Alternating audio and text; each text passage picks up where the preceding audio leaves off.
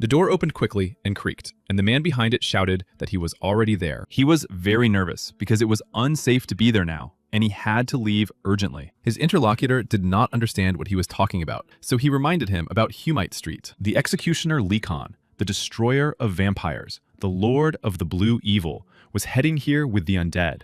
And now he would certainly not let the Dark Order leave just like that. He was very worried that he would get rid of them in a cruel way. But his interlocutor was not particularly concerned about this. After all, he hoped that the best holy knights were with him. But he still didn't know what had happened to those very knights. All these knights had turned into walking dead and were approaching them, and their young lord commanded this terrible army. They had not finished talking when dozens of enraged zombies appeared outside the windows. They were ready to tear apart anyone who got in their way, and they could not escape from this enraged undead crowd. And begging them for mercy was also completely useless. They did not understand how this could have happened, because the zombies were supposed to serve them. Then someone's black boot pressed one of their hands to the ground. They still hoped that God was on their side and would grant them salvation. But no matter how much they begged for salvation, it did not come. And now, the only salvation was the man with a gun standing over him, and divine energy began to seep through his skin. This young man was sure that God's blessing would lead to hell. Rumors spread throughout the city about the expulsion of the 7th prince. It was a disgrace to the Holy Emperor. It was incomprehensible how such a person could have been born in the Holy Empire, for he was the unprincipled dregs of humanity. Once, the prince began to molest the archbishop's daughter and was caught. He should have simply accepted his punishment as inevitable. But instead, he caused a disturbance in the archbishop's hall. It was then that the Holy Emperor lost his temper and flew into a rage. In his terrible fury, he sent the prince to the land of the dead spirits. The emperor sent him there to reflect on his actions. But the prince only caused a commotion and wanted to send himself to the other world after being rejected by the girl. Fortunately, he did not succeed in doing so and remained alive. But after these events, he became a completely different person. And from then on, he began his new humble life in a monastery. Many in the city were seemingly obsessed with him, but even more people viewed his sudden change with suspicion. Various rumors spread throughout the city. Some said that a demon had entered his body for blasphemy. Others claimed that the prince had made a deal with the devil, and some even saw a dead man wandering around the monastery. Each of them had their own thoughts on the matter. The boy asked the zombies this question, but they only mumbled something incomprehensible.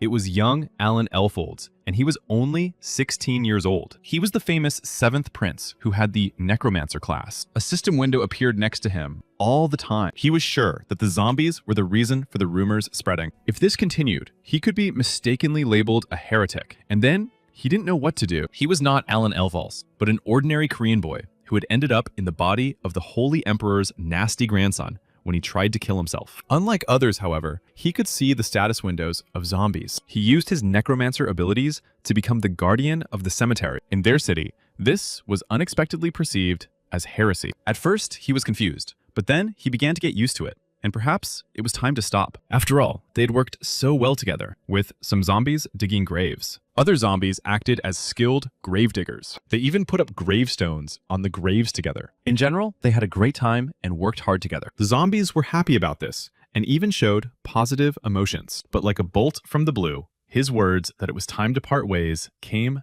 as a shock. The zombies cried, screamed, and were very upset, while the guy tried to calm them down. But the zombies didn't want to listen to anything and flew into a wild rage. This guy's first life had been turbulent, but he was trying to live his second life more peacefully. And since he hadn't had time to get close to these zombies yet, he promised to think about it some more. And the zombies happily agreed to his terms. He ordered them not to waste any time and to get to work. On the way to their cemetery, 2 people were walking from a neighboring village. They were carrying the fresh corpses of villagers on a cart to bury them. They themselves did not want to end up in the place of these poor wretches. So they wanted to get to the prince as quickly as possible and try to find a way to help this cursed village. These were the last bodies of the unfortunate victims of a terrible disease.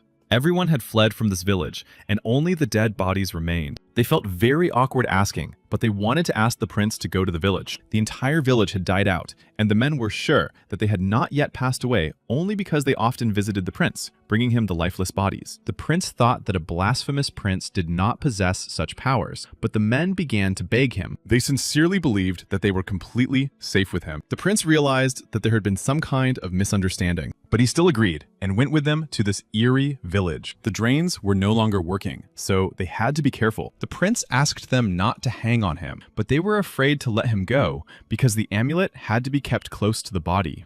They decided to search another house when suddenly something slipped past them. They were very frightened, but thought it might just be a rat. However, the prince decided to go and check it out, even though the men tried to dissuade him, because it was dangerous to wander around alone, and they both had a very bad feeling about it. It was as if it was radiating some kind of deadly aura. When the prince approached the house, only a small rat ran out to meet him. Coming closer to the prince, it looked him over and sniffed him. But it was not an ordinary rat at all, but a real monster. In the basement of the house, there were dozens of others like it, with glowing red eyes. Maybe there were even hundreds of angry, bloodthirsty rats. At its squeak, the whole pack rushed out of the basement. When the prince saw them, he realized that they were real, evil zombie rats. The last people in the village had probably died because of them. The prince tried to drive them away with his shovel. He struck one of the rats very hard and sent it to the other world. Although he himself did not quite understand how this could have happened, but suddenly another rat nearby squeaked and breathed its last. The prince shouted at the angry pack of zombie rats that he hadn't done it on purpose, but they didn't hear him and knocked him to the ground, attacking him ferociously. During the struggle, he didn't notice that his shovel had fallen into the water. While the prince was trying to fight off the rats,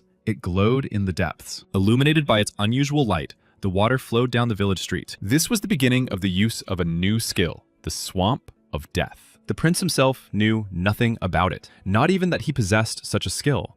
The puddle of dirty water turned into holy water, and the rats that spread disease were cleansed. This is how the prince learned that he could use other skills besides raising zombies. He even used his necromancer skills for purification. His body was filled with holy power because he was the grandson of the holy emperor. Apparently, this was the reason why his skills were sanctified, and this holy blood made him the only holy necromancer. That was why all the zombies in the cemetery were so kind to him. Suddenly, the prince noticed something in the darkness near the neighboring house. Charlotte, a girl who lived next door, came out onto the street, thinking that everyone had already gone to the other side. The men waved and called her over, asking where her parents were. They didn't notice the huge knife flashing in Charlotte's hand. Moving with insane speed, she began to strike one blow after another. Her eyes burned with a mad red light, like those rats in the basement. And now, the blade of her knife was just a centimeter from the prince's throat. But the prince realized that she had not yet completely turned into a zombie. This was indicated by the fact that she was holding this sharp knife in her hands. She growled something indistinct, but tears were streaming from her eyes. Amidst this growling, the prince could make out that she was calling for her mom and dad. Suddenly, she lunged at him, but he was able to defend himself with the handle of a shovel. When the blade of her knife touched the shovel, everything around them was again illuminated by a bright light. The holy water seemed to burn right through her body. The prince knew that it would hurt her if he struck her now, but he had no other choice, and he couldn't look away. The prince pushed Charlotte very hard and dipped her into the holy water. It took a lot of effort to hold her there, but it worked, and the girl began to heal. People from neighboring villages learned that he had cleansed the rats that had flooded the village and saved Charlotte, so they came to the prince in the hope that he would help them. But the prince slammed his book shut and replied that Charlotte had died. Hearing that she was no longer alive, the people were very upset. The prince did not know how he should save people. The blood of the holy emperor flowed in his veins, but he had no abilities. The people did not know what to do now, for they had come a long way in the hope that he could save them. The prince could not understand who had told them that he could save people. But suddenly, a man ran into the church with a loud cry. He joyfully shouted to everyone that Charlotte had woken up. It was all thanks to the prince, and Charlotte looked tired, so they put her to bed. People didn't like that he had deceived them by saying that Charlotte had died. But the prince didn't care about their opinion of him. After all, he still had more divine power than they did. But he realized that he would have to help them, but there were several conditions. He saw everything about them, and now before him was Parlock, 75 years old, with a mastery of gardening chatter and tricks, but he was full of doubts. The old man wanted help from the prince, but he himself did not trust him, apparently because he considered him worthless. The prince was not going to work for free, and said to give him money and food. And they all had to completely restore the cathedral. Hearing this, they wanted to object, but the prince reminded them that their lives depended on it. But the prince had one more small condition for them all. The prince wanted the Holy Knights to know nothing about this deal, because he could get into trouble if the Holy Family found out. Everyone seemed to agree, and the prince was very happy that the cathedral, which had been intended for exile, would finally be put to good use. He was told that 30 dead bodies had turned into zombies, but that was solvable. He shouted at the people to grab their pitchforks quickly, but these words puzzled them. But the prince explained that they had asked him to deal with the zombies, and surely they didn't expect him to fight alone. Smiling, he suggested that they do the hard work while he read a holy prayer. The people in the crowd began to whisper that he was a real demon. Suddenly, an indistinct, terrifying growl was heard from the street. Looking out the window, they saw with horror that the zombies had come for them. The prince ordered them to quickly grab their weapons and swing them as best they could. And on the street, illuminated by the red sunset, was a huge crowd of zombies. They were all slowly walking toward the cathedral, one after another. There were countless numbers of them, but not 30. The prince asked Parlock how this could have happened, but Parlock just laughed it off, saying it was his fault and that he hadn't seen them while he was running. And then a terrible, fierce battle began between the people and the zombies. The people, armed with improvised weapons, barely managed to withstand the onslaught of the monsters. The prince fought selflessly with only his shovel in his hands.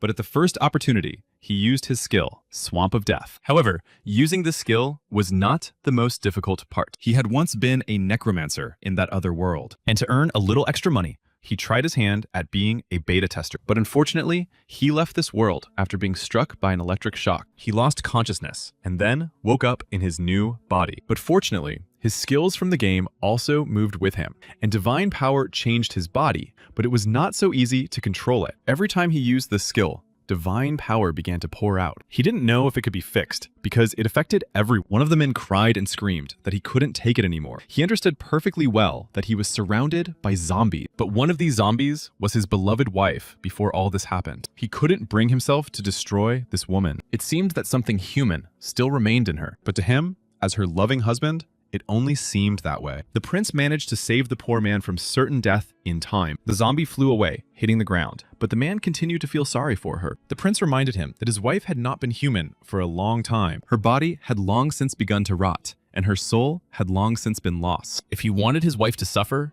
then he had to run away. If he didn't want that, then he had to stop crying and destroy the zombies. There were countless numbers of them around them. They were everywhere. But suddenly, the prince noticed something unusual. The sky above him lit up with some kind of unusual bright light. And like a bolt from the blue, a blonde girl descended to the ground. She was so strong that she jumped to the ground, leaving a deep dent around her. She stood up and asked the prince if he was all right. Autumn and winter had always been times of widespread disease. She thought that was in the past, and that next year, they would be fine. The girl sincerely believed the words of her beloved mother. Once, running into the house, she screamed that the streets were full of rats with red eyes. What she saw in the house shook her to the core. Her father had already become a zombie, and her mother's fate was sealed. While she was still alive, she shouted at Charlotte to run, but Charlotte was paralyzed with fear and couldn't move. She just stood there and watched as her loved ones turned into monsters. After the stress she went through, she remembered almost nothing. Street rats and her own parents chased her down the street. She tried to defend herself with whatever she could get her hands on. No matter how scared she was, she managed to protect herself. But suddenly, all the people in the village seemed strange to her, and the rats that had been trying to eat her stopped paying attention to her. She realized that she was becoming one of them, and that now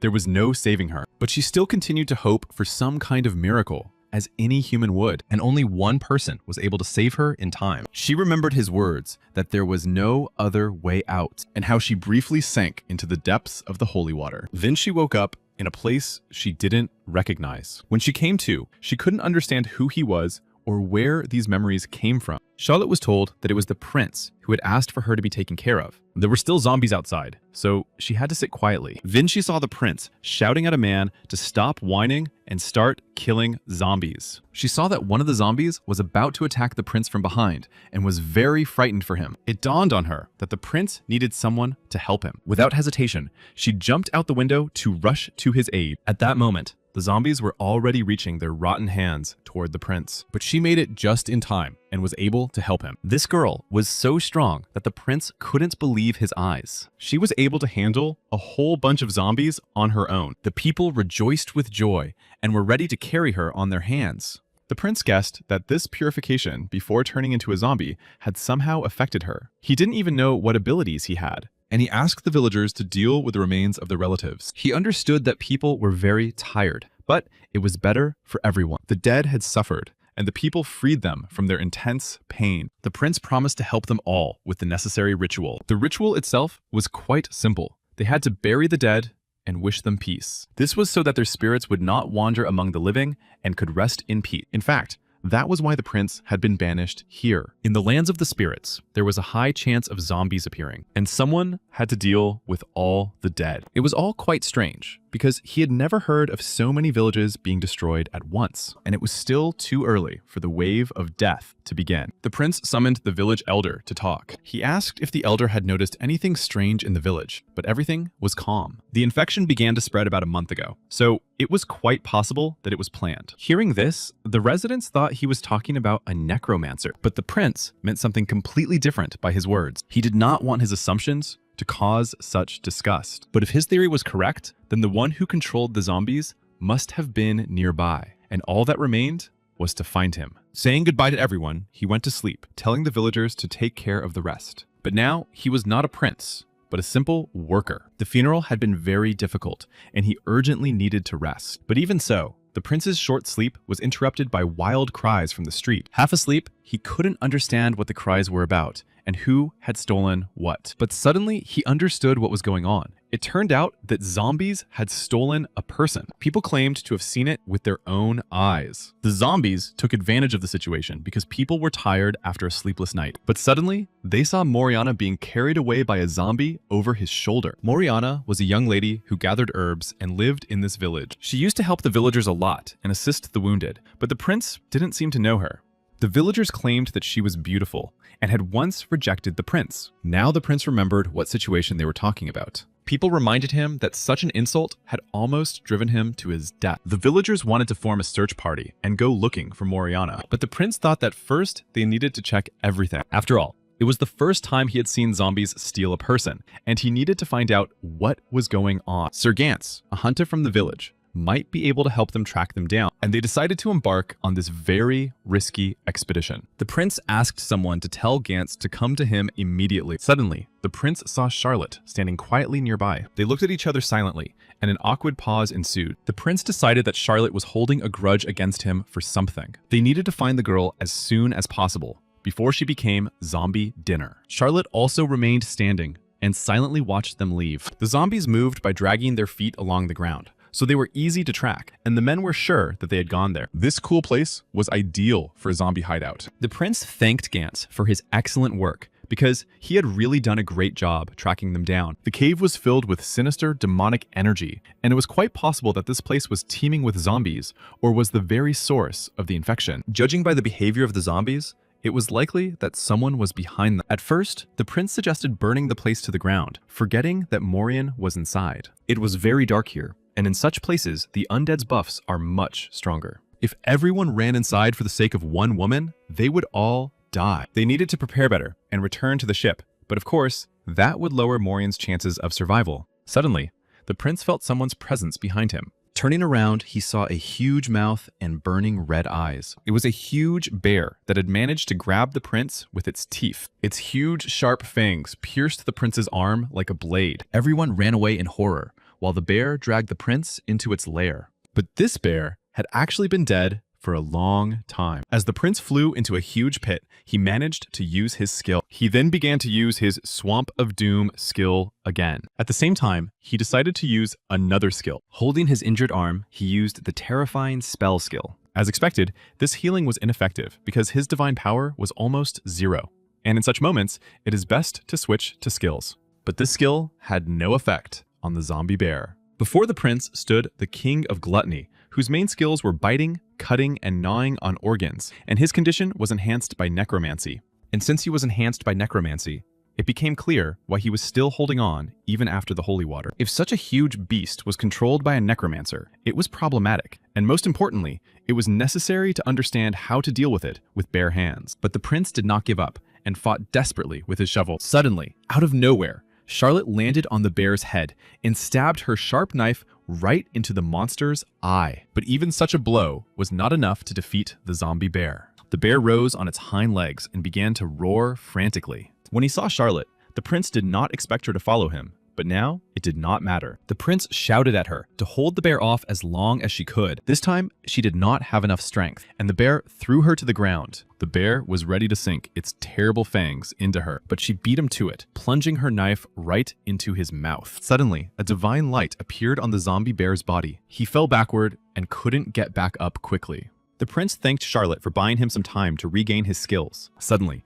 Charlotte saw a rotting hand reaching out to her. Seeing this, Charlotte was completely astonished. The undead had almost crawled out of the ground, and something had to be done urgently. But Charlotte still couldn't believe what was happening. Only the prince smiled contentedly, finding advantage in the situation. With so many zombies, the bear didn't stand a chance. The zombies pounced on the bear and began biting it from all sides. Each of them tried to sink their teeth into the victim's body, but the zombie bear was not going to give up so easily and swatted them all away with its huge paw. But more and more undead creatures were crawling out of the ground like worms. Dozens of rotten hands reached out to the bear, trying to tear off at least a piece of it. The prince explained that this bear had killed many people, which is why it was able to summon so many zombies. But this bear's vitality was definitely much higher than that of many zombies. Even it couldn't cope with so many opponents. And the zombie bear finally fell to the ground, almost breathing its last. Seeing her knife, Charlotte wanted to pull it out of the bear's body. The prince understood that the outcome of this battle was already predetermined. Suddenly, Charlotte saw that the prince was not feeling well. He explained his condition by saying that he had used too much divine power. The zombie bear was defeated, but the prince still did not understand what Charlotte was doing there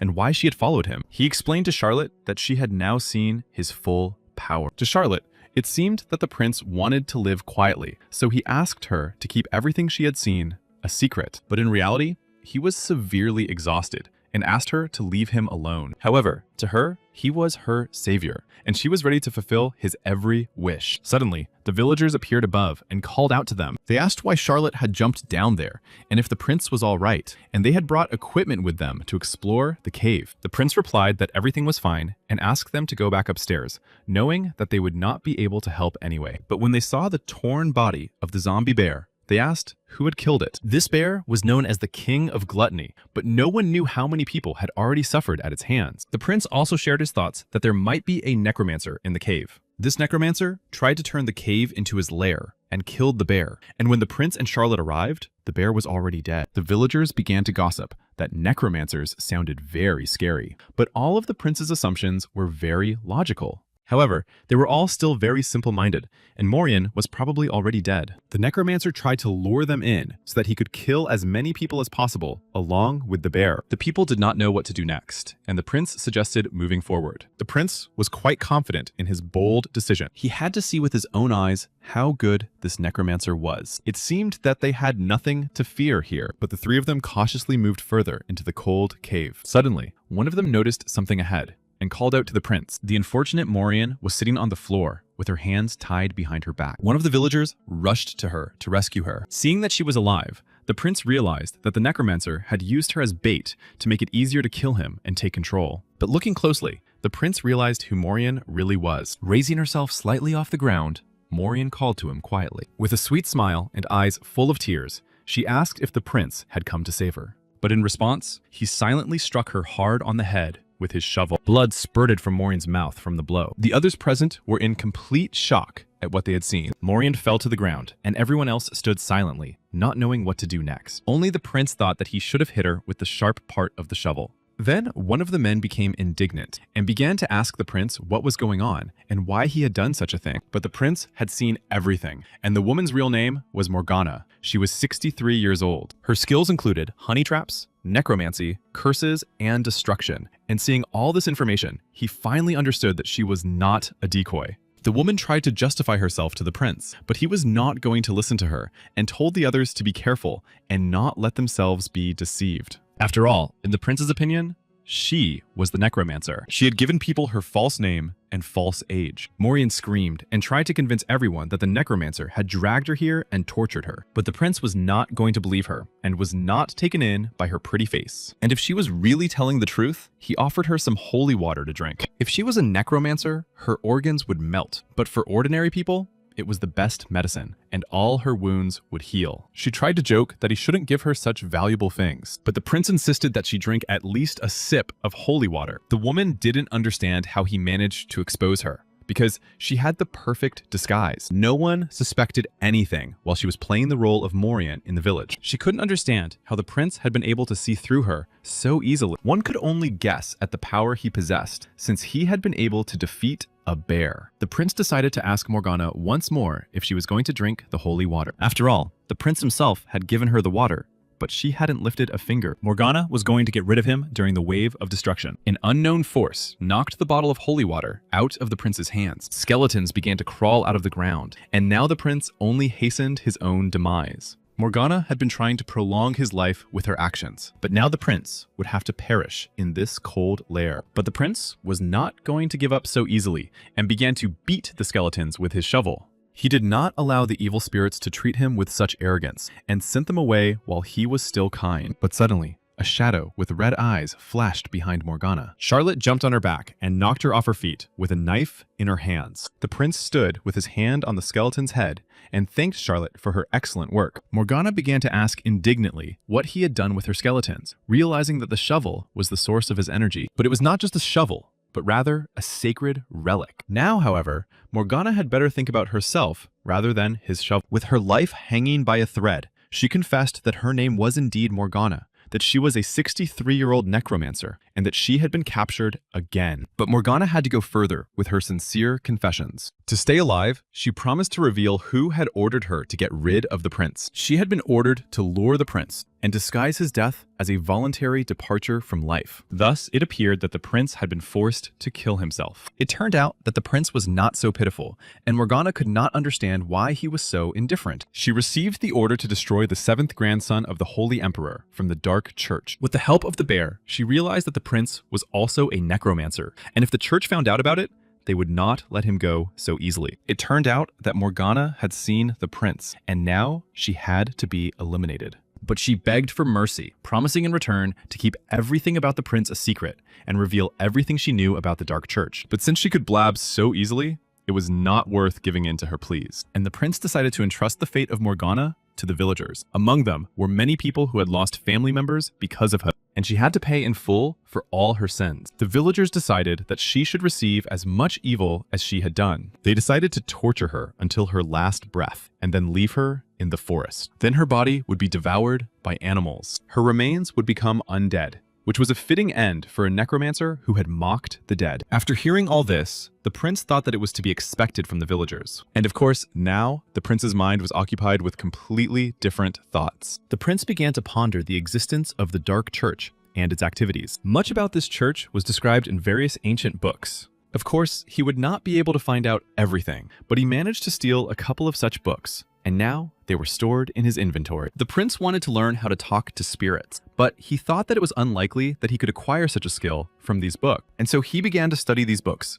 carefully, page by page. Morgana also mentioned in her speech an event known as the Wave of Death. He needed to read more about it and about the killing. The prince tried to understand whether his brothers were behind all this. Since he was a prince, perhaps they were trying to get rid of a rival to the throne. And it was quite possible that this was a real struggle for power. It was all very confusing, but such was the reality of being a member of the royal family. He thought about how they could really destroy him, so he needed to improve his skills as soon as possible. Charlotte quietly observed all these thoughts of the prince. After all, everyone had been saying for a long time that the prince had changed a lot. He wasn't particularly big, but he was always the first to jump into battle. He single-handedly managed to save the lives of many residents of this village. And while Charlotte was coming to her senses, he took care of her parents' bodies. All these thoughts and reflections brought tears to Charlotte's eyes. She wanted to thank him for saving her and her parents, but that wasn't enough. Danger surrounded him, so he needed protection. Charlotte took out a guide to the imperial art of sword fighting. After all,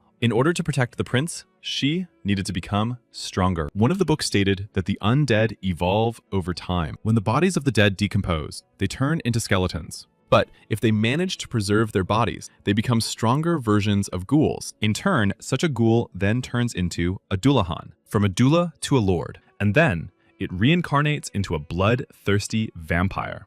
The further they develop, the smarter and stronger they become. When zombies are in the dark, the mana accumulated in the darkness triggers the development process, which is why these creatures strive for strong mana. The place where all zombies were summoned was called the Land of Dead Spirits. To prevent their flesh from decaying in warm weather, They went to dark and cold corners. When the cold season arrives, the desire to find the land of dead spirits reaches its peak. This time is called the Wave of Death. December 25th is the coldest day of the Wave of Death, the day when Amon, the king of the dead, died. This is the day when all the undead go to the land of the dead spirits to regain their lives, and there is about a month left before the Wave of Death. The witch Morgana planned to kill the prince with the help of zombies. At that moment, Charlotte approached the prince and said she would help him if he let her do it, and he handed her the book he had been reading so intently. He didn't even ask her, but she continued to come to the church every day. She not only sorted through books, but also cleaned up, looked after the cemetery, and prepared food. But the prince thought that sooner or later, she would leave anyway. As far as he knew, Grill had adopted her, so now she had a home to which she could always return. Grill looked very scruffy, but he was a good guy. Suddenly, there was a clang at the church door. The doors opened and knights appeared on the threshold. These unexpected guests were the Knights of the Holy Cross. The prince was even frightened by such an unexpected visit. Before him stood Harmond Diane, deputy commander of the Knights of the Holy Cross, who had heard that the prince had captured the witch Morgana. The prince noticed that Diane had decided not to even greet him, apparently because he treated him as an exiled prince. The fact that the Knights of the Holy Cross had already heard the latest news pointed to one detail. It meant that the prince was being secretly watched. The prince said that they had captured her together with the villagers, and the knights had come to verify this. The knight asked again if the prince had really fought alongside the villagers. They also knew that the prince had destroyed the king of beasts with a garden tool. But they also had information that a man named Grill had destroyed the zombies and cornered the witch with holy water. Grill himself told the knights about these epic battles. The prince thought that it had been less than 5 minutes since he had praised this Grill, but the knights still decided that this man had exaggerated the facts a little. But when they saw the traces of the fierce battle themselves, they were convinced that it was true. But the Holy Knights should not have been so trusting. The knights asked if the prince knew that Morgana belonged to the Dark Church, and he said that he had heard this from her. Harmond Dian confirmed that he knew about this evil organization. It turned out that the witch Morgana had already destroyed 5 villages. The prince deeply regretted not knowing about these incidents earlier. He asked the knights if they had heard that Morgana had been beaten to death and her body thrown away. The knight asked if it was the prince's doing, because to do such a thing would require enormous strength. The prince did not reveal information about his strength, so it was better to stick to Grill's version. And now, the prince had to distort the facts of that day a little. He said that while he was there, he almost wet his pants out of fear. The knights who arrived began to turn away at the very thought of it. The knights thought that in such a situation, the prince could hardly know anything about the witch's magic books. They were supposed to take the books on dark magic, but for some reason, her bookshelf was empty. The prince suggested that the villagers had burned them because of their sinister aura. Then, unexpectedly for the prince, the knight took out a bag. It was a reward for Morgana in the amount of 80 coins. A handsome reward had been offered for her head, but the prince insisted that he was simply doing his duty. According to the knight, these coins should have been shared with the other inhabitants of the city, but the prince had no intention of doing so. After all, this large reward rightfully belonged to him alone. The knight's work was done, but the prince was no longer listening to them because he was admiring his reward. But suddenly the knight said that now they needed to pack their things. The prince thought that they wanted to expel him again, but a wave of destruction was about to begin, and the knights wanted to accompany them. They continued to care for him because he was a prince. The prince asked where he would be sent after the evacuation, to the imperial palace or to the warm south, but it was planned to send him to a certain estate called Lonia. However, this estate was half a day's journey away, and they would still be in the land of the dead. So what was the point of this evacuation? But the knight explains that the estate was a fortress, built to stop the wave of death. They gathered soldiers and prisoners to fight off the zombies, and according to their calculations, unfortunately, there would be many casualties, and they did not want the prince to hold a funeral at the Lonia estate. The prince had no choice but to agree to the evacuation. At the estate, he was met by Gennard Lepan, a 43-year-old Lonian feudal lord who was sociable and merciful. The first thing he asked was how the prince was feeling after the journey. The prince was not feeling very well. It was uncomfortable in the carriage. Gennard Lepan asked who had arrived with the prince, and considering that he was in exile, they treated him quite well. The prince asked them to stop talking and take him to his room. The place where the prince had arrived was also called the Sacrificial Fortress. It was located on the very land of the dead spirits of Lonia. This place was so named because of the sacrifices made by those who wanted to appease the wrath of the dead, for only the walls erected around the castle could save it from the wave of destruction.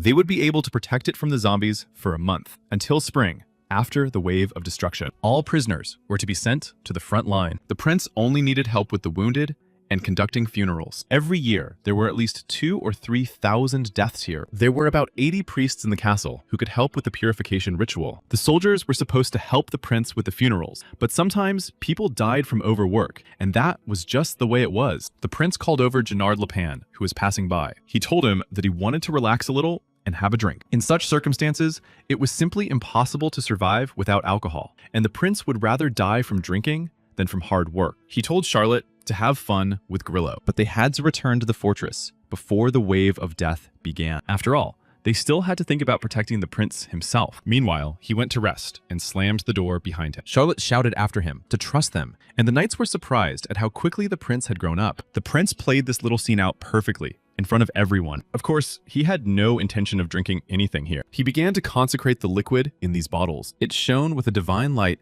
and began to change color, turning into holy water. After all, without holy water, the prince would not be able to cope here. He decided to fill the vessel with holy water and drink it to invigorate himself. And if he continued to transfer energy to water, he would learn to control his power better. But he put the bottles aside because he was very attracted to one object on the wall. It was a rifle hanging on the wall in a frame on red velvet. He had read that there were weapons in this world, but he did not think they were so widespread. In this world, almost no one uses such weapons, and people prefer melee weapons because this world is teeming with monsters. Weapons like the one on this wall were only used for entertainment. The thing is, instead of gunpowder, such a rifle needs mana. It could be loaded with mana or holy water, but then the mana consumption would be too high. So even experienced mages could only fire 5 shots. After all, it takes 5 minutes to create a bullet with mana, so it's no surprise that no one uses it.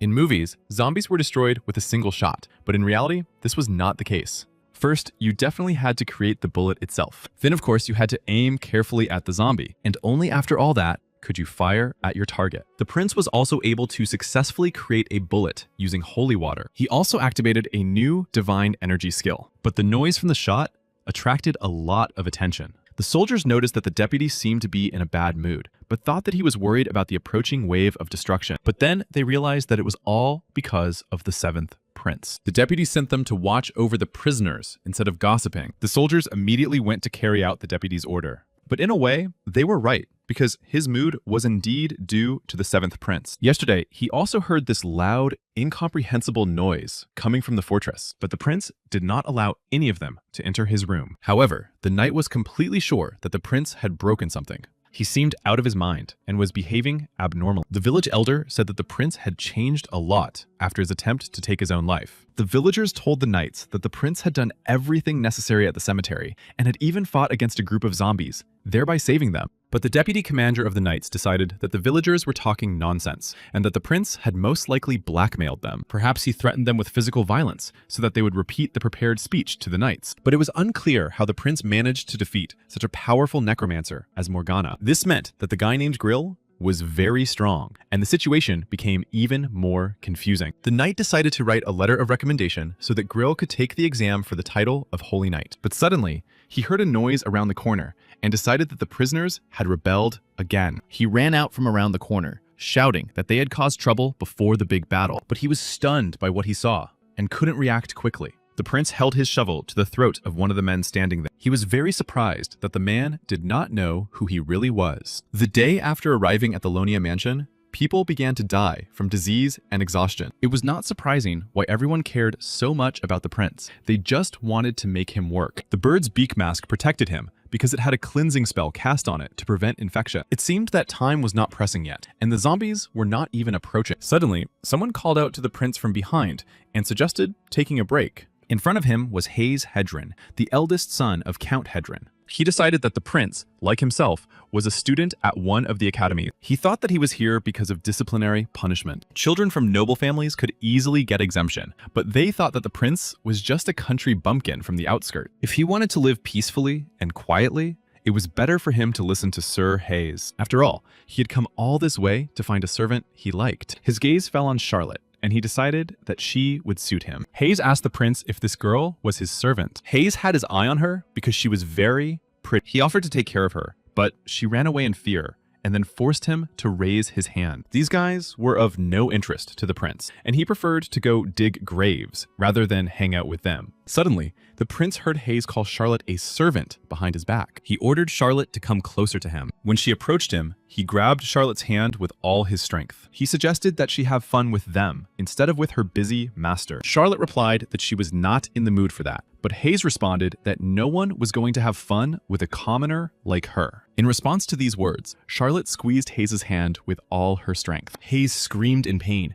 and the prince thought that Charlotte might break his hand. Hayes screamed in pain, saying that people like her had nothing to show but strength. But the prince couldn't take it anymore and interrupted him, telling him to stop insulting Charlotte. But Hayes did not relent, continuing to shout that Charlotte's parents must have been monsters because she looked so much like them. And considering that half of the people who had died in the country had become zombies, the same fate awaited her mother and father. At that moment, the prince's shovel was already hanging over Hayes' head and flew past his face, missing him by literally a centimeter. It hit the ground with full force, scattering small stones right at his feet. In response to Hayes' indignation, the prince said that he had made a slight mistake while digging the grave. And when the blow landed squarely on Hayes' face, the prince joked that his hand had slipped. The blow sent Hayes flying far away and crashing to the ground. He began to shout, asking if this guy even knew who he was. In response, the prince asked if he knew who was standing before him. Their fight was stopped by a knight who ran up to the commotion. He stopped the prince and asked if he really wanted to cause trouble again. Hayes assured the holy knight that he had been struck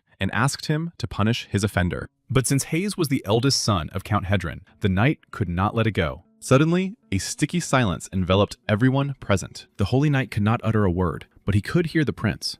It was a powerful spell using holy power. Turning mentally to Harmon, the prince asked him to tell this scoundrel who he really was. Hearing this, the holy knight could not act otherwise. He announced that before them stood Alan Elfols, the 7th prince and grandson of the holy emperor. Now the prince asked Hayes if he understood whose servant he had been so rude to and to whom he had shown disrespect. Hayes was in complete shock and did not know what to say in response. The prince told him that if he sincerely apologized, there would be no problem. But after this situation, the prince had some problems and ended up behind bars. According to the holy knight, the injury inflicted on the nobleman's son could not be forgiven. After all, he lost consciousness from his injuries and was carried away on a stretcher. Charlotte was very upset that because of her, the prince would have to spend a whole week in such conditions. The prince was not particularly upset and decided to pass the time reading. Meanwhile, a strong blizzard arose outside the walls of the fortress. The prisoners were ordered to clear the snow, but the blizzard was so strong that they could not keep up. The holy knight couldn't get it out of his head that the prince had used a spell because the blood of the holy emperor flowed in his veins, and he couldn't get this strange situation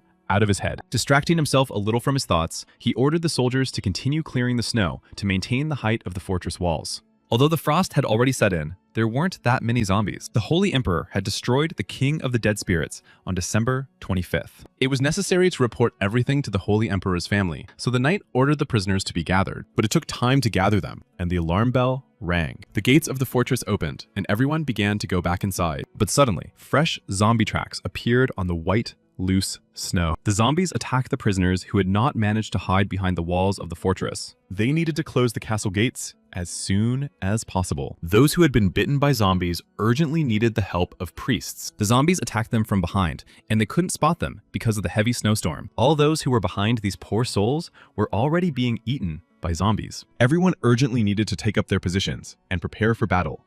The day of the death of Ammon, King of the Dead Spirits, was approaching, and the zombies simply could not fail to appear. Soon, there would be at least 3,000 dead here. How did this happen? No one could have imagined that the zombies would attack from behind.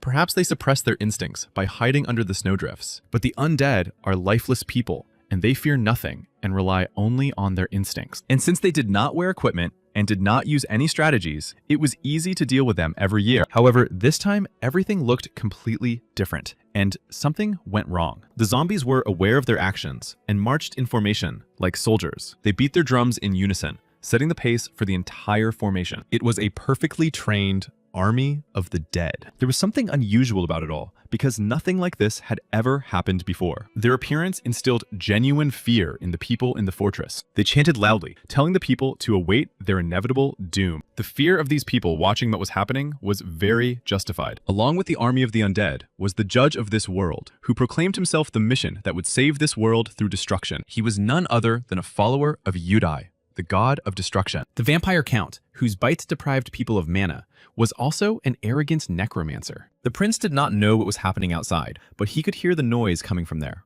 And for some reason, no one had brought him food to his cell today. The prince wanted to call out to someone, because it was wrong to leave him hungry. But then Gennard Lepan ran up and shouted for the prince to come out, quickly. The prince was surprised, because he was still under guard, but Gennard explained that this was not the most important thing right now, because there was a whole squad of dead people on the street. The prince thought that they wanted to release him simply because they needed workers, but that was not the case. There really was a whole horde outside. This time, the vampire count had brought an entire regiment of zombies with him. Gennard Lepan claimed that this vampire spoke their language and controlled other monsters. He himself did not know exactly what had happened, because now the Holy Knight Harmon was fighting them off. The fortress could fall, so the prince needed to evacuate to a safer place, and Gennard Lepan had to escort the 7th prince there. Suddenly, there was a noise upstairs. Most likely, it was a group of zombies, and they needed to quickly exit through the back door. But suddenly, growling zombies began to fall from the ceiling. They fell into the chamber where the prince was, along with pieces of the ceiling. The prince was very frightened by the surprise and screamed. After all,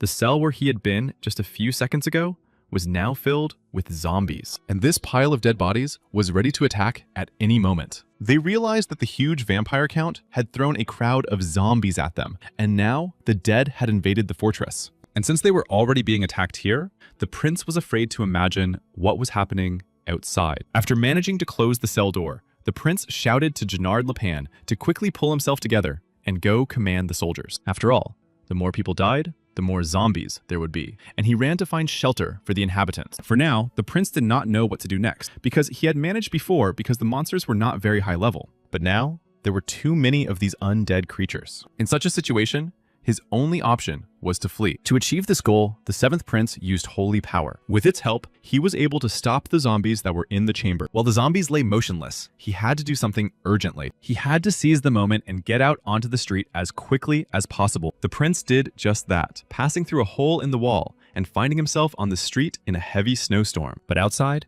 the terrifying growls of the undead could be heard from all around. Unable to cope with their onslaught, people screamed and called for help. The zombies attacked them from all sides, leaving them no chance of escape. There was nowhere left for these unfortunate people to run to in the hope of salvation. The soldiers ordered those who could still escape to run, while they held back the crowd of the dead with their shields. But behind them too was a huge pack of growling, hungry zombies. The prince did not know how long he could hold out in such a situation, thanks to the holy water. He gripped the handle of his shovel tightly, because everything was not going as he had thought. He had a feeling that the goddess Gaia was angry that she could not control them. The 7th prince tried his best and spread his blessing, and it spread everywhere around him, along with the water. What was happening to them was a real, exhausting epidemic. But suddenly, it rained again, and this rain was holy water. The drops of this holy rain fell on the zombies and burned them. The undead could no longer fight, and the people had a chance. The zombies melted in the rain,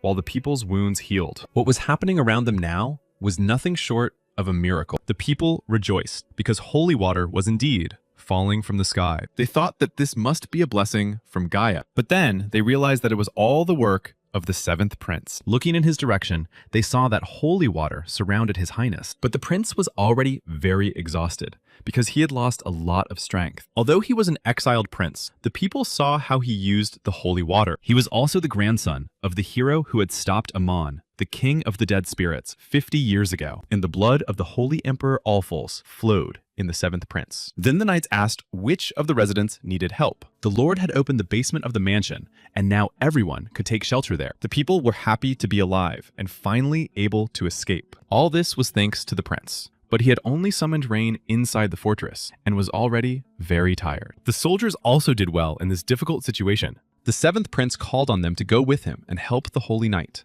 It was impossible to get rid of the undead with such ordinary weapons, so the prince gave the knights his blessing. He was doing this for the first time, so he did not know how long it would last. But now, their weapons had a holy buff. Now, their weapons were not so useless, but they still had to pay him for saving their lives. And the prince called them all to follow him, because they would have to fight for their lives. They went outside the fortress to help in the battle against the crowd of zombies, and they became remarkably good at destroying them. The soldiers barely touched the zombies with their weapons, and they were already dying. Now, their swords truly had holy power. This greatly encouraged the soldiers to continue the battle. Now they understood that they had a chance of victory. They were confident that they could deal with these undead creatures because they had the hero's descendant with them. But suddenly, they saw a huge Dullahan approaching them. It was a truly terrifying sight that frightened the soldiers greatly. After all, they had never had to fight such an enemy before. The soldiers realized that they could not defeat such a monster on their own, and now a rifle that the prince had seen on the castle wall came to their aid.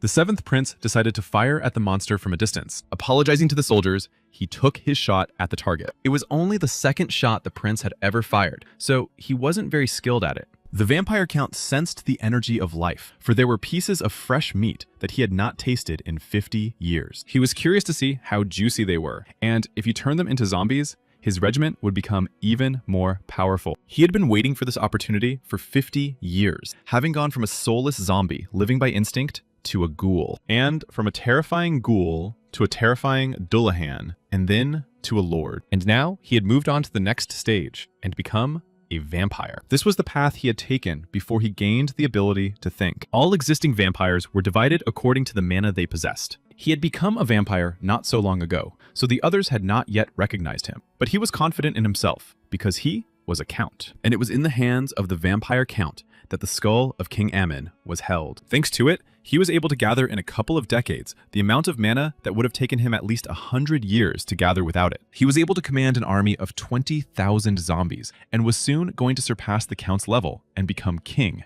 Ordinary holy water no longer frightened undead of this level. Approaching the fortress, he shouted to the knights to surrender and become the dead. The soldiers at the fortress were not to stop shooting. They had to hold on and not let the undead break through, because when the sun went down, they became stronger, and they had to destroy at least one more, because if they lost, it would be the end of the village. It was impossible to transfer command of this position to someone else, because the army was too close. If something happened to the village, it was unclear what would happen next, and at times like this, they really wished the Holy Emperor was there. Suddenly, the Holy Knight heard someone approaching behind him. It was Charlotte, and she was sure that the village was safe. She was holding a pile of spears and arrows, and said that their prince was with them, and she would selflessly defend the place where his highness was. The Holy Knight was very surprised by the words of young Charlotte, but he agreed with her decision, because he thought she was just a servant. Charlotte had heard that the seventh prince wanted the weapons to be carried up to the fortress walls, but even experienced soldiers could not carry so many weapons,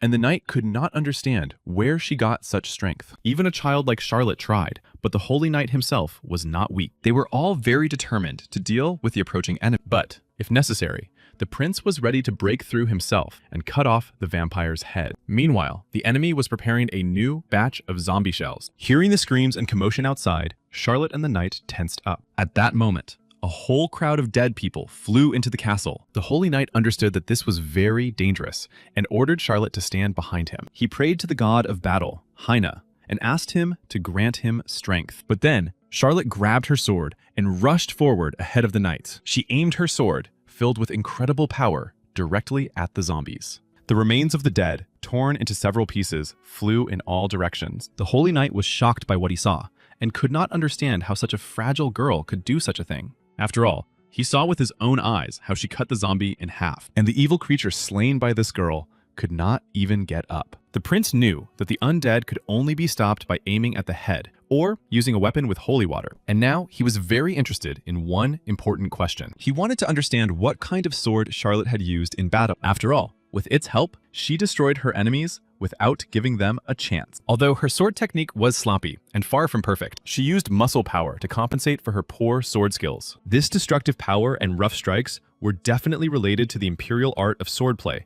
passed down to the Holy Cross Corps. The Holy Knight watched Charlotte from the top of the fortress, and when she finished, He called out to her. He asked her where she had learned this and whether she was related to the Holy Imperial family. Standing among a pile of defeated zombies, she replied that she was just an assistant to the 7th Prince. She had taught herself this sword technique from a book, but the 7th Prince was standing too high and too far away from her. He couldn't really hear what Charlotte replied to Harmond. When the priests ran out of holy water to heal the wounded, they had to use the water they had brought in a huge box. The 7th Prince had given them these vessels, saying that he had brought holy water with him, just in case. They were very lucky that he did so, and Jenard Lepan asked where the prince himself was now. One of the soldiers replied that, having returned from the battlefield, he had taken the remaining soldiers and gone to help on the wall. Everyone thought that Jenard Lepan had given him permission to go back into battle. Everyone praised the prince and his holy power, and it wasn't that Jenard didn't trust him. He was just worried that no one would be left inside the castle walls. After all, shields and spears were scattered everywhere, and everything was covered in blood. Suddenly, out of nowhere, a new group of soldiers came to their aid. But these were no ordinary people. They were zombies dressed in military uniforms. It was the 7th Prince who brought them to the fortress wall to help. Putting on his mask, he explained that some of the soldiers had been sent to the walls. The soldiers were surprised that anyone was still alive, as the situation at the main gate was dire. The prince hoped that due to the commotion, no one would look closely at the faces of these soldiers. The prince distributed all the holy water, so he didn't have enough for himself and couldn't activate his new skill, Ghost Soldiers. He needed to raise old soldiers, but that was too difficult, so the prince simply used the dead bodies from the village. If they were caught, it would be the end. So the prince decided to cut open their faces. Seeing the prince, one of the soldiers said that it would be better for him to stay behind, but the prince said that he had a couple of things to do on the way. He wanted to try using his rifle again. The soldier tried to convince him that the rifle was useless here, but the prince pointed out that the view was indeed better from here. And from this height, the vampire count was also very clearly visible. The 7th Prince aimed his rifle at the head of the main boss. Then he lowered his sights and aimed between his legs. It was time to give the vampire count a taste of Gaia's blessing. At that moment, one of the holy knights ran up to the deputy. He said he had heard that the evacuation was complete. He asked for permission to help here. Fortunately, the situation in this place did not get any worse. The soldiers had somehow obtained weapons loaded with holy water. Some of the fighters were as skilled as the holy knights, and more fighters arrived just in time to help. In general, the situation had not worsened, but they did not know what to do with the vampire. They had already used arrows and stones for long-range combat, but all the projectiles were blocked by his magic shield. And even if they loaded their guns with holy water, they still couldn't pierce the shield created by the vampire. It turned out that they would have to break through hordes of zombies to get to the vampire, but they couldn't even fight back properly, so it was impossible. But suddenly they saw something unusual happening, something that ordinary priests were not capable of. Everything around them was illuminated by a bright light, and the prince turned to Gaia, the goddess of love and mercy. He asked her to send holy salvation and allow him to use the power that strikes the dead. This was necessary for him to break through the vampire's shield. And at that moment, the goddess Gaia heard the 7th Prince's plea. Small particles of light in the pitch darkness reflected the face of God. This was the blessing sent down to them from above by the goddess Gaia. But even the most experienced priests rarely encountered such a thing, and no one could have imagined that there were such powerful priests in Lonia. And then someone suddenly said that the 7th Prince was standing above. It was young Charlotte, and she recognized the light of the 7th Prince. The holy knight Harmond looked at the girl with disbelief. After all, it was strange that the prince who had opposed the goddess had received her blessing. If this was true, then the 7th Prince was inheriting the goddess's love. Now it was time for the prince to taste Gaia's blessing. The 7th Prince pulled the trigger and fired a bullet at the vampire. The bullet flew down the road, striking ordinary zombies with its power. On its way to its target, it encountered the vampire's protective shield. But thanks to its holy power, it was able to pierce through the shield. It struck the vampire count right between the legs, hitting its target precisely. The main boss of all the undead cried out in pain from the force of the blow. The method of gathering holy power was described in detail in the Book of the Holy Emperor. And this book described something else very remarkable. If all magicians used spells and mana for their purposes, then priests, on the contrary, were aided by prayers and holy water. Necromancers, on the other hand, could use life and magical power. In essence, the prince would have to give up his life and magical power. But was it worth it? He had enough holy water simply because he was the grandson of the Holy Emperor. If he could use his powers without sacrificing his life, then he could give the role of priest a chance. After thinking it over, he decided to try. At that moment, the vampire count was screaming at the top of his lungs in pain and frustration. He demanded that reinforcements arrive immediately. Because of this, the 7th Prince had to work hard, but he succeeded. The zombie squad began to retreat, and it was time to help the wounded. The vampire himself did not die, of course, but they gained some time to prepare. Then the 7th prince noticed the soldiers below, looking at him with bewilderment. Alan commanded that it was time to help the wounded soldiers. The soldiers saw the blessing of the goddess for the first time, and perhaps there was some experienced priest before them, which meant that the wounded could be healed quickly. The Holy Knight still couldn't believe that it was all the work of the 7th prince. After all,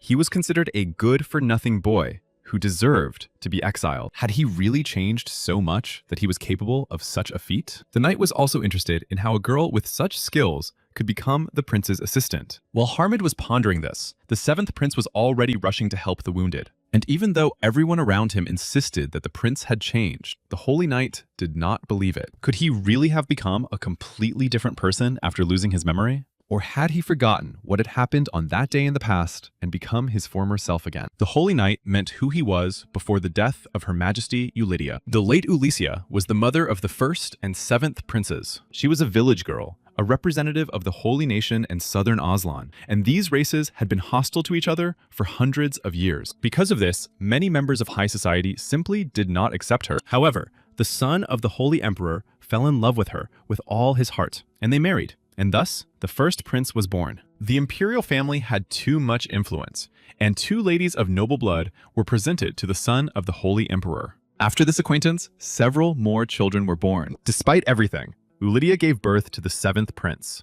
Everything seemed to be going well. The boy grew up, and his mother loved him very much. But when the boy turned 10, Ulysia died suddenly. On that day, she was attacked by a vampire during a night walk with her sons. Ulysia tried to protect the 7th prince, but was torn to pieces. The 1st prince, who barely survived that day, began to suffer from a curse. After this incident, the kind-hearted 7th prince became insensitive. They say he was so shocked by what he saw that he went mad. Could a man who lost his memory after attempting to take his own life ever be the same again? Although memory loss could have nothing to do with holy power. And it didn't matter whether the prince lost his memory or not. The question was why he kept his holy power a secret in the first place. Thinking about this, the Holy Knight thought that perhaps he did not want to attract the attention of the imperial family. And perhaps the prince was planning revenge, and the imperial palace was not kind to princes and princesses. The princess had a hard time, because high society never missed an opportunity to make a snide remark. And perhaps the 7th prince wanted to take revenge on the nobility and the vampire for the death of his mother. It was quite possible that he planned his exile in order to become stronger away from constant surveillance. The knights had a direct connection to the imperial family, so Harmond understood why the prince behaved that way around him. As for Charlotte, it was quite impossible that she was from a good family. In the memories of the Holy Knight, Alicia had always been kind and sweet. And when the 1st prince ordered him to call for help that night, perhaps he should not have left, and he regretted it to this day. No matter how hard he tried, he could not forget the shame of not being able to protect them. All these thoughts brought the knight back to the idea that the 7th prince was planning revenge. And for this, he was willing to endure insults and cruelty. If the 7th prince wanted to avenge his mother's death, the Holy Knight would help him for a long time. But to carry out these plans, they first needed to deal with Lonia. Seeing the soldier walking, the Holy Knight asked if he was patrolling the area, but the soldier did not answer. And the knight thought that he had not heard him because of the wind. It was strange that the soldier was walking at night without a lantern, and this led the knight to wonder if he was human at all. The Holy Knight Harmond rushed towards this strange soldier.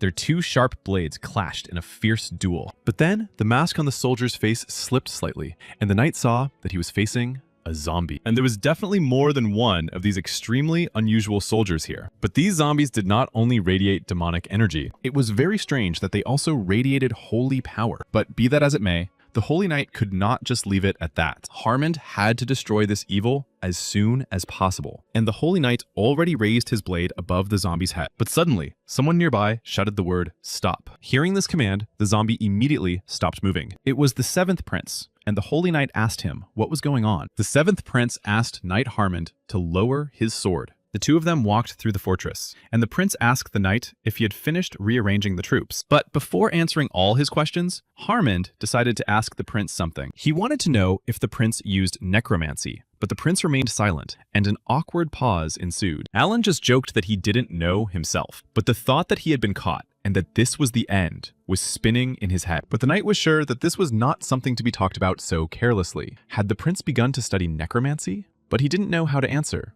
The prince asked how the knight knew that he had summoned the undead, because due to his memory loss, he didn't know where he had gotten such abilities and had done it to help in battle. The seventh prince understood that the bright knight would not believe him if he said that he had been reincarnated. Harmond continued to ask where the zombie got his holy power, but the prince insisted that he was not hiding anything and had always been interested in necromancy. The prince asked if Harmond would tell the inquisitors about all this. The holy knight had no choice but to report it. The prince was terrified because he understood that now he was definitely doomed. He knew that now he would be caught and tortured, but perhaps Charlotte would save him. But suddenly something happened that the seventh prince certainly did not expect. Harmond knelt before him and said that he would not report to the inquisitors. These words and actions of the holy knight greatly surprised the seventh prince. Harmond also said that he would help him until the very end. All this time, the prince was sure that this knight hated him, but it turned out that he wanted to help him. But perhaps he finally decided to pull the right strings. The prince became very worried because he was a completely rotten thread. He couldn't trust Harmond and decided that he just wanted to watch him. The holy knight denied this and wanted to tell him something from the time when the prince was a child. But the prince interrupted him and said that first they had to do what they had to do. After all, now was the most opportune time for them to act. The enemy would not waste precious time filled with mana. He congratulated Harmond on Christmas and Halloween at the same time. The vampire count loudly commanded all the dead that their time had come. He urged them to start eating the living and multiplying as soon as possible. He promised all these hungry undead that they would become kings. Incredible power erupted from the mouth of the chief vampire. Seeing this, everyone in the fortress was told to hold their positions. Turning to Sir Gennard, one of the boys said, trembling, that he didn't think he could do it because his jaw, where the prince had struck him, still hurt. For a second, Gennard wondered if he was making the right decision. But with every step, the army of the undead was getting closer to the fortress. The thought of retreating flashed through his mind, but then one of the masked priests appeared behind him. Gennard hoped very much that this priest would be able to save them. The prince turned again to the goddess Gaia and asked her to bless all those who would fight. Thus, the seventh prince activated the skill of weakening the epidemic. It was supposed to help the soldiers deal with the undead. Gennard was very happy that such a powerful priest was with them. He was also happy that the goddess Gaia was with them in this difficult battle. The soldiers, inspired, rushed into battle to destroy the zombie. The holy knight turned to the god of battle, Heim, and asked him to lend him his strength. Now the prince had every chance to raise the morale of the soldiers. The holy knight also could not miss such a wonderful opportunity. After all, his only important goal was the huge vampire count. The boss of all the undead did not think that the priest would completely block his path, and the area affected by his divine power was not restored. Because of this, the vampire count could no longer contain his terrible anger. The holy prince saw that something was wrong, and in the next moment, the vampire count appeared behind the prince. Everyone shouted that the vampire was very close and heading towards the priest. Frightened by what they saw, all the soldiers seemed to freeze. The lord approached them and shouted loudly, asking if they were going to stop him. After all these people were like tiny insects to him. The prince understood that the vampire would try to provoke him first. Just as the prince could see the flow of mana, the vampire could see his sacred power, and it was only a matter of time before he found him. In principle, he needed to move to a better location, as planned, using the dense wall of the territory. This was necessary to prevent this creature from reaching the prince. But then, the seventh prince saw his enemy very close by. The lord laughed. Did he really think he could stop him with such insects? He was already preparing to destroy the prince. But the seventh prince had anticipated that this might happen. He decided it was time to use the plan he had prepared in advance. The prince shouted loudly to Charlotte to start acting. Charlotte held a huge piece of stone wall in her hands and used it as a shield. But the vampire's magic was too strong, and the wall might not hold. Charlotte still didn't know how to control her power properly, and in this situation, they could both melt from his magic. Suddenly, Charlotte saw that unexpected help had arrived. It was Grill. Even though he had no idea how to fight with swords, but he still wanted to help his daughter in any way he could. For Charlotte, such support from her stepfather was very valuable, and hand in hand, they began to hold back the onslaught of the huge vampire. But it turned out to be very difficult, and Grill's strength was almost exhausted. Suddenly, at that very moment, the seventh prince appeared behind them. He still could not properly control his sacred power, but perhaps this wall could also be strengthened with divine energy. He called upon the goddess Gaia and asked her to give him the strength to protect these unfortunate people. He asked her to give them her protection to stop the undead, as well as to grant them love and forgiveness. He asked her to respond and help them in answer to all his prayers. The goddess Gaia heard the seventh prince's pleas this time too, and the seventh prince was illuminated by the divine power of the goddess Gaia. And at that very moment, pieces of stone walls flew from everywhere. In all this dust and chaos, Charlotte tried to find her uncle and the prince. Suddenly, she saw one of the people she was looking for nearby. It was Grill, lying motionless amid the clouds of dust and smoke. Charlotte was very frightened for him, but the prince stopped her, saying that her uncle was fine and just unconscious. He asked Charlotte to stay calm and not panic. She asked how the prince was feeling, and he replied that he was very tired, as if he were about to pass away, but otherwise everything was fine. Meanwhile, the holy power was destroying the body of the huge Dolahan. In his condition, the prince could no longer fight, and he had run out of holy water, but for them, it was a chance to escape. He told Charlotte to carry Grill so that they could all hide underground. But then, the prince realized that the holy power was running out faster than he thought. And while they were running, the prince noticed something quite strange. For some reason, the mana was gathering not near the vampire, but somewhere else. That place was the skull hanging around the vampire count's neck, and the prince had to go back to check something. He needed to understand what functions this skull performed. It was the skull of the king of necromancers, and the magical power of its user increased by 200%. The Lord understood that the holy power was destroying him, and he needed to recover as soon as possible. But then he realized, with horror, that the skull of the king of necromancers was gone. And unexpectedly, he saw it in the hands of the seventh prince. The Lord rushed to take back what he now so desperately needed. But by this time, the prince had already looked through the status windows, and now he knew exactly how to use this thing correctly. He put the skull on his head, but the acceleration was unstable due to the lack of sacred powers. It was a temporarily enhancing piece of equipment. The prince uttered the activation words that he was the Legion and the Emperor of the Gaia legacy, and they were confirmed. At that very moment, the Lord was enveloped in enormous divine power. This divine power pierced his hands like steel chains. It passed through the monster's legs like strong shackles. It tightly bound the monster's hands and feet. The Lord clearly sensed the smell of impending doom. The seventh prince was a heretic who broke the rules of this world. The Legion of Doom came to them to hear his command. They waited, ready to carry out any order from the Lord. But by this time, the Lord giving the order was already another, and the evil one could not understand what was happening at all. But then he guessed who dared to break the rules of this world. Although it is unclear who the Lord was, a dead man endowed with sacred power, or a corpse with conceit. The Lord screamed desperately that they had betrayed the will of Judas, the god of destruction. But at that moment, the seventh prince pointed his gun at the Lord, and in the name of the priest and the holy power, he immediately pulled the trigger. The seventh prince jokingly congratulated the vampire count on his birthday, and at that very second, a deafening shot rang out. The Lord's head now bore a huge hole from the bullet endowed with holy power. But this shot took away the seventh prince's last strength. Completely exhausted, he fell to his knees and began to lose consciousness.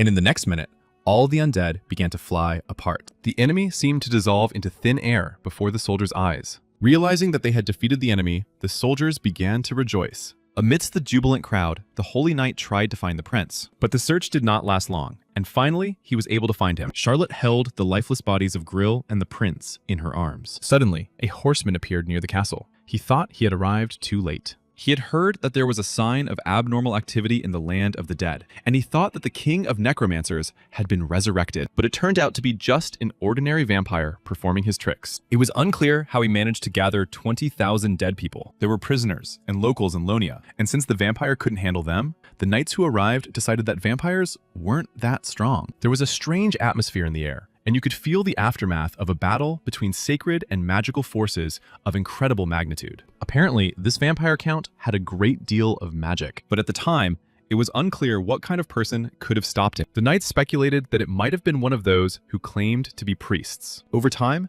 vampires would begin to mix with humans en masse, and it would be much easier for the knights if they had the help of a priest or priestess. God had divided himself into parts, for fun, in order to awaken the sacred power in humans, so it was difficult to find them, and not so easy to awaken. They were sure that there was no one in this castle who could deal with such an enemy. An order was given to send priests, doctors, and alchemists. First, they had to take care of the residents, and only then, the prisoners. The knight reported that the seventh prince was in the castle and asked if their commander-in-chief wanted to meet him. But of course, he did not want to hear about it. let alone meet him. He ordered all the knights to return immediately. After all, he believed that it was not worth meeting a child who had dishonored his mother. The Holy Emperor Kelt Alphos considered the 7th prince to be a cursed grandson. He was willing to bet that the prince was now cowering in a corner of his estate. The Holy Knight Harmond reported to the emperor that the 7th prince had been hunting a vampire, but the Holy Emperor listened to this information in silence and said nothing in response. He did not believe a word of what the Holy Knight Harmond had said. The emperor believed that every joke had its limits, and this was the most delusional thing he had heard in the last few years. He doubted that they were talking about the same Alan Elphos. The knight insisted on his story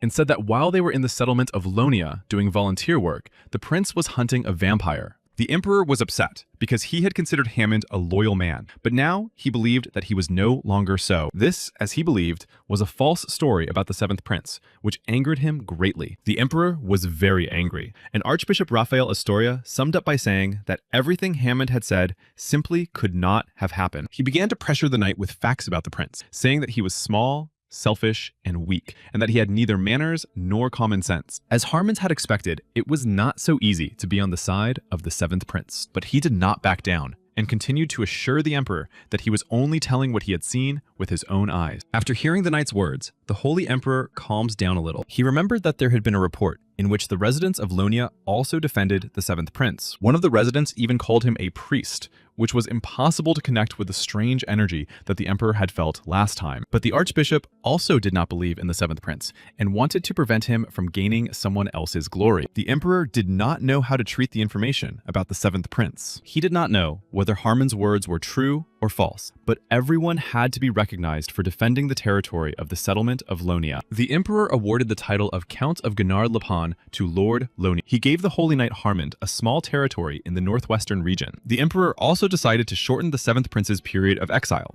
After the prince recovered, the emperor would order him to return to the castle. After Harmond returned from his mission, he immediately reported this to His Majesty, and the first prince allowed the Holy Knight to enter his room. A small candle burned brightly on the table in his room. Taking it in his hands, the knight approached and asked if the prince was feeling better. It was the first prince, Luan Alfols. He took the knight's words as a ridiculous joke for someone whose accidental death would mean nothing. His eyesight and hearing had deteriorated, and it seemed that he did not have much time left for such conversation. So he asked the knight to come closer and said that he had heard what had happened on the battlefield. He stretched out his completely exhausted arm toward Harmond. With all the strength he had left, he grabbed him by the shirt. He began to shout that he had heard that Harmond had defended the 7th prince from His Majesty. He began to shake him, saying that he had defended trash and defiled the honor of their mother, who had sacrificed everything for them. He indignantly asked if Harmond was in his right mind. He thought that the knight had decided to side with the 7th prince because he himself now looked like a lifeless body. The first prince still could not calm down and shouted that the knight had chosen the wrong path by choosing the other. He continued to shake Harmond by the shirt, saying that the 7th prince would never become the next one. The knight tried to stop him, saying that he was overexerting himself and bleeding again. The knight's words brought the first prince back to his senses a little. He apologized to Harmond, saying that he knew he was not that kind of person. The knight quietly replied that he had nothing to apologize for, because neither he nor the 7th prince were to blame for anything. Harmond considered himself responsible for the death of Her Majesty Eulydia, and no matter what orders he received, he had to defend his opinion. Recalling that day, the first prince replied that they would all have died then, because they were only able to survive thanks to the reserve groups of warriors. Because of this curse, his skin was constantly bleeding, and he was no more useful than a corpse. Harmond asked the first prince if he hated the 7th, and he replied unequivocally that of course he hated him. After all, he had disgraced them, and was now recklessly living the life their precious mother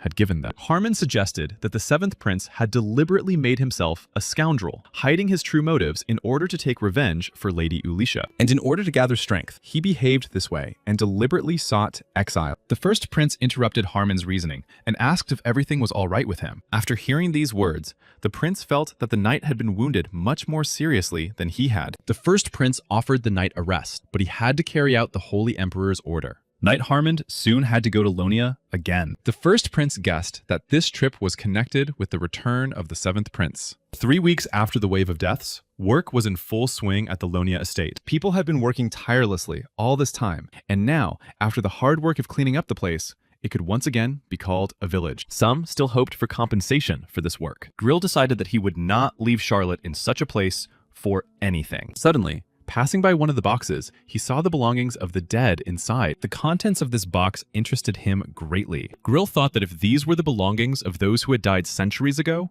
then they must no longer belong to anyone. If he polished them, they would shine like new, and he decided to become their new owner. Looking around, he decided to rummage through the box a little. On top, he found a pendant and thought that it would be enough as payment for his diligent help to the village. A little lower, he saw a piece of paper that did not look old at all. Grill took it out of the box and began to read its contents carefully. Meanwhile, Charlotte asked the seventh prince if he needed more food, but he refused, even though he hadn't eaten that much in a very long time. The prince woke up 3 weeks later, and the doctor said he needed to eat as much as possible to regain his strength. And the fact that the seventh prince woke up at all was already a miracle. The amount of sacred power he had expended could have been enough to cripple a person, but he recovered. His body was still exhausted, so he had to remain in bandages for the rest of his life. But the prince did not want to look like a dead man and asked Charlotte to remove the bandages. The doctor said that the person next to the prince looks more like a dead man. While the prince was unconscious, the doctor treated the girl who was standing next to him, and the doctor suggested that it was related to sacred power and mana. The prince asked why he said that and if there were any problems. In a normal case, people could be cut, have their limbs amputated, or even be sent to the other world. A normal body did not develop like this man's, and it was as if he had seen his majesty 50 years ago. The emperor was in a coma after defeating Amon. His body had suffered enormous damage from sacred power and mana, so he had to be pieced back together. At that time, his body was developing beyond human limits, and the reason he was able to defeat Amon was because of his superhuman body. Perhaps Charlotte possessed the same superhuman strength. She was a hard worker with high concentration and a superhuman body, and the prince thought that such people should be heroes, not frail like him. The seventh prince asked Charlotte to bring him some books. The prince thought it was good that he had Amon's ability, but the recoil effect was too great. His body couldn't handle it. The sanctified power had to be used often, but it was difficult to do because of the completely different mana. Therefore, for the time being, the seventh prince decided to start by studying theory. It was the theory of the sacred emperor's magic, describing sacred power and dawn, as well as the doctrine of resurrection. Everything in this book was written in great detail. The author of this book was Raphael Astoria, and he dedicated it to the great goddess Gaia. He wanted to learn how to control his powers and use zombies correctly. Suddenly, someone knocked on the door of the seventh prince's room, and the holy knight Harmond appeared on the threshold of his room. The prince heard that he was in the castle, and the knight replied that he was in a hurry to tell him the news. The seventh prince remembered that once the knight had given him a huge reward for destroying Morgana. He thought that this time he wanted to do the same and give him money or a vacation. But in the end, he heard that his majesty had given a personal order. It was for the seventh prince to return to the castle. Someone was knocking insistently on the door of the seventh prince's room. It was Harmond again, but the prince categorically refused to let him in. He called the prince to the castle, but the prince ordered Charlotte to ignore him and not open the door. The prince explained to Charlotte that he had no desire to return to such a dangerous place. After all, he still did not know who was behind Morgana's case. After thinking about it, Charlotte agreed that it could be dangerous. In any case, Harmond had to take care of everything himself, so the prince told Charlotte not to pay any attention to him. The holy knight continued to ask to speak with the prince. Not waiting for a personal conversation, he sent the prince a note asking him to return with him to the castle, but the prince did not respond, and Harmond continued to insist. Suddenly, the holy knight heard the click of a door opening. Charlotte came out to deliver a message from the prince. He asked her to tell the knight to leave before he sprinkled salt on him. Harmond asked Charlotte if she was returning home, and she replied that she would spend the night in her father's hut outside the castle. He offered to walk her there, as it was already night outside, but Charlotte refused.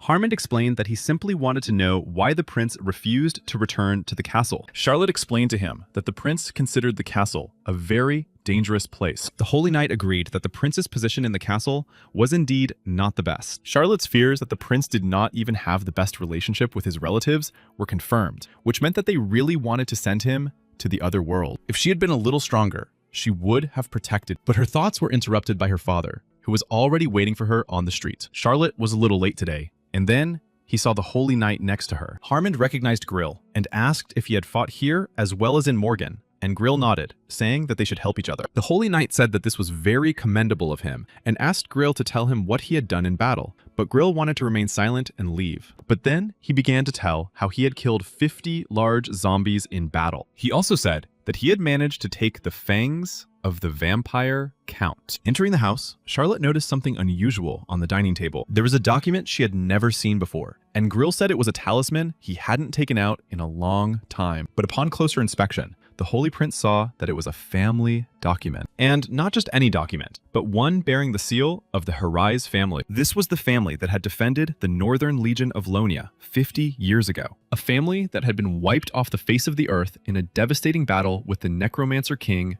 Amen. No one was as loyal to the Emperor as they were, and it was strange that a document belonging to the bravest family in the land was here. And then, a very interesting thought occurred to Knight Harmond. Perhaps these two were the only survivors of the Harais family, and now it was clear where these two got their strength from. Although they now lived in the shadows because of the fall of their family, they still continued to care for the prince, even though no one knew about it, and all because of their endless loyalty to the Emperor. Apologizing, the Holy Knight interrupted Charlotte and Grill's conversation. He said he respected their desire to keep their mission a secret from everyone. He asked them to accept a letter of recommendation from him so that Grill could help his daughter improve her skills, because they still wanted to be with the 7th Prince. A little later, Harmond promised to write them a recommendation to become Holy Knights. This news left them completely perplexed, but it gave Charlotte a chance to go to the castle, and obtaining aristocratic status would not be so difficult. If Charlotte wanted, they would teach her the sword skills of the Holy Empire there, and then she would be able to help His Majesty the 7th Prince even better. Upon hearing these words, Charlotte immediately agreed to all of this. However,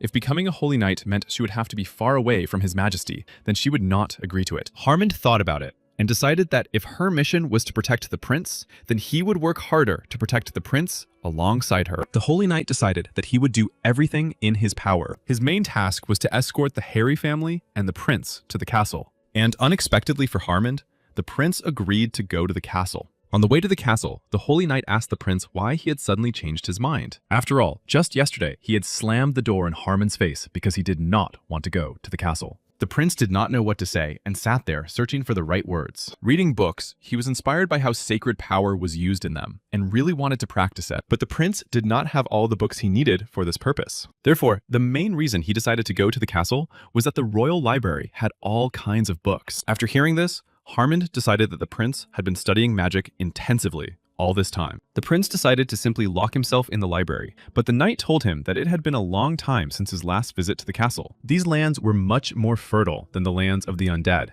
Therefore, there were many things to entertain oneself with here. In addition, there were a large number of local residents in Laurensis. The reason for this was that Laurensis was the capital. During the prince's absence, this place had developed even further. On the way, the Holy Knight asked the prince if he liked this place, and at first he remained silent. Then, to everyone's surprise, he said that it smelled awful here. He asked Harmond for permission to ask him one question. He wanted to know if there were dead people in the capital of this sacred kingdom. Jumping out of the carriage, the prince ran, knocking everything out of his way. Charlotte and Harmond hurried after him along the road, apologizing and explaining to people that they were in a great hurry. To the 7th Prince, this street only seemed so lively, but he was completely sure that he could smell a vampire. And if he followed this stench, he would definitely find it. And this smell led him to a dead end, where there was a wooden box with very strange contents. A crying head of an unknown person framed with flowers was sticking out of it. Seeing this terrible picture, Charlotte and Harmond froze, for it was none other than a real vampire. As soon as he sensed their approach, he screamed with all his might. A sword with holy power immediately appeared in the hands of the 7th Prince, and he struck the head sticking out of the box with all his might. And with one very precise blow of the sharp sword, he severed it from the neck. Charlotte and Harmond, having regained their composure a little, asked if it was really a dead man. But the 7th Prince had heard of similar cases before. He looked at the monster's body, hanging from ropes under the roofs of houses. It seemed that the insides had been removed and only the skin remained. Suddenly, the prince heard someone's voice saying that he was being followed. The prince turned his head, searching for the source of the voice. The stranger said that it was a red-haired man of middle age. This man had just run away, and it was likely that he was the culprit. But now it would be difficult to track him down because the stench had spread everywhere. The Holy Knight would report this incident as soon as they arrived at the castle. The prince was going to study magic here, but he had a bad feeling about it. Laurensis was in chaos, and it turned out that there had been similar cases of violent deaths in recent days. The chaos in the streets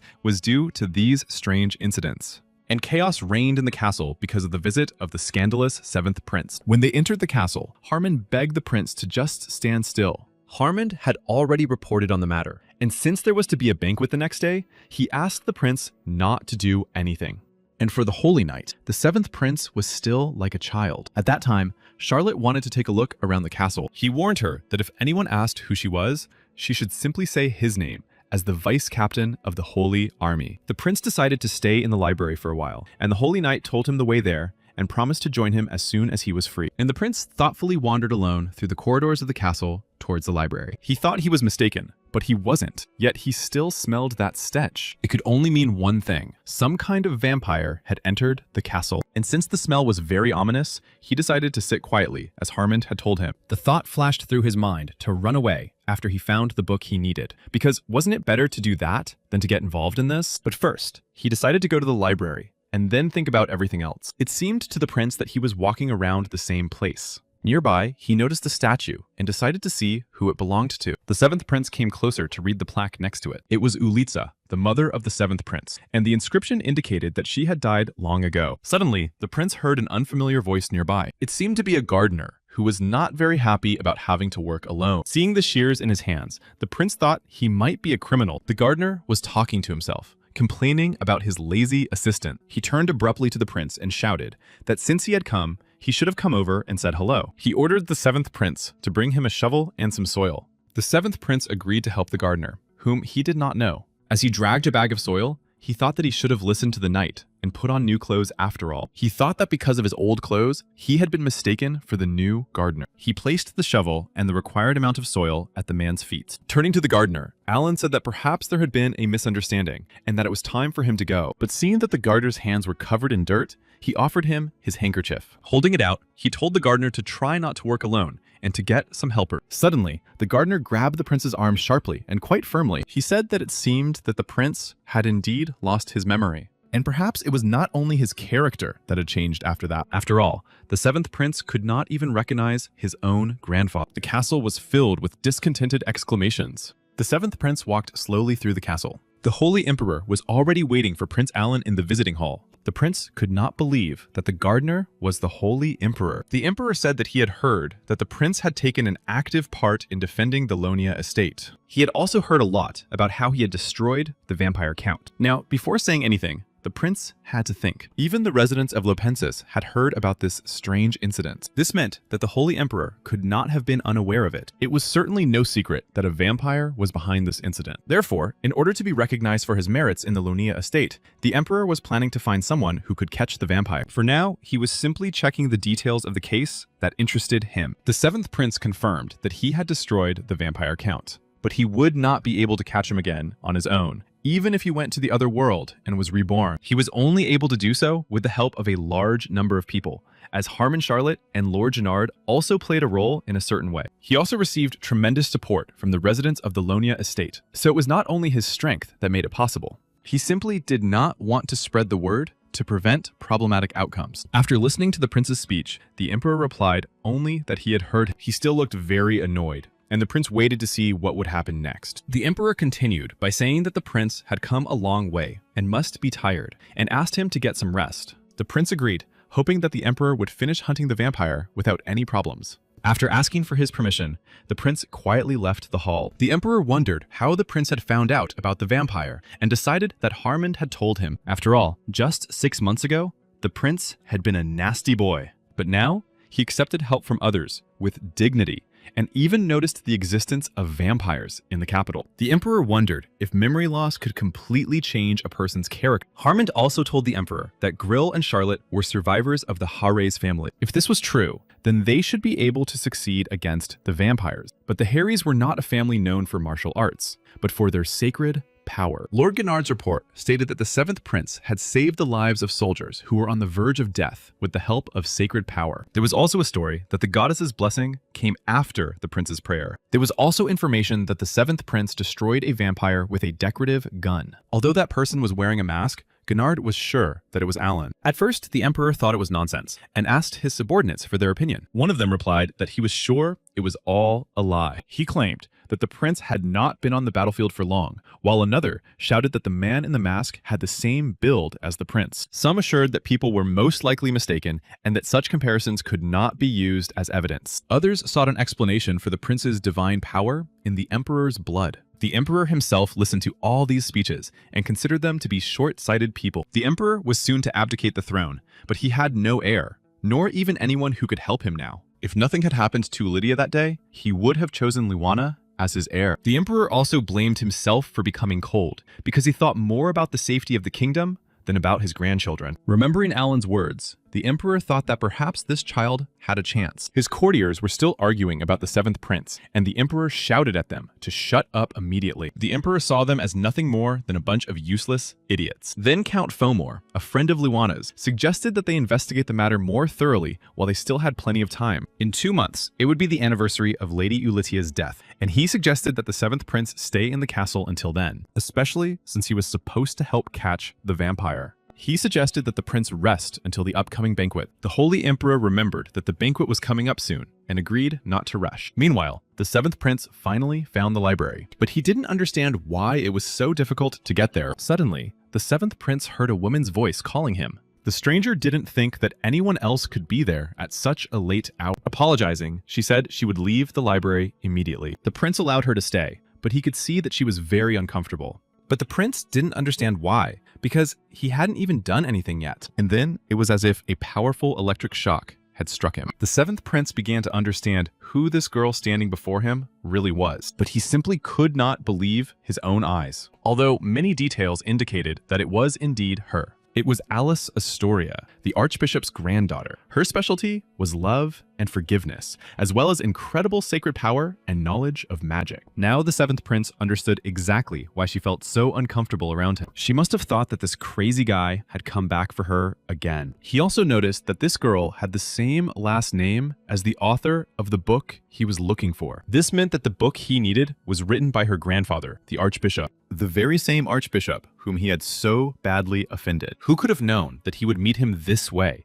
And now he couldn't even dream of asking him anything. The prince apologized to the girl for scaring her and explained that he had lost his memory and therefore did not remember most of the people in the castle. But it was clear from Alice's face that she did not really believe him. Then the prince decided that he would just take the book and leave. But suddenly, the seventh prince realized that the book he needed was not there. Then Alice clarified that perhaps he was looking for her grandfather's books, meaning the Archbishop's books. She was reading this book now, but she could give it to the prince. He didn't want to distract her from reading, but she said she was about to leave anyway. It was a book with a rather loud title about resurrection. Alice began to say that these were just her grandfather's research notes and nothing more, and that it was impossible to resurrect people at all. The seventh prince was very surprised to hear this information. Taking the book from the girl's hands, he asked why she thought resurrection was impossible. No matter how powerful the sacred forces that give life are, it is impossible to capture a soul that has left the body, and only necromancy could accomplish such a thing. But because necromancy required a huge price,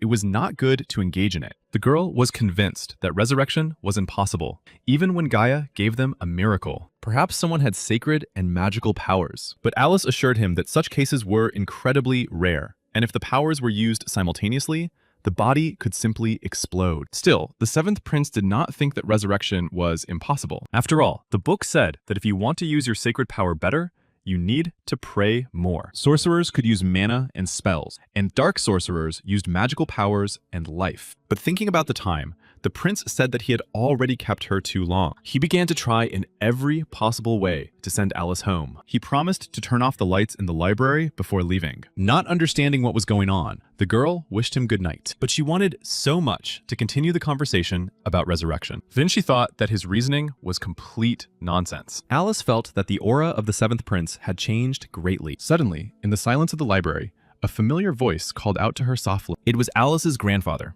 Archbishop Raphael Astoria of the Holy Emperor. She hurried to explain that she had been delayed studying in the library. Her grandfather decided to warn her, saying that the seventh prince had appeared in the castle, asking her not to strain herself too much. He handed her a mass. After all, she had been chosen by the goddess and possessed incredible talent, but the work she had to do carried with it a great responsibility. But Alice asked him not to worry about her, because she was a strong girl. And Alice, with the mask in her hands, went with her grandfather. Together with her grandfather, they entered the first prince's room. Alice put on the mask and was almost ready to perform all the manipulation. Thus began the next stage of treatment for the first prince, Luana. But despite everything, the first prince was getting worse. It turned out that her grandfather, the archbishop, was right about this. Against the backdrop of the first prince's cursed body, her powers were useless. At this rate, he really didn't have much time left. But Alice really wanted to find a way out, no matter what it took. Thoughts of resurrection crept into her head, and although she knew it was impossible, she remembered the prince's words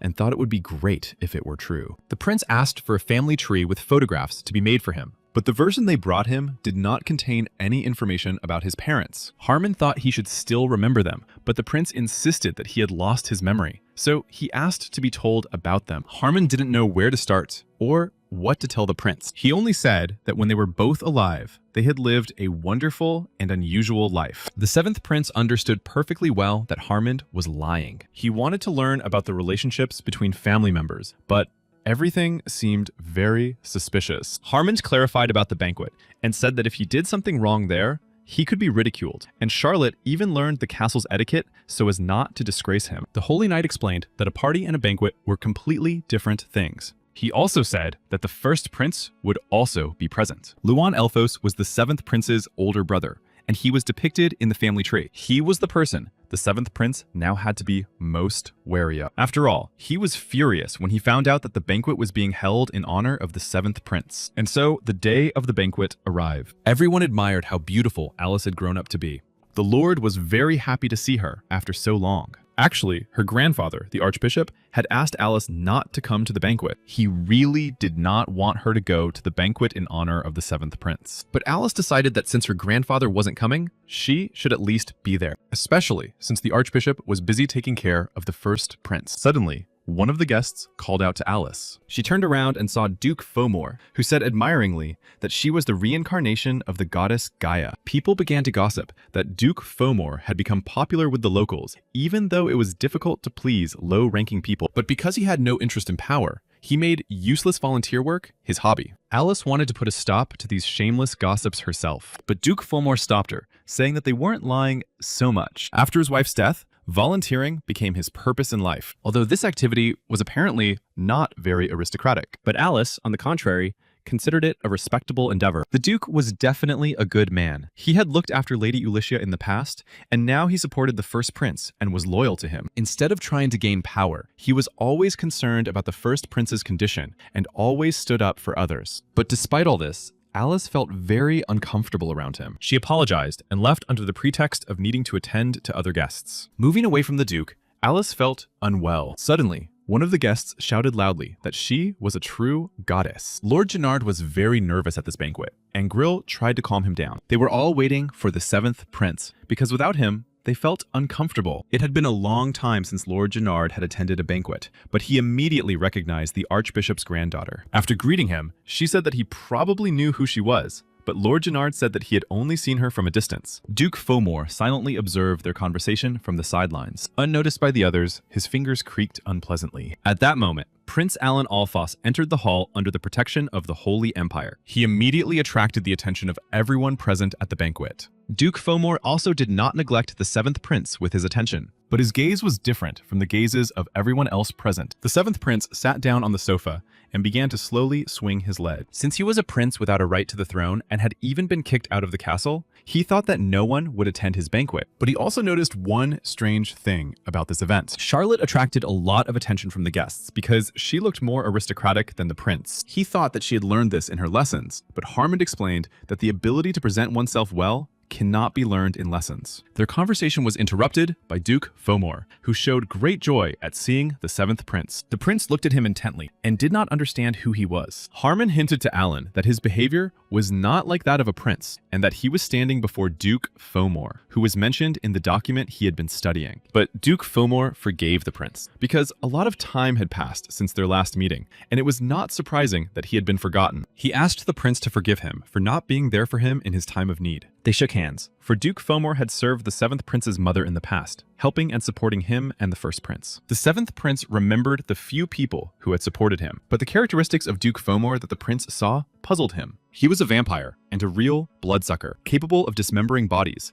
possessed black magic, and was currently in a state of thirst. And now this vampire was holding the 7th Prince's hand tightly. Alan realized that this was the vampire he had sensed on the street. Suddenly, the Duke asked the Prince if he liked the food at today's banquet. The Prince replied that everything was delicious and realized that he had unconsciously released his sacred power, but the vampire did not act. Duke Fomor expressed his satisfaction with the Prince's answer, for he had been sampling the royal cuisine for quite some time. But the Prince's mind was preoccupied with thoughts of how long the Duke had been in the castle, and he did not listen to him, but stared intently at the faces of the guests. None of those in his field of vision escaped his attention. There was a strange aura in the room where the banquet was taking place, and the 7th Prince looked through the information about each of the banquet guests. The Duke noticed that the Prince was looking for something, and he replied that he remembered what had upset him during the meal. And then he saw a waiter carrying glasses of alcohol. He asked for a glass filled almost to the brim. After all, it would be so sad if they did not drink alcohol during the meal. Taking the glass in his hand, the Prince turned the alcohol into holy water. He offered Duke Fomor a glass to drink with him. Duke Fomor gladly took a glass for himself. The Prince waited for him to finish his drink, for he had put all his power into this holy water,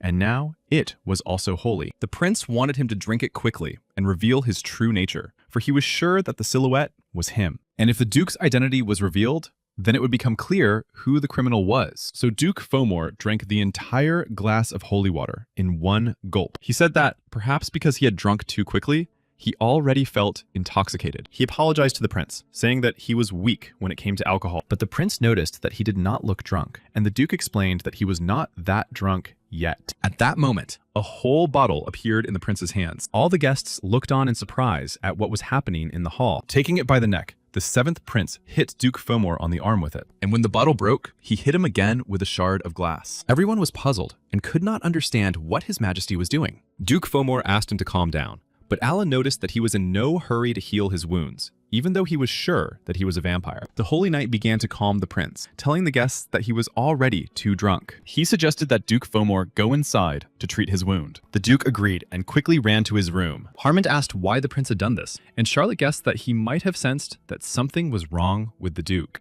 Then the Prince stunned everyone with the news that the Duke might be a vampire, but there was no evidence to catch him. So he asked for a pen and a piece of paper. These tools were needed to track down the vampire. Running to his room, Duke Fomor quickly closed the door behind him. After drinking a glass of holy water, he felt very ill. Duke Fomor began to vomit bloody masses, and his terrible true nature began to reveal itself. He realized that the Prince had guessed who he was, because no one would have offered him holy water just like that, saying it was alcohol. The vampire urgently needed to remove all his damaged organs. He needed new blood and fresh meat right away. Suddenly, someone knocked quietly on the door of Duke Fomor's room. It was one of the castle maids who had come to clean his room. Duke Fomor kindly invited the girl to come inside. The Duke said she could clean up as she saw fit. Upon entering the room, the girl saw a pool of blood on the floor, and the Duke whispered that he needed someone like her. The maids passing by greeted the Duke. As he was getting dressed,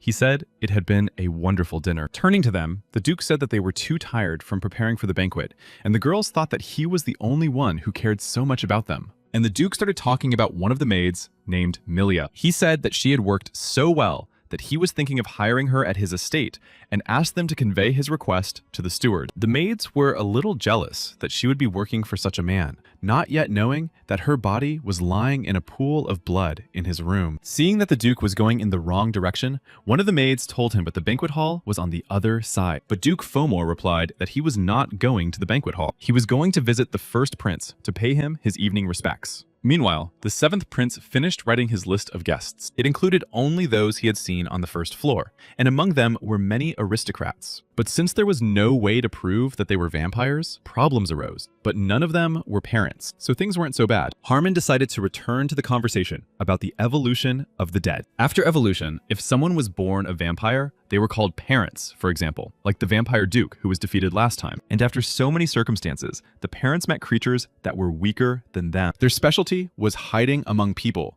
and the prince asked if they could hide from the sacred forces. And Knight Harmond honestly answered the prince that this was indeed the case. They could also switch bodies with those they had killed. The prince immediately remembered the missing bodies and the heads that had been left behind. Harmond confirmed that a vampire must have taken the body and saw what was left of it, and that the sacred power must have been stronger than them. After these words, the prince crumpled the piece of paper in his hand and asked Harmond how high his position in society was. He replied that it was high enough for him to move a group of knights at his command. The seventh prince told him to catch everyone on the list, but first to understand the situation and then destroy them if necessary. The Holy Knight took the list from the seventh prince, who took full responsibility, and asked Charlotte to help Harmond. But it seemed strange to him to command military forces during a banquet. But the prince told him not to worry only about him, but also about himself. They had no way to prove that they were vampires. First, they had to destroy them and see them turn to ash. Duke Fomor had surely already noticed that the prince had revealed his identity, and if they didn't hurry, the prince would be in danger. Charlotte and Harmond went to carry out the prince's orders, but asked him to be careful. While the two were away, the prince simply had to hide. Suddenly, a voice unknown to him called the prince's name again. Turning around, Alan saw a young man behind him. It was Ruffle Elphos, the third prince, cunning, excellent with a spear, but at the same time, trusting and cowardly. Approaching Alan, he said that he had heard that he had lost his memory. He introduced himself to the seventh prince as the highly respected third prince. Beaming with a smile, the seventh prince said that Harmond had told him about him. He was a mama's boy, even nicknamed so by the Holy Emperor. He was a prince with almost no divine presence. For some reason, he decided that the seventh prince had not forgotten him. But the prince said that the Holy Knight had told him about him. The third prince noticed that none of his other brothers had attended today's banquet, saying that they probably had more important things to do. In this way, Ruffle wanted to anger the seventh prince. He himself was only able to attend because his schedule for today happened to be free. He noticed that the seventh prince still liked to keep order everywhere, and was glad that he had not lost his reckless thoughts. But if Alan came to the castle to claim the place of the crown prince, they could become enemies, and he patted the seventh prince on the shoulder meaningfully. He advised him to just continue living as he had before. And after finishing his speech, he decided to simply leave the banquet hall. But the seventh prince was sure that even if he wasn't in the castle, he still wouldn't be able to become crown prince. Immediately forgetting about his dim-witted brother, he decided to focus on his work. Since he did not know how powerful Count Fillmore was, he needed to conserve his energy. He decided to hide until Harmond and Charlotte had done their work. But suddenly, someone called the seventh prince's name again, so loudly that the sound seemed to go right through his head. Someone demanded that Alan Elphos come out immediately. The prince couldn't even understand how this guy had annoyed the others so much that they were looking for him in this way. But when he turned around, he saw the person he least expected to see. Barely able to stand, the first prince, Luan Elphos, entered the hall. His characteristics included a tendency toward generosity and depravity, a decaying body, a talent for swordplay, and the qualifications of a wise ruler. The seventh prince smelled rot and magical power, for he was still alive, even though he lived in a body resembling that of a corpse. Only the seventh prince wanted to think that his willpower was worthy of respect as he grabbed him with his hands in bloody bandages. He began to shake him by the chest, shouting, "How dare he insult his subordinate?" After all, the count was a man who served their mother, and the seventh prince could not have been unaware of this. Not letting go of his shirt collar, the first prince asked why Alan constantly insulted God and did everything against him. Spraying bloody saliva, the first prince tried to find out why the seventh prince continued to denigrate their mother's honor. But suddenly, someone shouted about what they were doing, and the door to the hall swung open. Under the divine protection of the Holy Empire, the ruler of the Holy Empire entered the hall. He was extremely dissatisfied that no one had answered him about what had happened here. Turning once more to the princes, he asked menacingly what they were doing, spreading divine power. Even the emperor's voice contained an enormous amount of sanctified power. First, the sacred emperor addressed the first prince. Looking at his condition,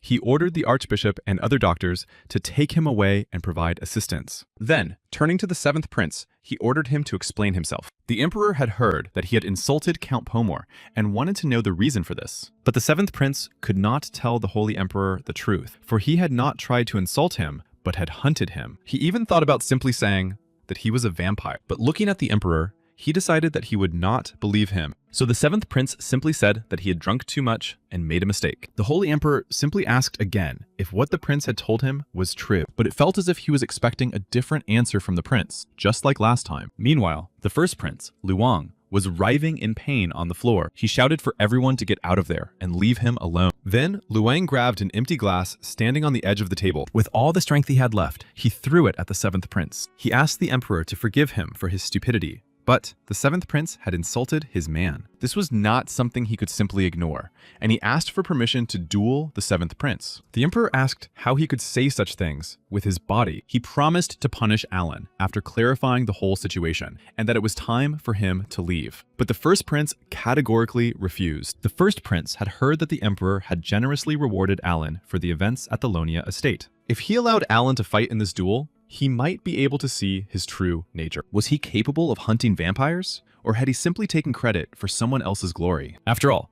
the first prince believes that the emperor would also be interested in finding out. The archbishop asked the emperor to stop the first prince, but His Majesty the Holy Emperor simply left the hall in silence. By his actions, the emperor approved this duel between the two princes. As a result of this battle, the first prince wanted to rid the seventh prince of his arrogance. He told Alan to prepare himself better for this duel. The seventh prince silently thought about the fact that no one had even asked his opinion about all this. The people standing on the balconies whispered that the seventh prince was back to his old ways and probably wanted to leave. Gennard told Grill that it was time to leave because chaos would soon break out here. But Grill began to defend the seventh prince because no matter how much of an asshole he was still a good person. Covering his mouth with his hand, Gennard apologized to Lady Alice for his friend's behavior. But for her, such an address was very unusual. Seizing the moment, Alice asked if Grill and Gennard knew what was written in the note that the seventh prince had given to Hammond. She was incredibly curious to know one thing. Why did the seventh prince offer Count Fomor a drink from that glass? And then,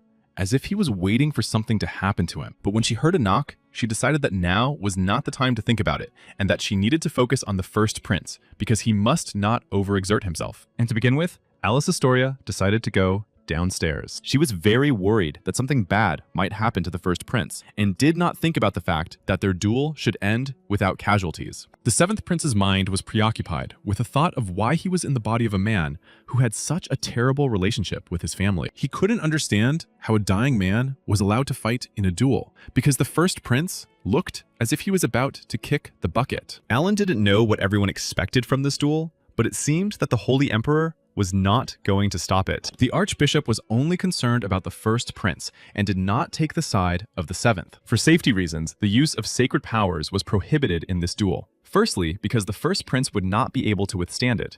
And secondly, if it was true that the seventh prince was hunting the vampire parent, then it meant that he relied not only on sacred powers in his fight against him. In other words, it was an opportunity to test their martial arts skills. But at that time, Alan really only used his sacred powers and didn't even know how to use a sword. And the two who were supposed to protect the seventh prince were not here now. And now, the seventh prince had only one way out of this situation. Alan Elphos stepped forward to duel his opponent, the first prince. The first prince asked if he had finally decided to get serious. He asked the Holy Emperor to consider this duel a neutral incident. Their swords were about to clash in this duel. Before that, the Emperor reminded them not to forget to respect each other, because they were brothers, after all. And with a wave of his hand, he signaled the start of this strange duel. And from that moment on, the duel between the two princes began. At the very beginning of the battle, Alan seemed ready to continue, and the first prince, Luo, was already preparing to strike his opponent. Unexpectedly, the seventh prince knelt down, raised his sword, and said he was surrendering. This completely baffled the first prince, Luan. The emperor and the archbishop also looked on in bewilderment. Folding his sword,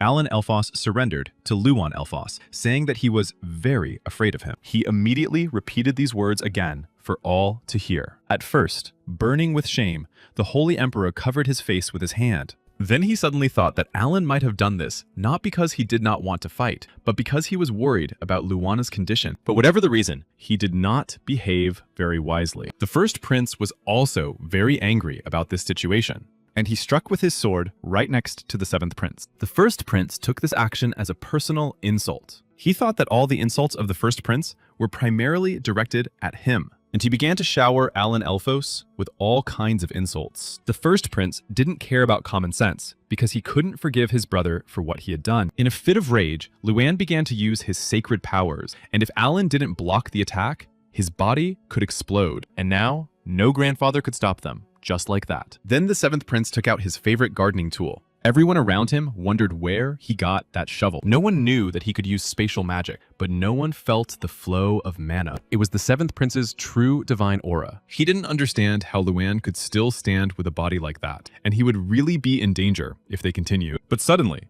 in the crowd gathered around them, Alan saw a familiar face. Right next to them was that very vampire, Duke Fomor. And seeing that the seventh prince had noticed him, he smiled back. Now, Alan understood everything, and this duel was the vampire's plan. He couldn't let him get away with it, and everything would be decided if this guy was defeated. Of course, Alan felt very sorry for the first prince, Luan Elphos. But at that moment, the seventh prince had no other choice. Apologizing to him, Alan asked him to take this blow, and he struck his brother with his shovel. With divine power. Alan promised his older brother that he would definitely take revenge on his enemies. From such a blow, the first prince began to fall to the floor.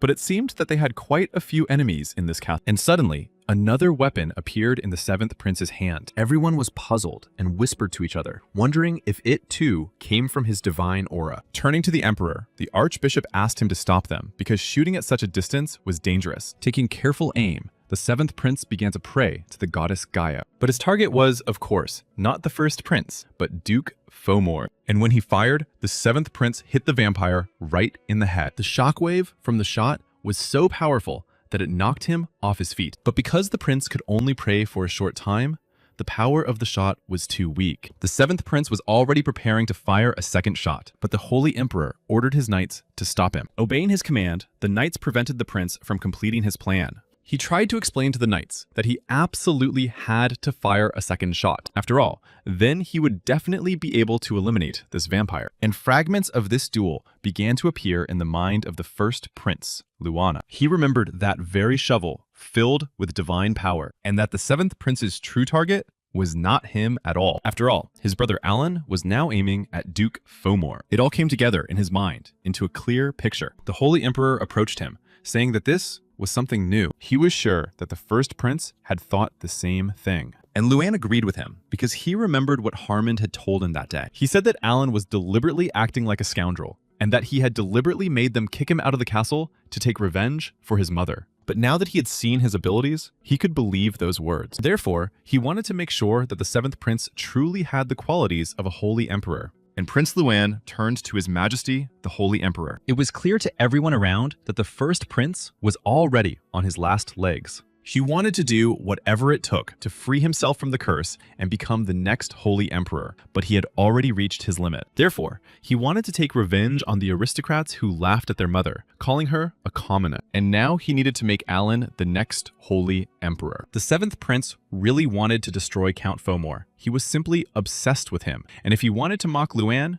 then he would be his target. The archbishop saw that Luana urgently needed help, and the emperor decided to discuss the rest later. The emperor asked Alice if she knew where Harmond was, and she replied that he had left the banquet hall during the duel and had not returned. The holy emperor thought for a moment and said nothing more about him. The archbishop told the emperor that Count Fomor had been taken to his chambers to receive medical attention. The emperor ordered him to come to him, and the archbishop asked what he was going to do with the wounded man. He was seriously wounded because of his grandson, so he wanted to take care of him himself. Deep in thought, the holy emperor silently rubbed his fingers. He thought about cleansing his mind with sacred power. After all, it was too early to open Duke Fomor's skull, but the archbishop was unsure what the consequences would be. Meanwhile, the seventh prince was indignant that he had been imprisoned again. He had only wounded the vampire and found himself in such a stalemate, and he thought that suddenly the vampire was walking around the castle again and sending servants to the other world. Moreover, the castle had become too quiet, and the prince was worried that Harmond and Charlotte had failed in their task. But judging by the way the duke was confidently walking around the banquet hall, it was clear that he had some tricks up his sleeve. For them, being in the sacred castle was like being in the enemy's lair. They surely had a manual on how to get out of any situation. Even if it wasn't that it would be problematic for Harmond, with his position, to hurt the aristocrats. The vampires, pretending to be aristocrats, would use their status and surround themselves with personal knights, thereby delaying their capture. Taking advantage of this opportunity, at the end of the banquet, the vampires would mingle with the aristocrats and escape, and the prince would be convicted of attempting to kill the duke. The seventh prince was climbing the walls from thinking about how unfair this was. Suddenly, someone's voice said that the seventh prince was causing trouble here. It was the third prince, and he reminded Alan that he should call him his older brother. He had seen the duel and said that brothers should not fight. But, despite his own words, he looked pleased. The 7th prince realized that he had probably gotten rid of one contender for the throne, and was delighted by this. Then it dawned on the 7th prince that this brother was also a prince, and had the right to release him from there. Alan asked his older brother to help him escape, but at first he refused, saying that the emperor might reprimand him for it. Then the 7th prince told him that the 1st prince was now in critical condition. He also reminded him that the 3rd prince now owed him a small debt. He mentioned that he would like to visit the 1st prince in person. If the 3rd prince released him, he would see something very interesting a little later. Now it became clear how much the 3rd prince hated the 1st. Not only did he help the 7th prince escape from prison, but he also brought him to the weapons warehouse. This was so that the 7th prince would not only visit the 1st prince, but also take a gift from the warehouse with him. After his release from prison, he did not know what to do next, because he had no one in the imperial palace who could help him. The vampires had surely already finished sharing information with each other, which meant it was time to use force. But there was a man with more power than the prince who could freely use it, and he would surely have to turn to the one whom everyone trusted. The 7th prince activated his skill to clear his path. He summoned the spirits of fallen soldiers to help him pass. To begin with, he decided to cover the faces of these unusual soldiers with armor, and the 7th prince dressed the zombies in knightly uniforms. At first, Alan Elfos wanted to deal with all this quietly, but these vampires continued to annoy him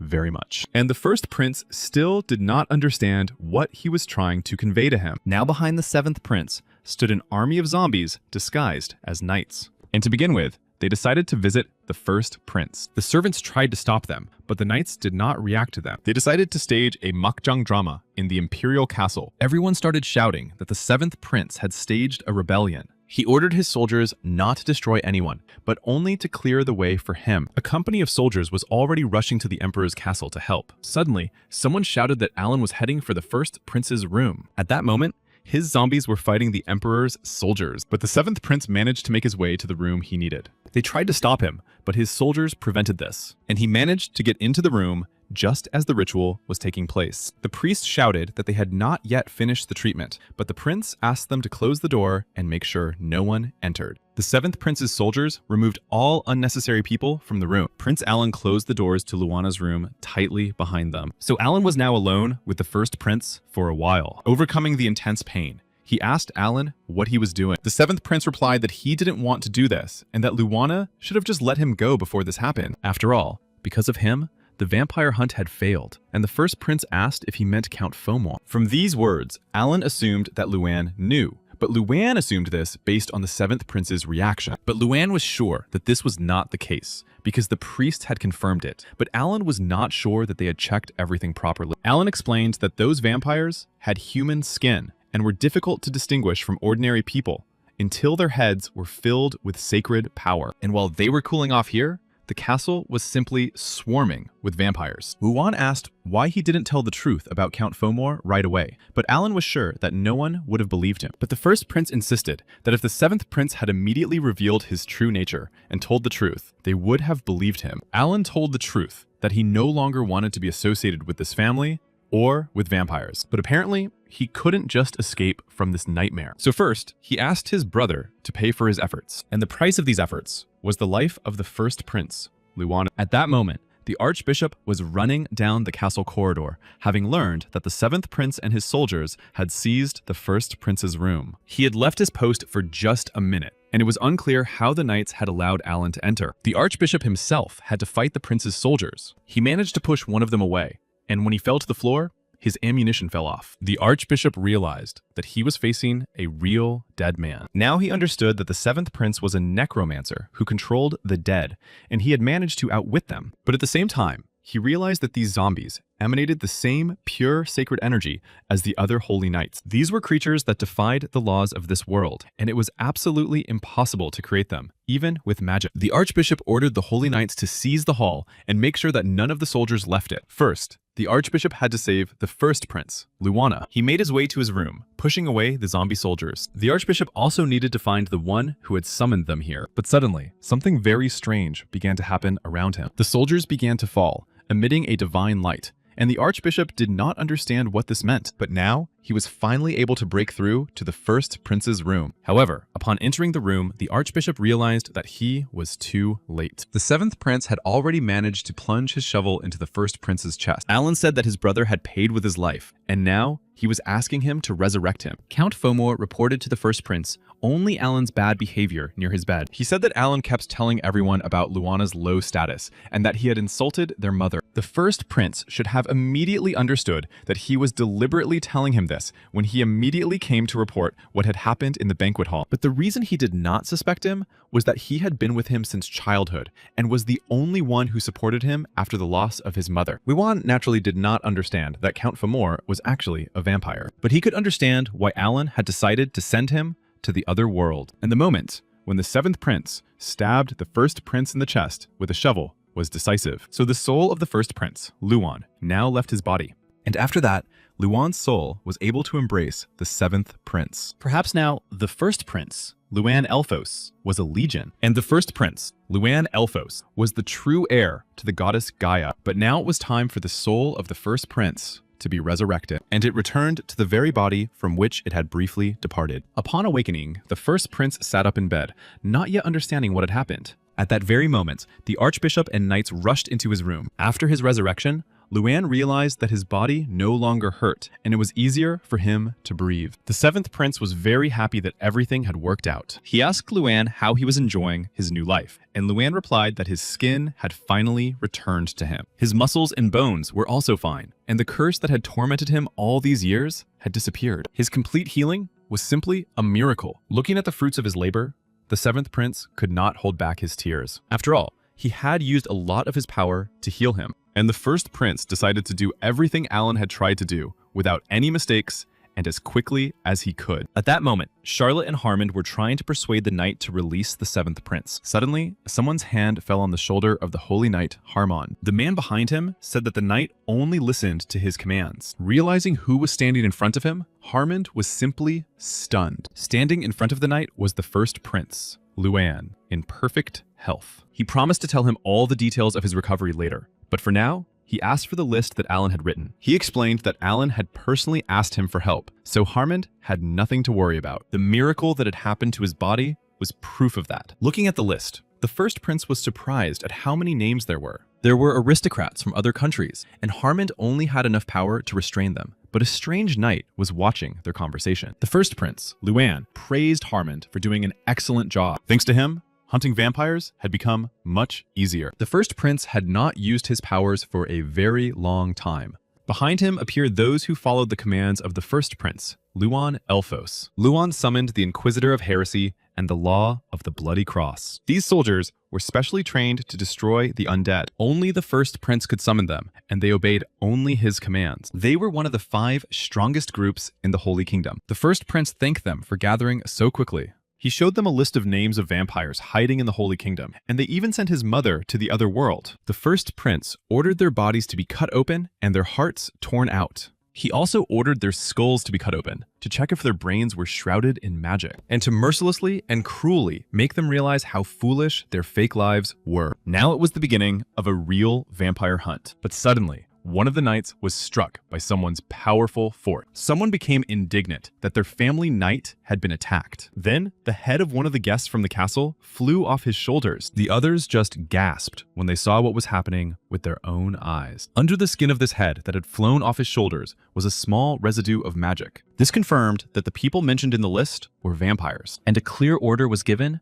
to destroy them all, every last one. They begged the Inquisition to stop, assuring them that they were real people. The vampires did not understand how the Inquisition was able to expose them. The first prince ordered the capture of all the vampires who had fled the palace. Harmond realized that nothing mattered now, except the destruction of the vampires on the list. Harmond couldn't find Count Fomor, because he had to be found and caught now. But the first prince said that there was no need to worry about him. After all, he had already been summoned to a place more dangerous than this. He was sure that by this time, everyone knew about his peculiarity. At that time, Count Fomer was undergoing a serious interrogation, and the one conducting it was none other than the Holy Emperor himself. And he really didn't like that Count Fomor wasn't answering his questions. The Holy Emperor wanted him to personally answer the question of whether he was a vampire. When Count Fomor heard that the Holy Emperor would personally treat him, he was going to politely refuse. But it was completely different, and there was no question of treatment here. The Holy Emperor apologized for not showing enough respect at first, and promised to ask for forgiveness later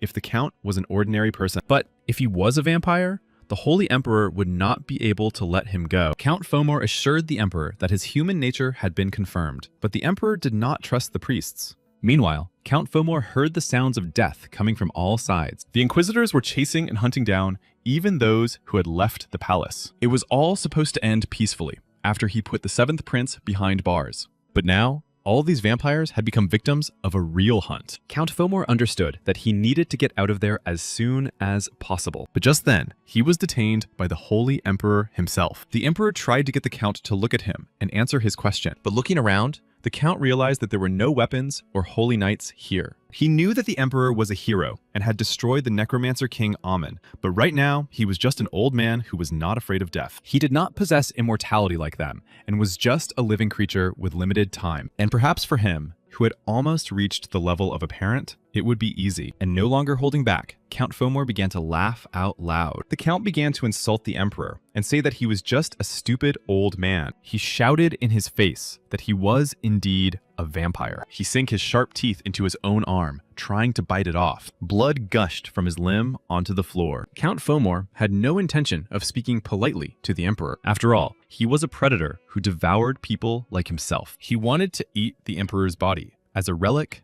of the past, and to receive recognition from other vampire parents for doing so. His huge, bloody claws were already clenching around the Emperor. The vampire grabbed the Holy Emperor in his huge, bloody fist. He was sure that the Emperor was completely powerless against him. He triumphantly raised Celt Elfos high above himself. But suddenly, the Holy Emperor was able to unclench that huge fist and escape from the vampire's huge, terrifying claws. The Holy Emperor was able to break free from the undead's bloody captivity, and with all his holy power, strike a blow to the vampire. Count Fomor was not even a vampire parent. It was unclear what made him believe in himself so much, because the Emperor had destroyed Amon and crushed his skull, and it was clear that he could easily deal with a single mosquito. After all, he was a true hero, the Holy Emperor Celt Elfos, and he did to him the same thing he had once done to the King of Necromancers.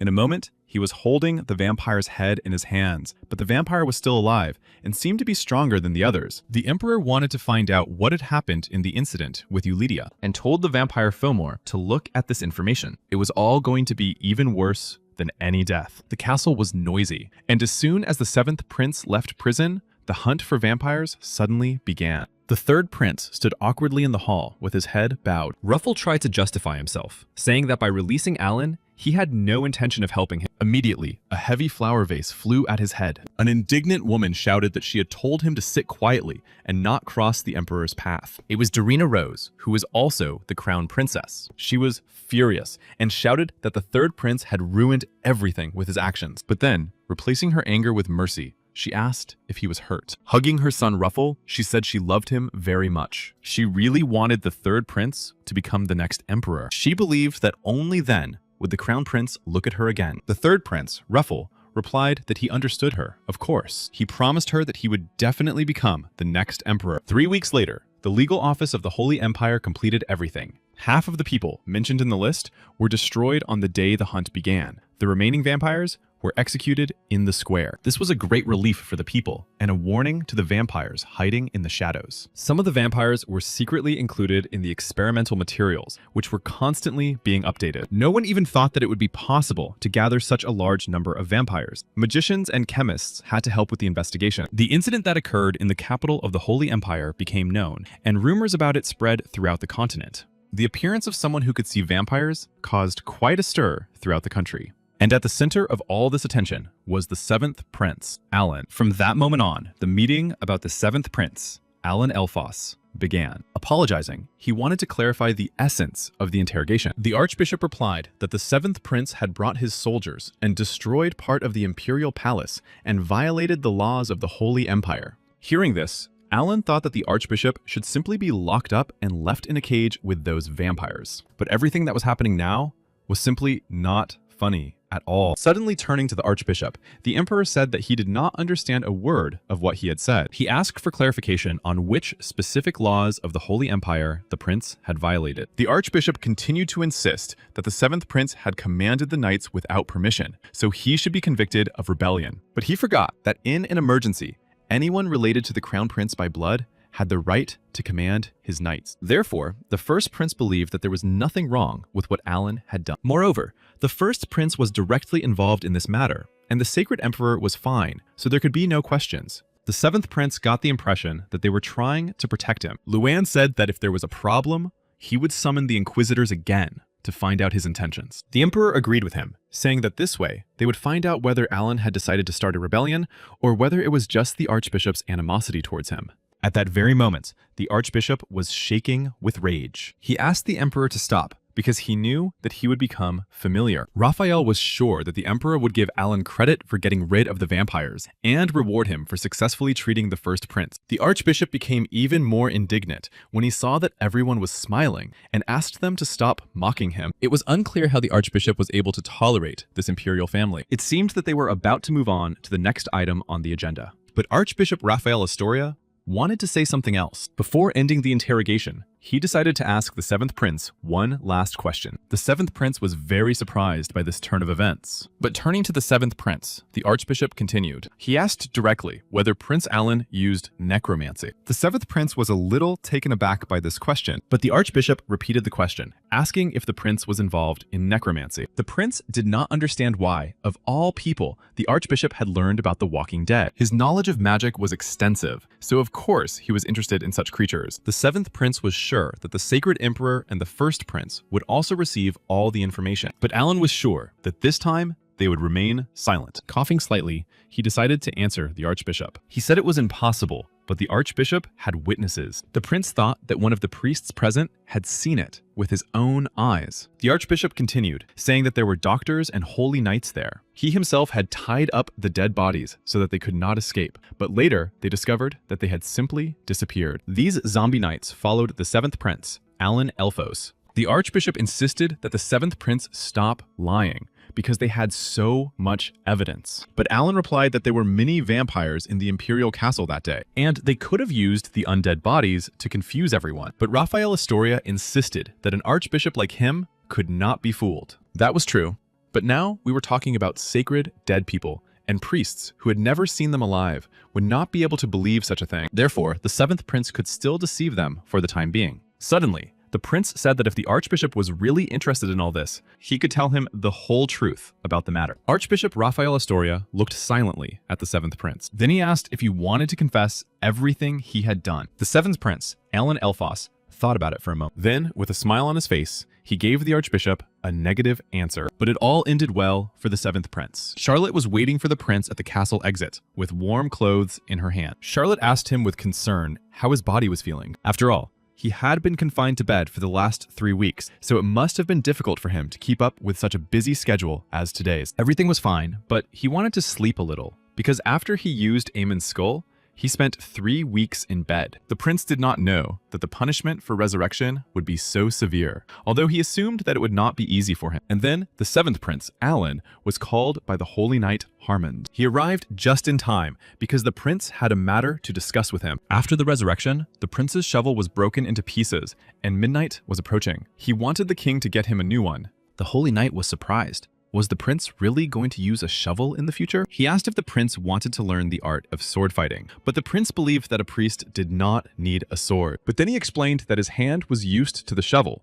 because all this time he had done nothing but dig, so there was nothing he could do about it. After these words, the Holy Knight offered to make him a new weapon. He said that in the northwest there was a mine where metal and magic stones were provided. This was the territory of Hilda, the land ruled by the first empress. This region was called the largest armory in the empire. They signed a contract with the gnomes to create various items. If you went there, you could purchase not only ordinary weapons, but also magical ones, and even have a musket made. But in fact, the knight came here to ask Charlotte about this. The 7th prince was extremely surprised by this, and so was Charlotte herself. It really sounded a little unexpected to everyone. But right now, The sacred emperor himself was looking for Charlotte. He asked the first prince if Raphael had told the truth about the dead, and he confirmed that Alan had done the impossible, namely, resurrected him. The other priests doubted Raphael's words, and their reaction alone was enough to silence the people at the scene. As for the first prince, he believed him, of course. The emperor understood that they did not know anything for sure at the moment, and whether there had actually been a violation of the law, or whether Alan was hiding something from them. He did not tell the truth because he did not trust Luan. After Alan's expulsion, he insulted him and pretended not to know, even after he was threatened with destruction. And of course, now Alan couldn't trust the third prince. But then the emperor was informed that a letter had arrived from the first empress. The emperor reached for the letter to read it, and now that they had taken care of the mosquitoes, only the monsters remained. The emperor sent the Green Cross to Hild's territory. She assumed that the enemy was not easy to deal with. Their territory was in the forest, so the Green Cross could do nothing. The hunt for vampires spread throughout the country, which angered the monsters. The emperor was also informed that Mr. Hammond had arrived with Mr. Greel and Lady Charlotte. The emperor remembered that he himself had summoned them and asked to let them in. Upon entering the hall of the Holy Emperor, all three bowed to him. He called them all to reward them for defending the North. Turning to Grill, the emperor said that he had heard that he had always supported Alan by his side. Therefore, the Holy Emperor decided to reward him appropriately. From that moment on, the Holy Emperor granted Grill a title. Now he was the current owner of the House of Harry, Grill Harry. In the Emperor's opinion, he not only defended the Northern Territory, but was also the only aristocrat who supported his grandson. For this, the Emperor awarded Grill Harreys the title of Marquis. As for his daughter, Charlotte Harreys, she was awarded the title of Knight, and would now work under the Emperor's leadership in the Yellow Cross. However, if she wanted the peaceful, quiet life she had lived before, the emperor would not force her, but from the look in Charlotte's eyes, he understood that she had already made her decision. The emperor promised to fully support her on his behalf and appoint her the best swordmaster. In response, Charlotte swore that she would support the seventh prince and always be by his side. The emperor was very touched by Charlotte Harreys' loyalty. The emperor called the Holy Knight a truly incredible person and increased the subsidies to his territory so that he could use them without hesitation. The Holy Emperor gave Charlotte Harreys a scroll. He blessed Charlotte in the name of Gaia and the Holy Empire. After that, he and the first prince left the hall. Harmond was sincerely glad that Grill's loyalty had not gone unrewarded this time. But Grill did not understand what had just happened and what the emperor was talking about when he said the words Harreys and Marquis. Harmond reminded him that Harreys was the name of his house because he himself had shown him the document last time. But in fact, he had simply picked up the document from the ground. He confessed to Harmond that he had picked it up while cleaning up the dead bodies on the territory of Lonia because it looked expensive. Then the Holy Knight asked about the monsters he had hunted, and Grill confessed that all his stories were just tall tales. It was impossible to believe that everything could have turned out this way. But Charlotte interrupted their conversation and said that if Harmond meant hunting, then it was all done by the seventh prince. Grill still wouldn't let up and lamented that he was just an ordinary person and couldn't just become an aristocrat. The emperor knew that Harmond was sentimental and had taken an ordinary person for an aristocrat without even conducting a detailed investigation. He was as pure as his thoughts, and now the emperor wondered if Alan had really achieved his exile on purpose. The first prince asked if the emperor was sure that Alan had lost his memory, and the emperor replied that it was true, that he had not recognized him in the garden. But the first prince, Luan, disagreed with the sacred emperor. After all, Alan had not just come from somewhere, but from the land of the dead, where he had been hunting vampires. Such a place could not be found by accident. There had to be a reason why he chose these particular people. That is why they all needed the Harreys family so much now. But there were no survivors among them, and the emperor knew this better than anyone else because he had fought shoulder to shoulder with them. The emperor asked the first prince if he thought that a child named Charlotte wasn't so bad after all. The Holy Emperor had heard from Harmond that she had enviable talent. He couldn't trust her, but it was clear that she would be able to become stronger. If she increased her power under the name of Harreys, she would be able to make the empire strong. After all, the power of this holy empire had to continue to grow. The emperor asked the first prince to make sure that the other aristocrats did not hear this. Somewhere, the child had to be known by the count's lineage. Returning to the past, the emperor said that he did not realize the true value of Luana's mother. His mother was the only person who mourned the loss of the crown prince. The first prince completely agreed with the Holy Emperor. It turned out that it was painful to talk about family like this, and the emperor had to watch his daughter-in-law more carefully. Aslan was now commonplace in the south, and the enemy flag was visible on the horizon, so it would be problematic if Hild's territory agreed to the demands. They needed someone who could fight demons and had strong, sacred power. That person had to be brave enough to look those monsters in the eye. Thanks to the Holy Emperor, this village had come to life. There was talk that the 7th prince had been reborn as a different person and had become a priest. He saved the entire territory, and glasses were raised here and there in his honor. The Holy Emperor looked into the eyes of the first prince, Luo An. He handed him a letter to be sent immediately to Hild. At that time, the 7th prince spent all his time in the library. Alan had not even left the house for quite some time. 3 weeks had passed since the vampire hunt, and all this time, the prince had been lying unconscious. But now, he was in the library, and not in his cozy bed. And there was a reason for that. Many people were looking for him, and each of them had some business with him. The sacred emperor had ordered everyone to keep their mouths shut, but somehow, the information had leaked out anyway. In the village itself, the 7th prince was called a priest, and Alan really wanted to return to his monastery. And when someone called him again, he shouted that he would not answer any questions. But standing at the threshold of the library were Harmond and the first prince. However, exhausted from all these people, the 7th prince did not recognize them. Luan spent his last days in the company of beautiful ladies, all thanks to Alan. Luan knew, of course, that Alan was tired, but he had come to tell him about an event in which he needed to participate. The 7th prince wondered why Alan hadn't refused on his behalf, and Luan asked if he was joking or pretending not to know about it. After all, the anniversary of their mother's death was coming up very soon, and the 7th prince was obliged to attend the memorial service this year. Alan also needed to find time for a vacation, because life in the castle was not very easy for him. But in fact, he needed to make a small delivery to Hilda. Alan was going to visit the estate where their sisters lived, and he was interested in this place. But there was one thing: he didn't have to go there. But the first prince made this adventure a reason for Alan to leave the castle. Hilda's estate was preparing for its hunting season, and Alan wouldn't have to maintain the image of a prince there. He would be able to make himself any weapon he wanted, walk around the estate, and enjoy his vacation to the fullest. There were also beautiful women at the estate, and with that, the first prince decided to end the conversation. But in any case, he asked the 7th prince to convey his regards to Hilda. Alan decided to take his brother's request into account and take a little rest. But in the meantime, the day of Ulisia's memorial had arrived. The Holy Emperor and the first prince came to honor her memory.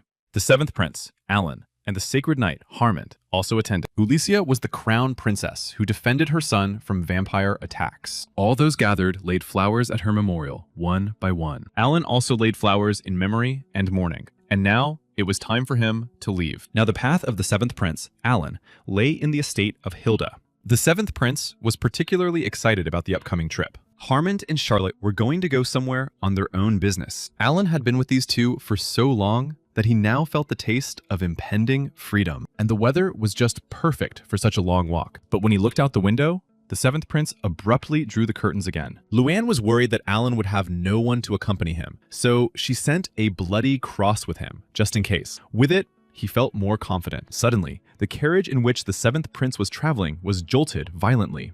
He looked out the window and asked his companions what had happened. Suddenly, a huge hammer struck the ground in front of the carriage. It was bandits, demanding that they hand over everything they had. The 7th prince thought they looked like a bunch of lunatics, and decided to ask if these bandits were sure they wanted to attack them. Alan had heard about the festival and thought that the bandits had mistaken them for a circus troupe, so he asked the Bloody Cross not to hurt them too badly. The prince repeated his request that they not be hurt too badly, but he felt relieved because the situation turned out to be such a cliché. He was the protagonist, a traveler who was attacked by bandits, and the protagonist who mercilessly destroyed the bandits. Of course, the 7th prince, Alan, was controlling other people, but behind all this action, someone's evil red eyes were watching from the bushes. Suddenly, an unknown creature rushed at them from the bushes, and someone's sharp, huge fangs were aimed at these bandits. The people from the Bloody Cross did not stand aside either, but they understood clearly that they were facing a real monster. The 7th prince looked out of the carriage to see what was happening, and the prince smelled the scent of wet moss seeping through. Now he too saw the monster's red eyes and sharp teeth. Comparing all this to its wolf-like appearance, he realized that they were facing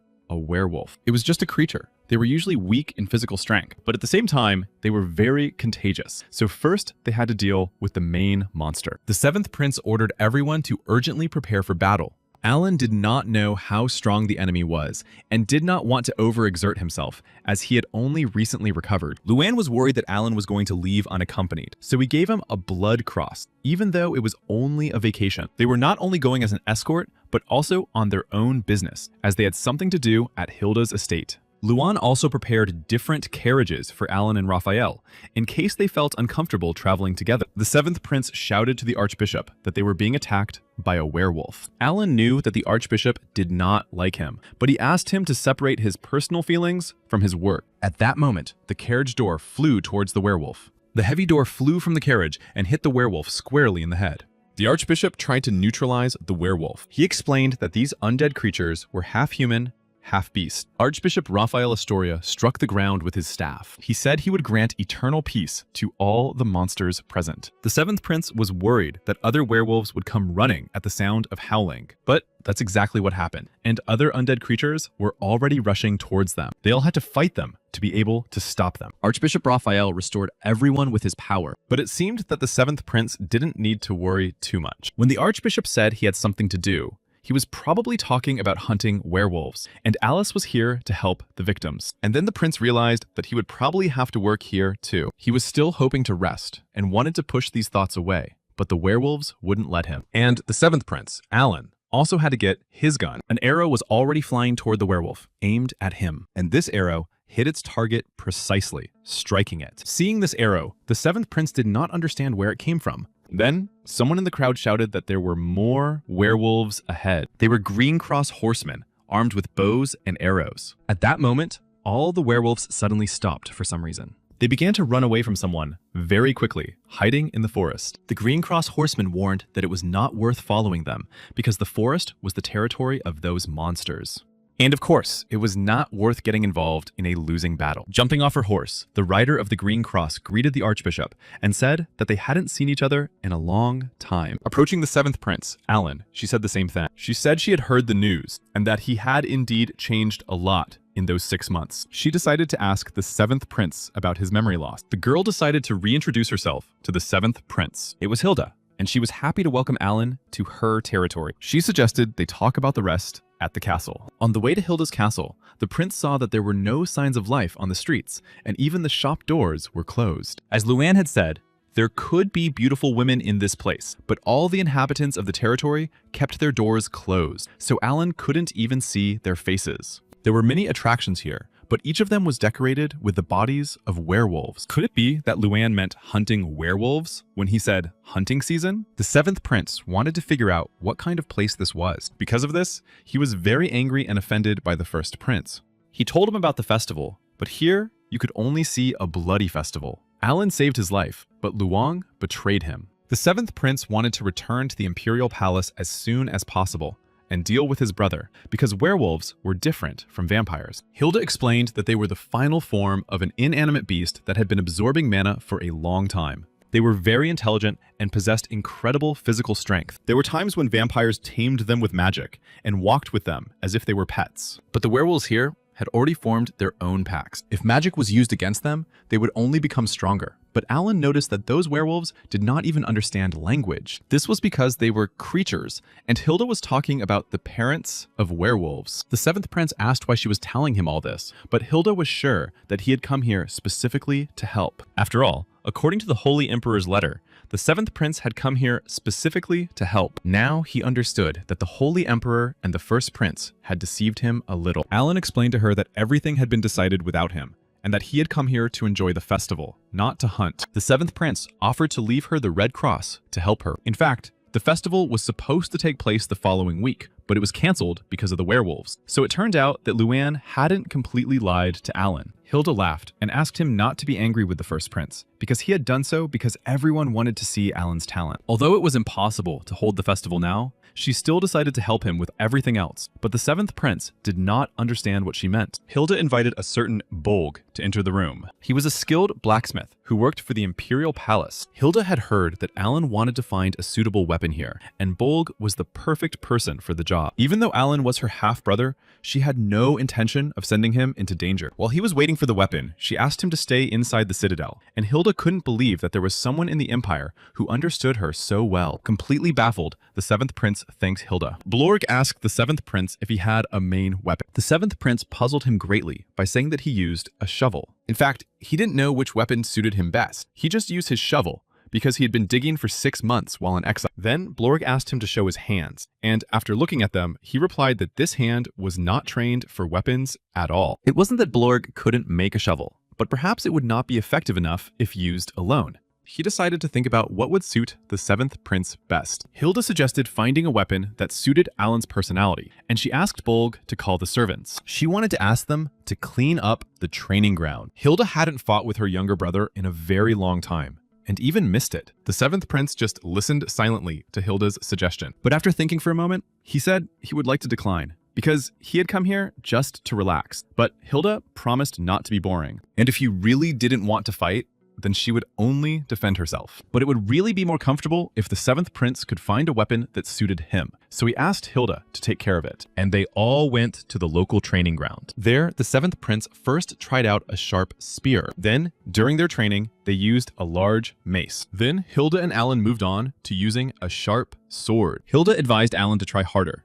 because there were still chains, an axe, a sickle, and many other weapons they hadn't tried yet. Encouraged, the 7th Prince decided to try brass knuckles. Then the 7th Prince, Alan, decided to try an axe and chains. He even tried using a pot as a weapon. Prince Alan put it on his head like a helmet. Hilda was very sorry that she had not been able to take good care of Alan. It was their first meeting since Lady Lika's funeral. At that time, she was too young and busy with the territory she had inherited. Then she also heard rumors that Alan had become a bad person, but she couldn't believe that he could have changed so much. But now, she believed it. Hilda didn't know what had happened to him while he was in exile, but she sincerely thanked Alan for visiting her. And while he was here, Hilda would definitely take care of him. Alan was given 0 points for his training. The gnomes believed that he had the same level of proficiency with all weapons, even though he was good with a shovel, which was not at all suitable for combat. But perhaps it was due to his low level of physical strength, and Hilda shared the gnomes' opinion on this matter. After all, the 7th Prince now needed to know his level. But first, it would be better for him to work on his physical abilities. However, Alan said he would refuse if she asked him to train, saying that he had come here to rest. Then Hilda said that she had heard that Alan could use sacred energy. She knew for sure that it could work with any weapon. Alan confirmed that sacred power could enhance the attacks of any weapon he used. Hilda then suggested that enhancing weapon attacks could be his talent. Alan asked how she knew that without even seeing it, but Hilda reminded him that they had just been fighting. She saw that his physical training was terrible. But seeing how he held the weapon, she realized that he was quick to grasp how to use it. But in a couple of days, it would be difficult to find the perfect weapon for the 7th Prince. For now, Hilda suggested that he rest so as not to waste his strength on the first weapon he came across. The training lasted a week, and the 7th Prince was back in Hilda's library. She suggested using Alan's sacred abilities next time. And according to her, he realized that this training had also been fruitless. But Alan was more of a nerd than a jock, and asked Hilda if there was any magic he could use. Suddenly,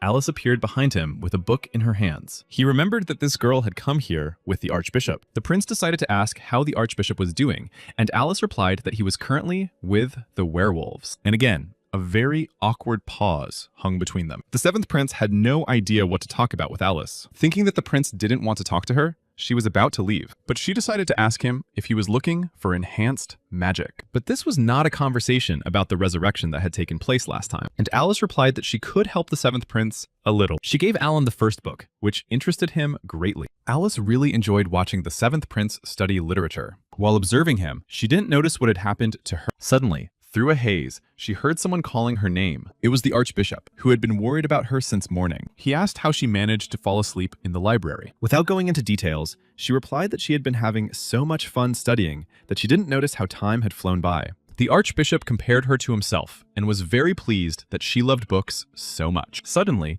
the Archbishop asked what the 7th Prince was doing now. He knew that he had succeeded in resurrecting and summoning the sacred dead, but he wondered if he himself had already begun to suffer from dementia. He tried to understand how the 7th Prince had managed to pull off such a feat, and looking at the Archbishop, Alice realized that he had many questions for the 7th prince. But Alice knew that since the prince was a man who had hurt her in the past, her grandfather would never ask him all these questions. Alice also wanted to know more about this man and thought about telling the archbishop that the 7th prince had changed and suggested asking the 7th prince directly about all the questions that interested them. Suddenly, they heard a strange sound coming from the training hall. The archbishop was sure that the 7th prince had done something again and ran to the training hall as quickly as possible. Alice ran after him, trying to catch up, and shouted that it wasn't the 7th prince. Just yesterday, Alan had been very absorbed in books, but now the 7th prince was a completely different person. Running into the training hall, the archbishop and Alice saw a spear broken into pieces. Hilda and the 7th prince were fighting in the training hall. Alice said that the 7th prince had just broken Hilda's spear, and the archbishop was surprised by Alan's strength. Hilda's spear was known to be the strongest on the continent. She decided to give Alan another chance and asked for a new spear to be brought. Alan strengthened the weapon with holy power, which was very impressive, but there was one problem. It simply increased the durability of his weapon,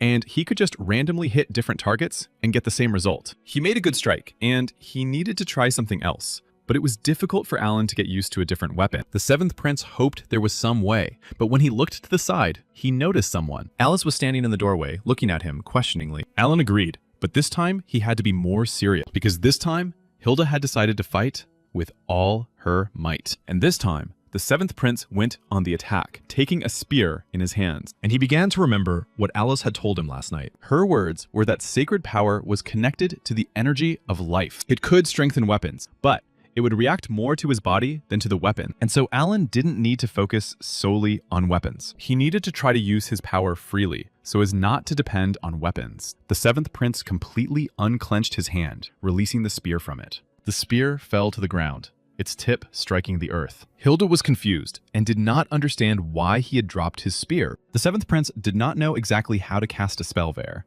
but he decided to try a little, just as he had done with the musket. Sacred power began to accumulate in the 7th prince's fist. The 7th prince focused completely on striking, and then his fist flew forward like a hammer. It flew right past Hilda, slightly grazing her clothes. The blow of sacred power hit the wall behind Hilda, leaving a deep dent in it. The 7th prince did an excellent job with this task. He himself did not expect to succeed, and asked how many points he had earned for it. The gnomes were impressed, looking at the huge dent in the wall from just one wave. But the 7th prince still received 0 points because of his terrible stance in body position. Hilda really thought Alan was an amazing person. After all, he was able to figure it out and learn to cast spells in one night. But he only did with his body what he had done before with a spear and someone's help. Alan didn't know he would become so strong, and it was good that Hilda managed to dodge, because if she had blocked the blow, it would have knocked out all the windows. The 7th prince did it from such a terrible stance, but that blow would definitely have been fatal. But since Hilda said that everything was bad,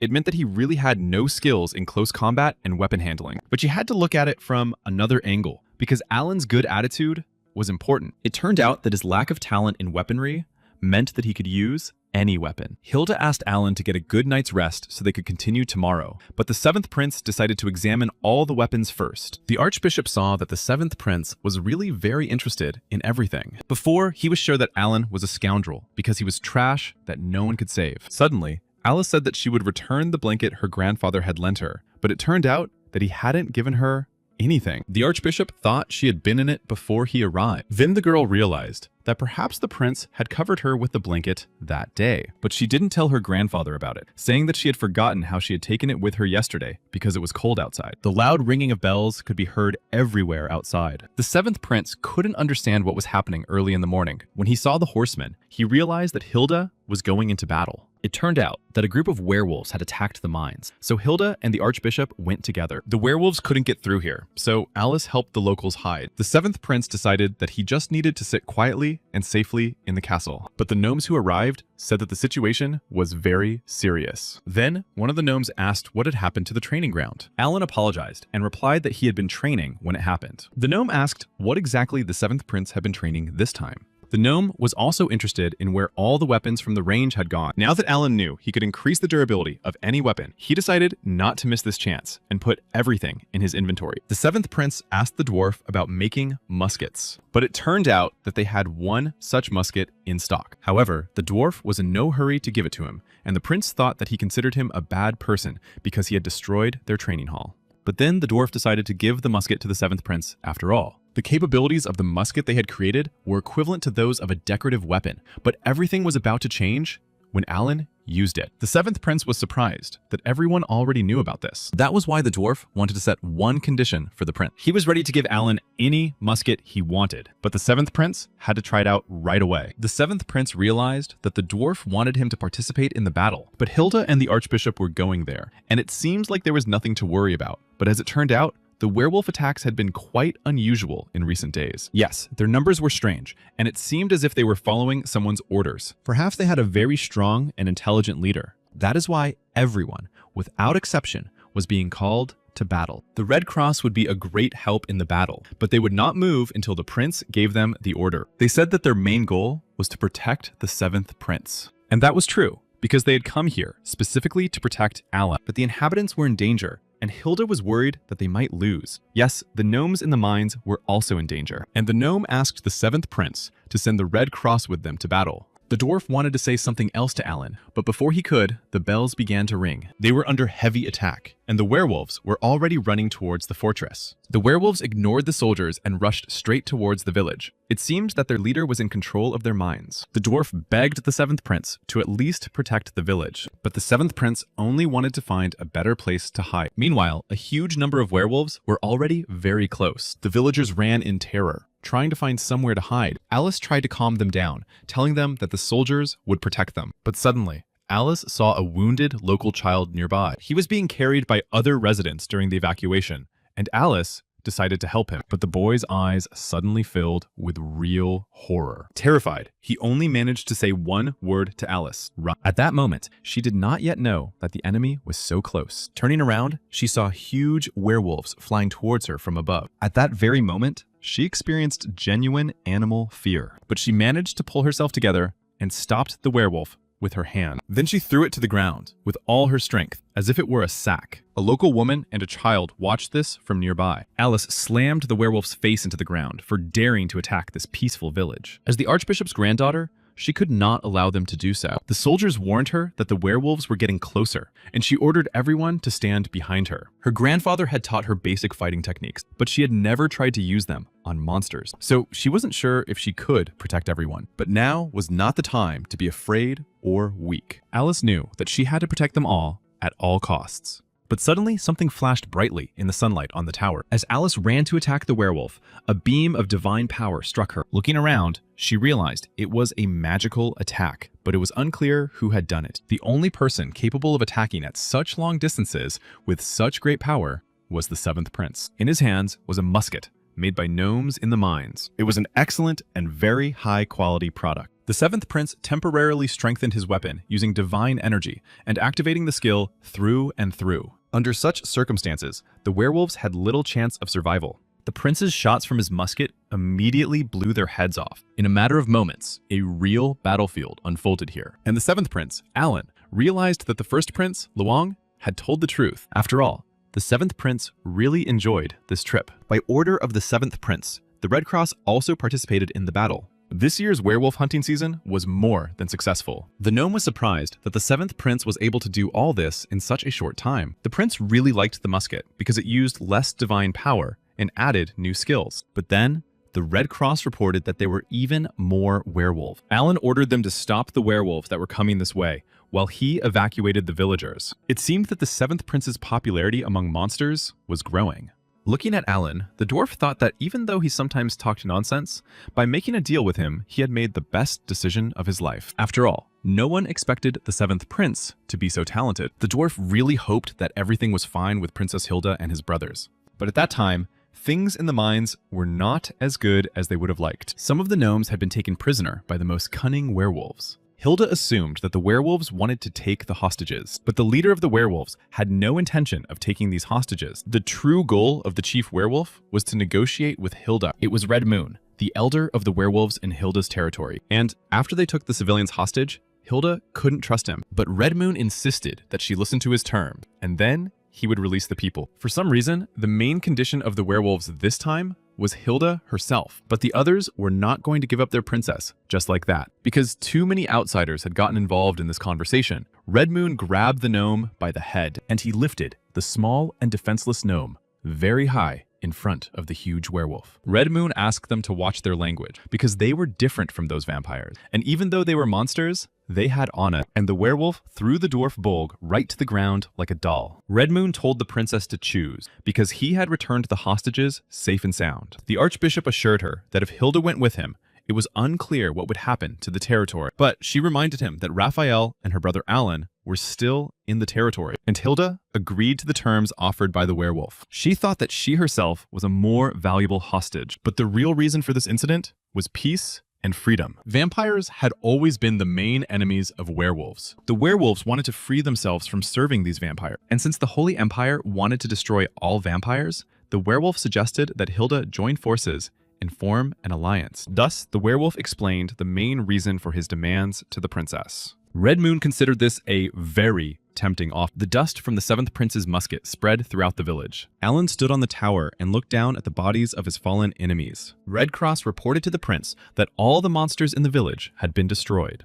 Turning to the dwarf, the prince asked if their agreement was still valid, and if he could now take the musket for himself. But if the prince agreed to go to the mines, he promised to make the musket even better. Suddenly, from somewhere in the distance, the loud clatter of hooves could be heard, and the prince saw that even without him, everyone had returned unharmed. But the Red Cross reported to the prince that something was wrong, because the princess was not among those who had returned. Hearing this news, the seventh prince, Alan, was shocked. But first, he had to take care of all the wounded. Everyone rushed to the returning werewolves to find out where the princess was. They reported that she had been taken hostage by the chief werewolf. This caused a small scuffle among the gnomes. Judging by the small scratches on the hostages, it could be concluded that there had been no fighting. The seventh prince asked the Green Cross if the archbishop had gone with his sister. He was with the princess and couldn't leave the mine, leaving her there alone. It was unclear who would now rule the village, but everyone was sure that they would not stay long. Alan noticed that the Green Cross was too calm for people whose leader had been taken hostage. This meant that he knew exactly where Princess Hilda was.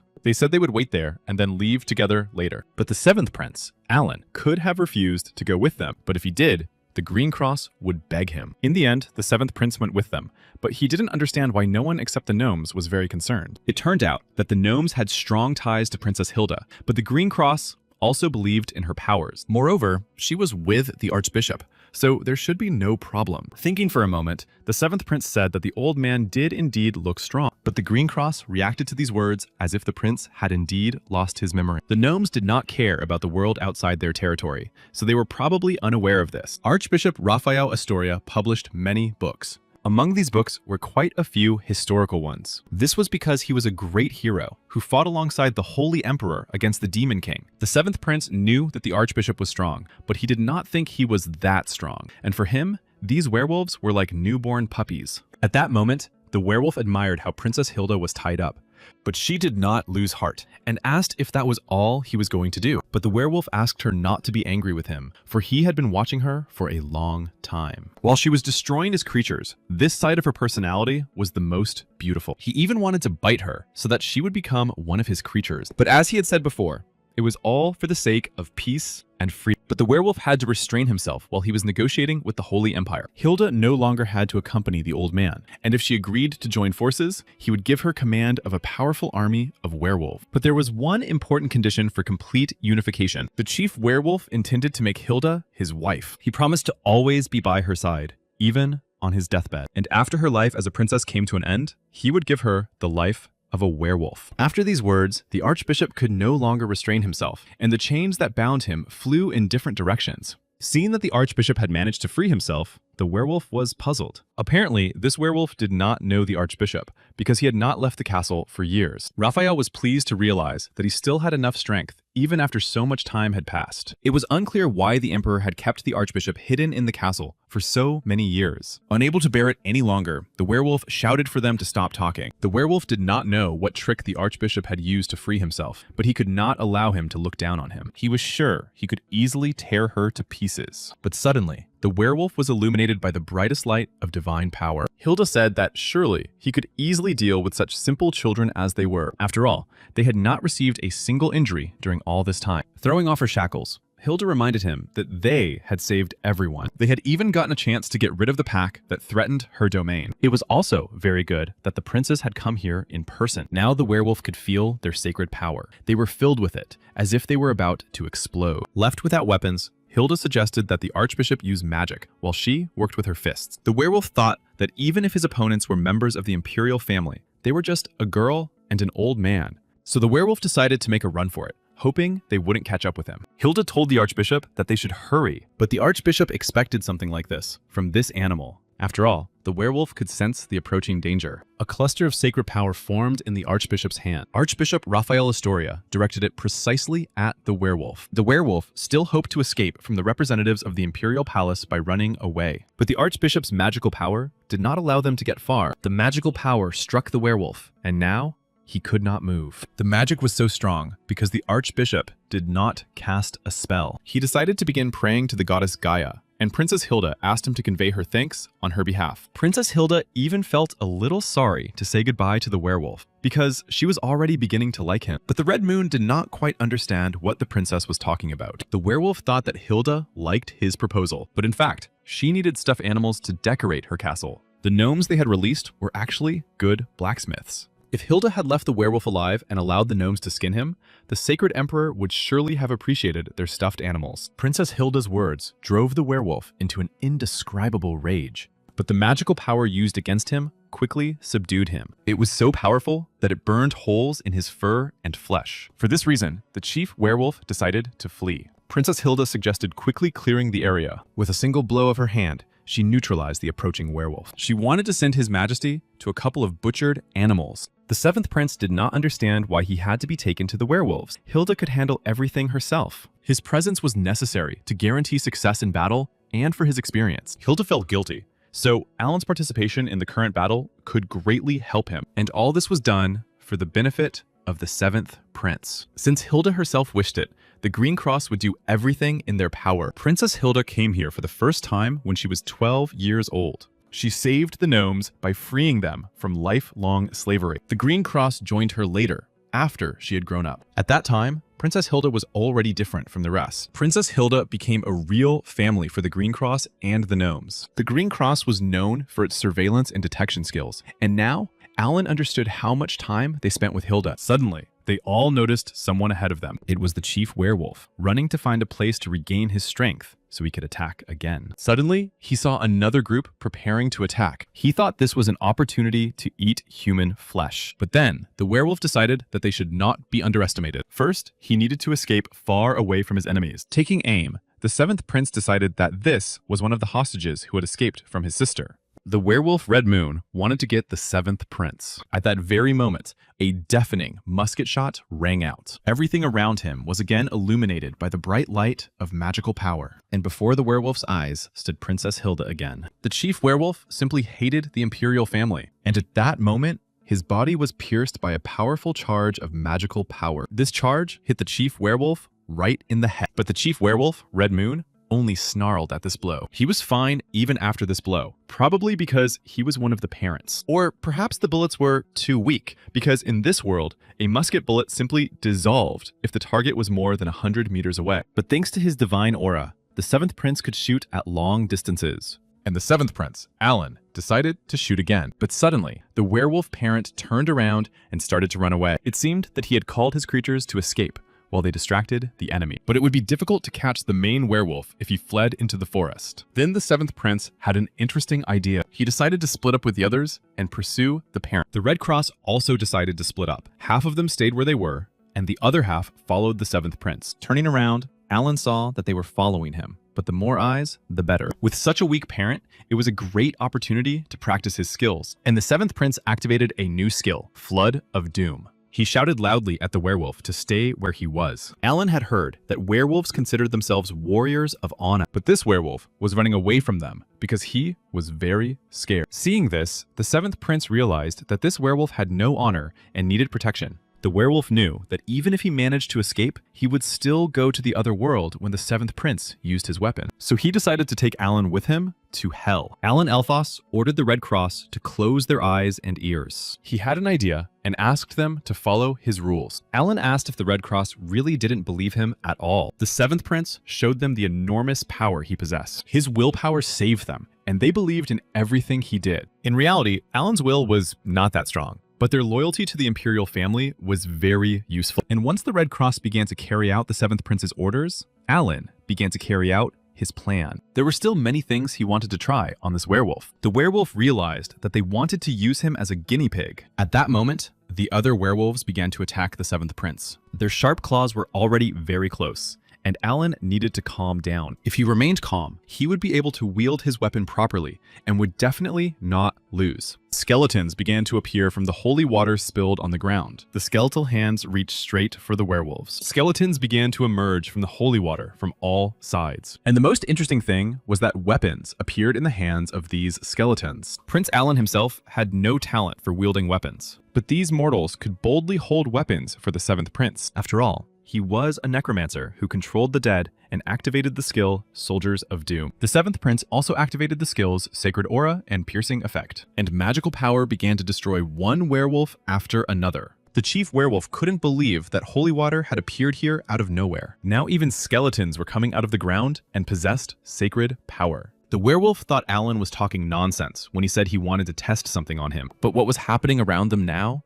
was a real massacre. The seventh prince used a lot of sacred power, but it seems that his expectations had been justified. He no longer needed the chief werewolf, Red Moon. Now, the seventh prince had one last test to pass. Alan pointed the barrel of his musket at the chief werewolf. The chief werewolf, Red Moon, began to laugh at him. He was sure that the prince would not be able to destroy him so easily. And even if the werewolf went to the other world now, he would take the prince with him. At that moment, the soldiers of death plunged their swords into him, and the seventh prince, Alan, turned again to the great goddess Gaia. And with her great blessing, he asked her to grant him a weapon, but not just any weapon, one that could destroy even the dead. After that, the seventh prince, Alan, said goodbye to the werewolf. At that very moment, a shot rang out from the prince's musket, and his bullet, with a bright light, flew straight into the werewolf's mouth. And when the bullet reached its target, there was an explosion of extraordinary force. It even left a deep mark on the ground from its flight. The seventh prince, Alan, took off his necromancer's mask. He turned back and looked at the Red Cross standing there. Even though they closed their eyes and ears, they could still feel this incredible sacred energy. They couldn't pretend it wasn't there. But Alan wanted to pray just a little. But in the end,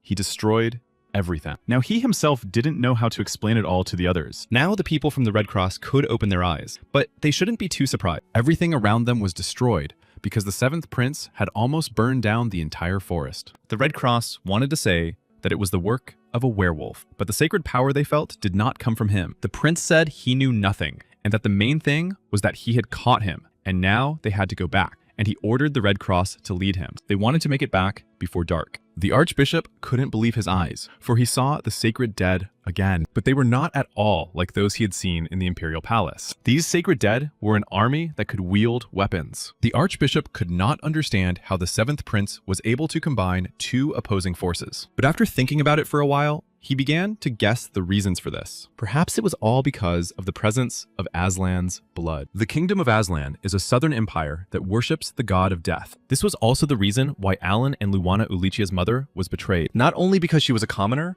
but because she was born and raised in Aslan. Perhaps the seventh prince had also inherited her abilities, but in the entire history of this kingdom, no one else had such abilities. Even if you searched the entire empire, you would not find anyone else. The archbishop could not believe that there was something he did not know about, but the image of his beloved granddaughter Alice brought him to his senses. After all, he should not admire a person who hurt his granddaughter. But he really wanted to raise him himself, because if he taught him more powerful magic, Alan could become much more powerful in the future. Alan and Alice were now constantly on the archbishop's mind. Archbishop Raphael Astoria was overwhelmed with emotion. He gave them an outlet, and it was visible far from where he was. The archbishop decided that he must report this to the Holy Emperor. If His Majesty ordered him to teach Alan, he would have no choice but to carry out his will, and then it would no longer be his desire, but the Emperor's order. Thus, the problem with the werewolf army was solved. After that, Hilda and Raphael finally returned safe and sound. Meanwhile, the gnomes were showing something to the 7th prince. The target had marks from a musket of normal power with increased velocity, but it would be a completely different matter if the 7th prince used it. The power of the musket increased several times over. It was as if the musket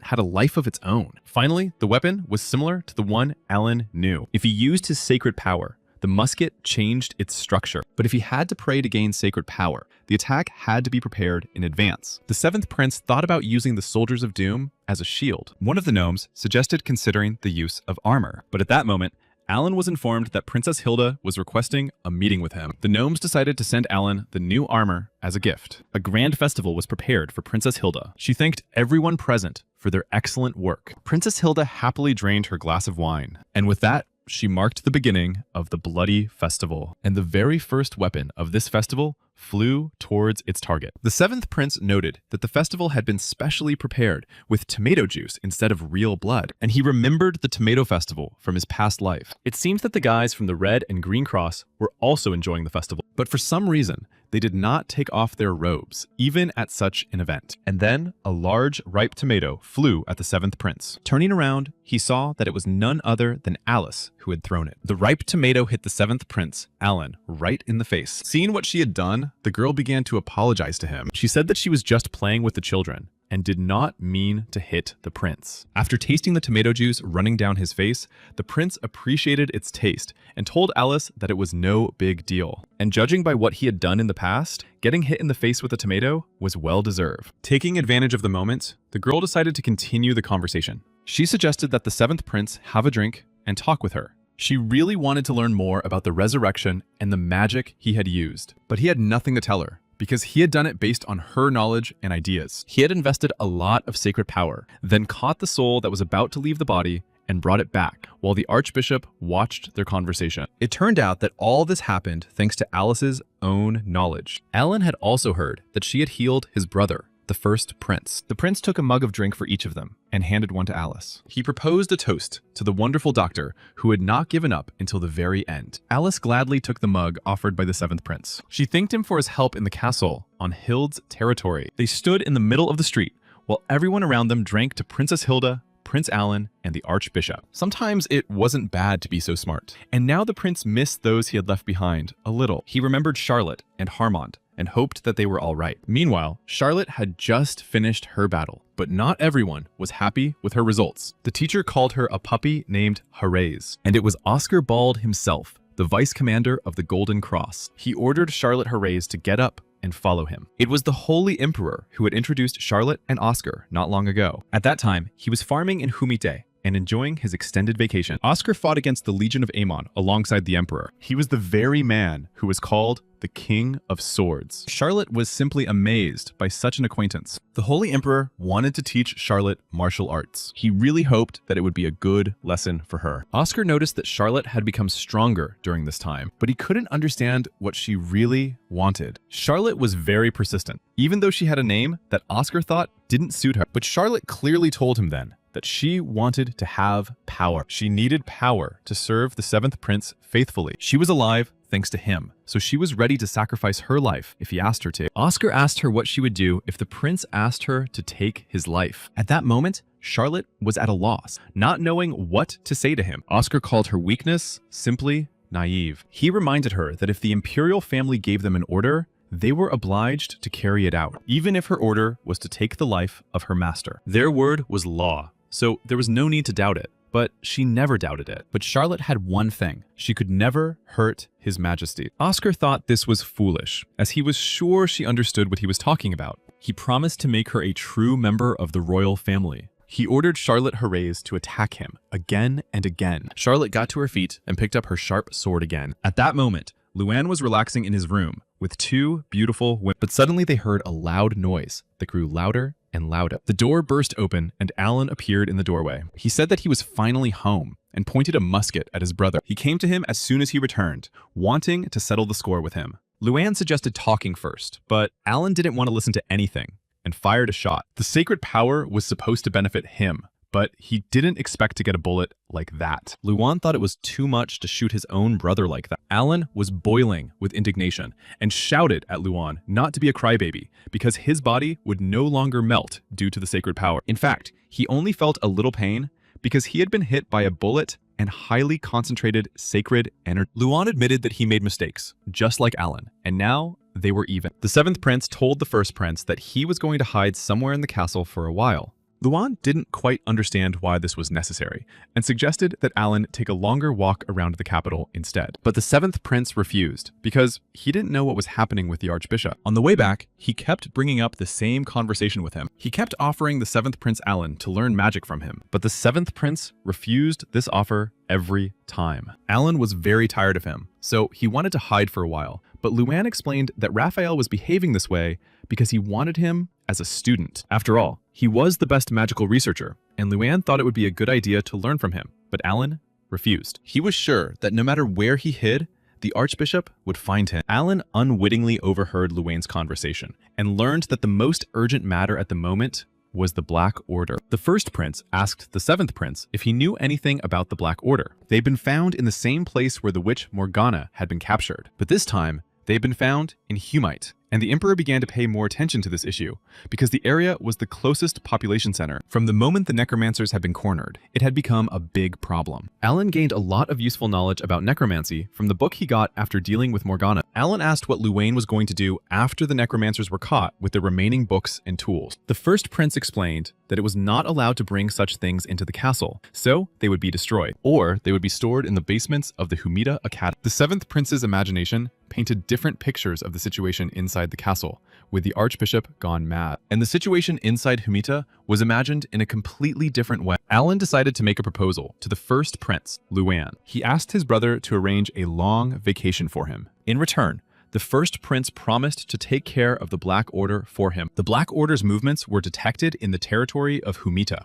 Their spiritual familiars, the Red Devils, were spotted in the region. Those caught by the Red Cross were interrogated, but none of them knew anything about the organization. The emperor sent several detachments of holy knights to find them, but in the end, for some unknown reason, contact with the second group was lost. All this time, the enemy was lurking in the shadows, and there was a possibility that this organization was actually a little bigger than the emperor had imagined. The problem of his heir had already been solved, but now other problems suddenly began to appear. The sacred emperor's favorite was the first prince, Luang. Princess Hilda was practically on the same level as him, and the seventh prince, Luang, was now not far behind them, and apart from these three, no one else was suitable. If any of these three became the next holy emperor, they would certainly not betray the empire. Instead of worrying about these three, the emperor had to deal with other issues. A man resembling the crown prince had been spotted near the fair in the southern territory of Aslan, and now the emperor was more concerned about this guy. He couldn't believe that he was alive. Perhaps it was the emperor's son,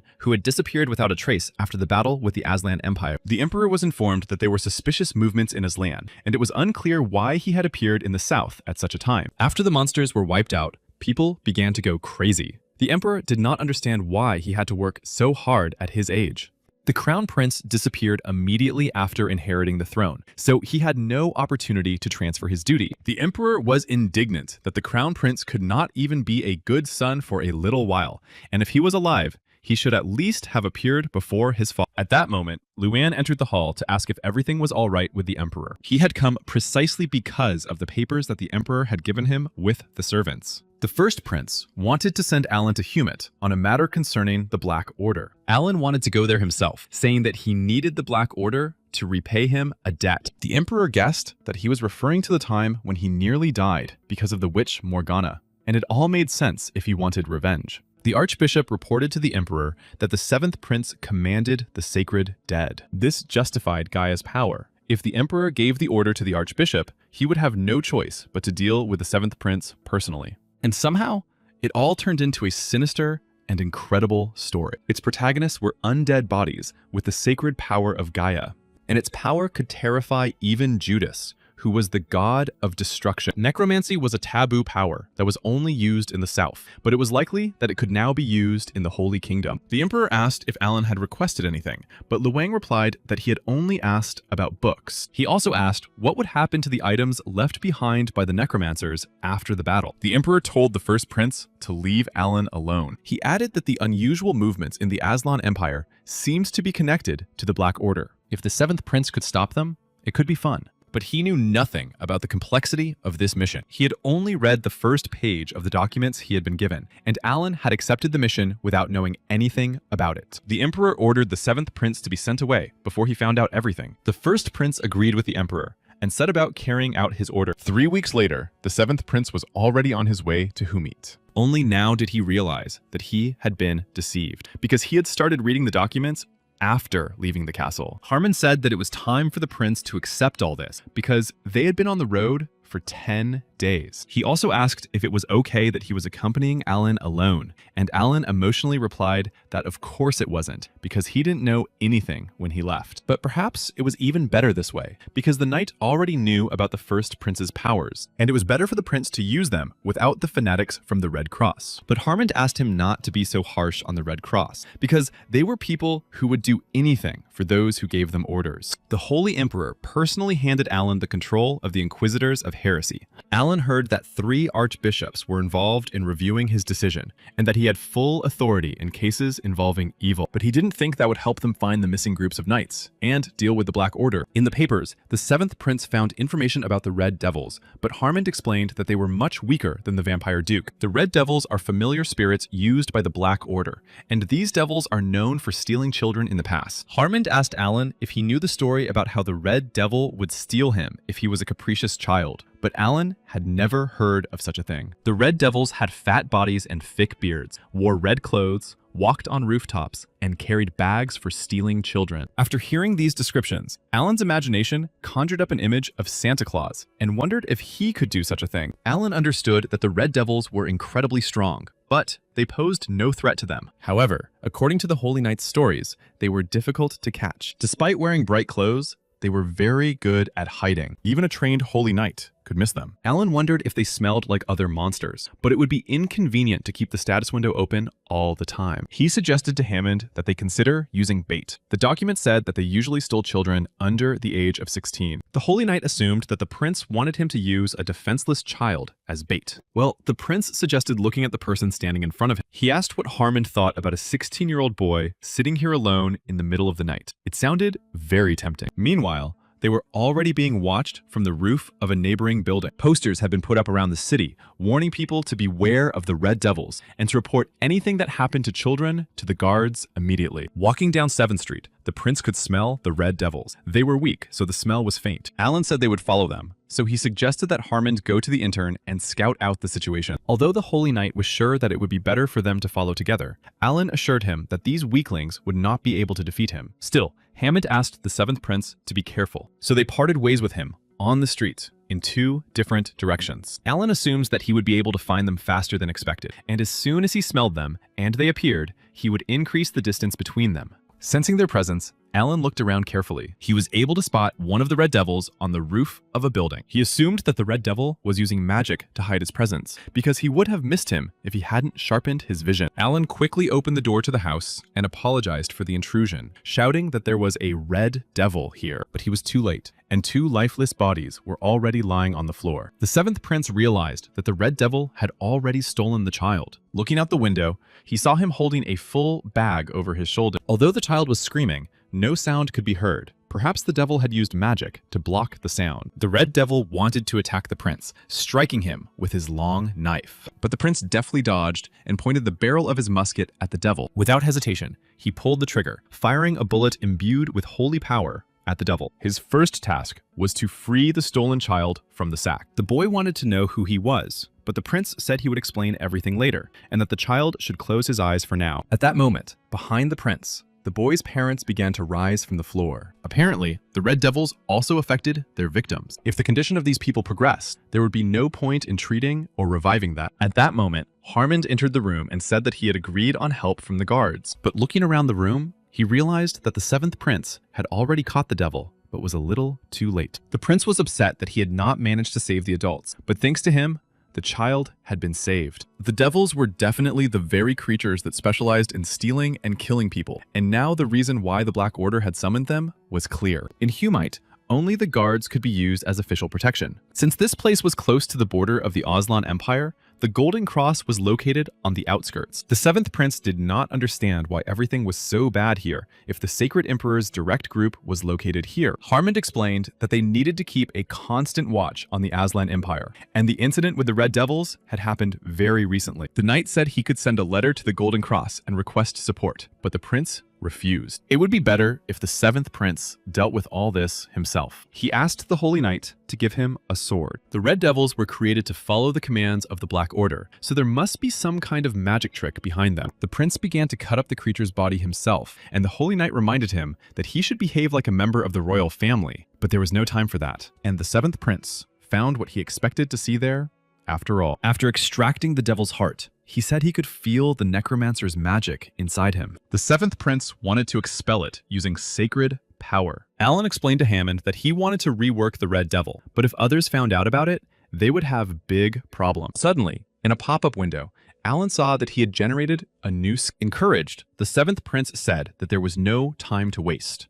It was time to have the 7th Prince kidnap. Meanwhile, the Black Order was gathering undead bodies and skeletons in one place. Apparently, the Order was planning a large-scale attack, not only in Humite, but also in other places. The Red Devils were supposed to return soon and bring more fresh meat. As expected, small children were best suited for their blood and life cycle, and one of these Red Devils arrived just in time. He brought his master the freshest dinner in a large bag. But that evening, dinner was not easy. With a big secret. The master started yelling at the devil that he had asked him to steal a healthy little child, but he had brought him some strange one. But Alan laughed and said that this devil would no longer listen to him because now he was his new master. The Black Order couldn't believe it because it was practically impossible to invest sacred power in a red devil. Immediately, other devils began to attack their masters, destroying them. Alan ordered his devil to destroy all necromancers and release the children, and to bring the strange people to him.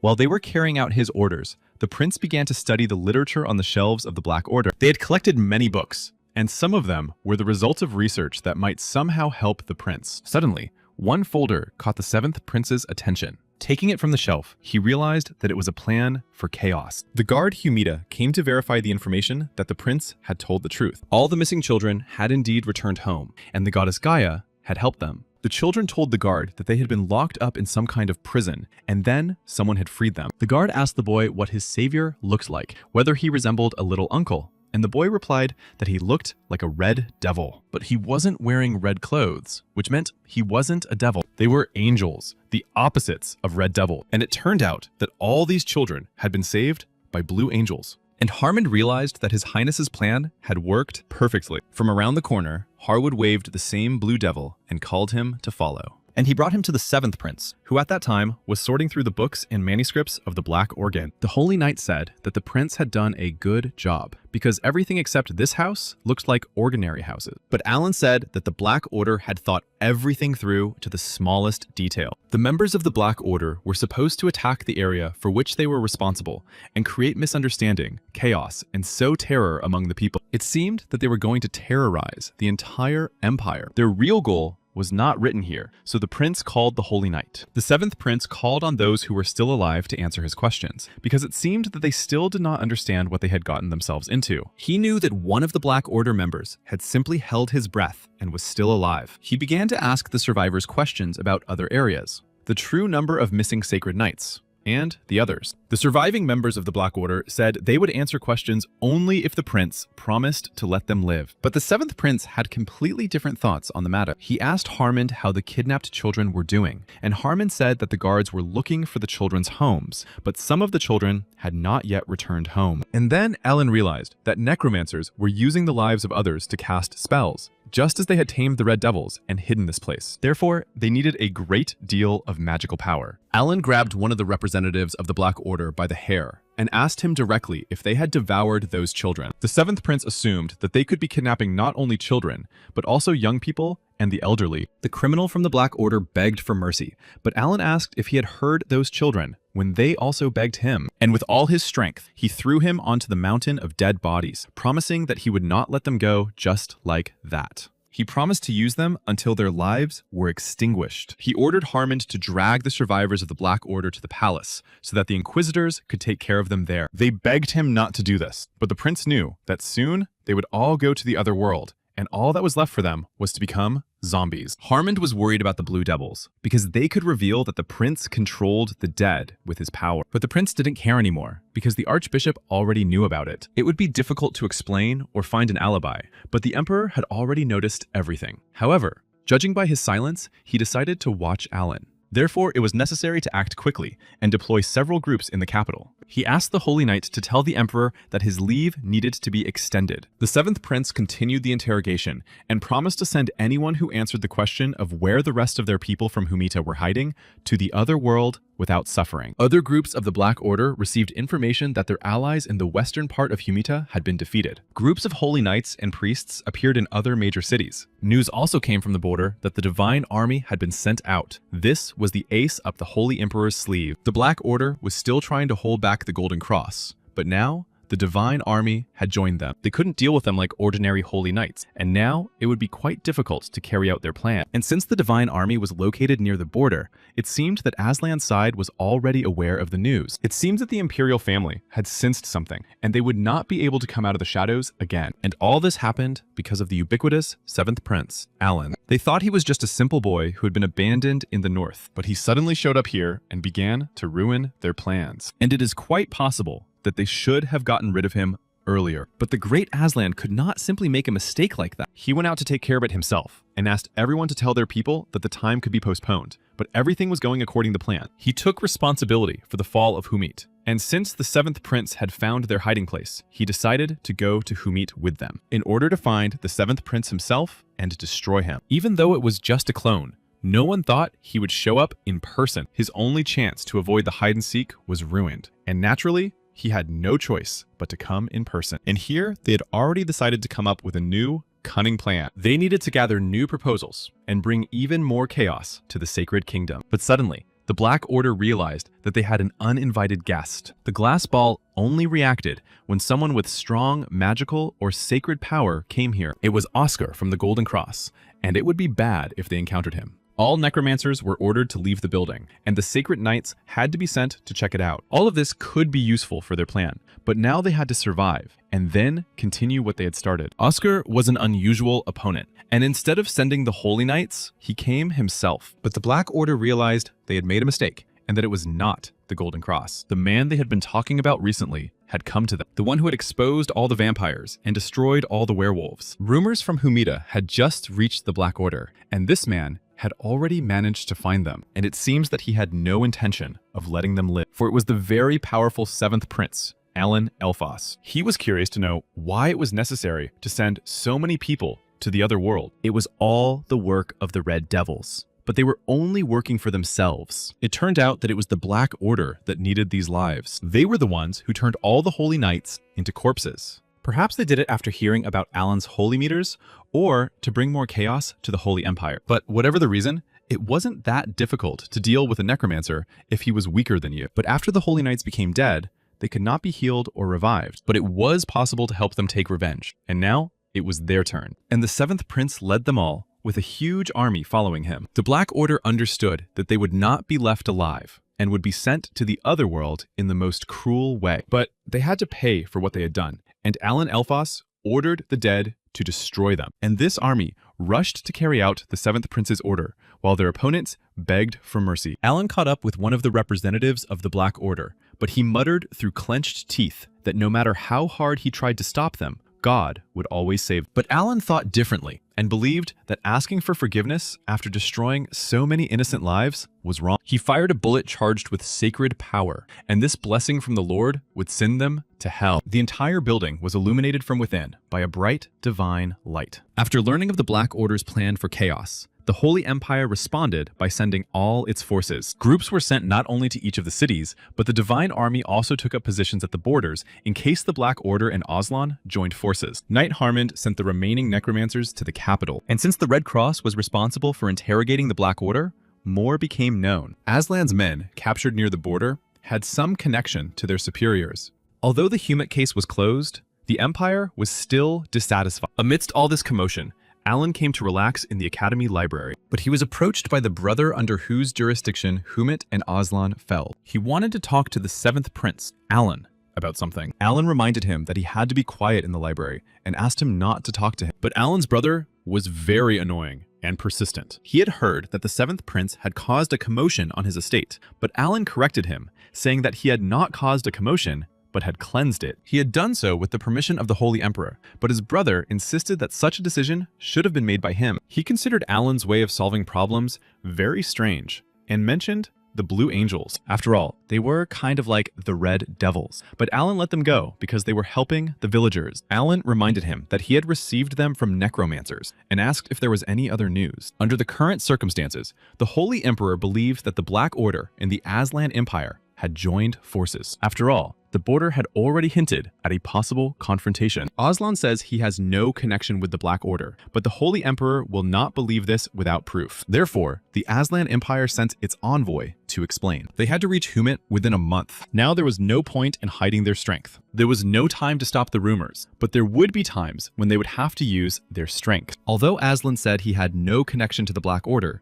they could not have done something like this on their own. Alan also decided to take a look at their envoy, deciding to stay here until he arrived. He was tired of the Imperial Palace and wanted to study a little magic and do some research here. In a month, Alan would be able to see their messenger with his own eyes, and thus be able to reveal Aslan's true identity. The 7th Prince was unconscious, chained to the trunk of a huge tree. It was unknown how this had happened, but there was no doubt how it had all begun. His brother asked Alan to keep quiet until Aslan's representative arrived. But the 7th Prince did not understand how his behavior was related to the arrival of this representative. The thing was that Aslan originated from Humit, and if they made a mistake, they could get into big trouble. Aslan was a group that worshipped Yuda, the god of destruction. And as a result, the Necromancer was a priest and aristocrat to them. It was unknown how they would react if they felt oppressed by the kingdom of the Sacred Emperor. Moreover, they would be even more upset when they saw the one who destroyed an entire order full of necromancers with one hand. Alan thought he should leave the Black Order alone, but he meant that he should not do anything that could lead to conflict. Aslan's representatives would come here to prove that they had nothing to do with the Black Order, and might forgive Alan for his actions. Therefore, the 7th Prince was warned once again about proper behavior. But Alan also had a request for his brother, the 3rd Prince. He needed to get the grimoire of the Necromancer King Aemon. There were a lot of books written by other necromancers at the Academy, and Alan read them all. His Majesty, the Holy Emperor, had imposed restrictions only on Aemon's grimoire, but in order to read this book, he first had to obtain permission from His Majesty. But Alan hinted that this might be the only way to keep him quiet. As expected, his brother said he would try to get it. This was the only thing that didn't fit into the plan, and Alan didn't know what to do while waiting for the book he needed. Then he remembered that Charlotte might be training somewhere around here. Suddenly, at that very moment, he heard her voice behind him. Turning around, the 7th Prince saw her. But looking at her closely, he asked what had happened to her face. She wanted to explain everything and addressed him according to his regalia, but the prince stopped her, saying that he was going to stay in the library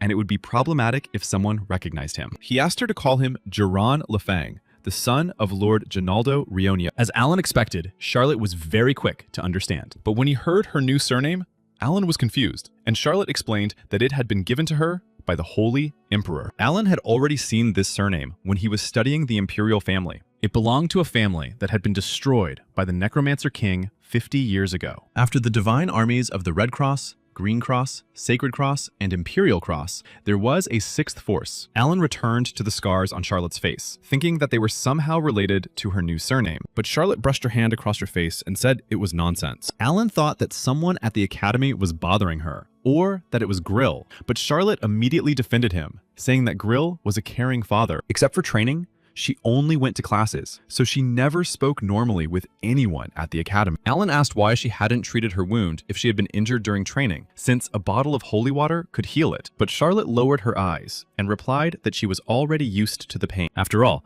a knight who is not accustomed to pain will be broken when wounded, and the family of the Sacred Emperor has no need for such knights. But she wanted to become a paladin who would serve the 7th Prince, to be his shield and sword. But Alan didn't let her finish, and told her she was talking nonsense. And with his own hand, he touched the wound on Charlotte Hare's face. He didn't want Charlotte to suffer pain, and if she ever got hurt again, he could always heal her. Charlotte herself told him that she was his personal paladin. He promised to heal her every time, so that no scars would remain. She heard him and accepted His Majesty's care for her. But then she recovered and called him Mr. Jaren again. So as not to be bored alone while Charlotte was in class, Alan called Harmon to him, and he immediately ran to the 7th Prince, dropping everything he was doing. Alan asked how things were going, and the knight told him that they had destroyed the main base of the Black Order in Humite, but necromancers continued to appear. Even if they were caught and interrogated, nothing would be found. Alan thought that, given the persistence of the Black Order, their plan for chaos might still be working. According to Harmond, Aslan's representative was supposed to arrive on time. Suddenly, the 7th Prince felt someone's presence behind him. Turning around, Alan asked Harmond who the woman was. Harmond turned around and greeted the Crown Princess kindly. Alan also turned around to scan this person. Before him was Rose Dorina, the 45-year-old mother of the 3rd Prince. Her characteristics were a fragile body and a weak mind, but she also had disorder, chaos, and a mad obsession. Alan thought that having such characteristics was not entirely normal. Rose asked what the 7th Prince was doing there, and Alan said that he needed to spend some time at the academy. The Crown Princess asked if Ruffle had given permission for this. For some reason, Alan thought that the prince was being kept under control. This was something she had never heard from the 2nd Prince. And then Alan realized that he was standing in front of the 2nd Prince's mother. Ruffle rushed into his mother's arms, for he was her favorite son. He had not sought her out, so she had decided to come to him herself. He was sure that if the Crown Prince found out that the 2nd Prince had grown up like this, he would be happy. He handed Alan a bag with something wrapped inside. It was the magical book of Necromant Amon,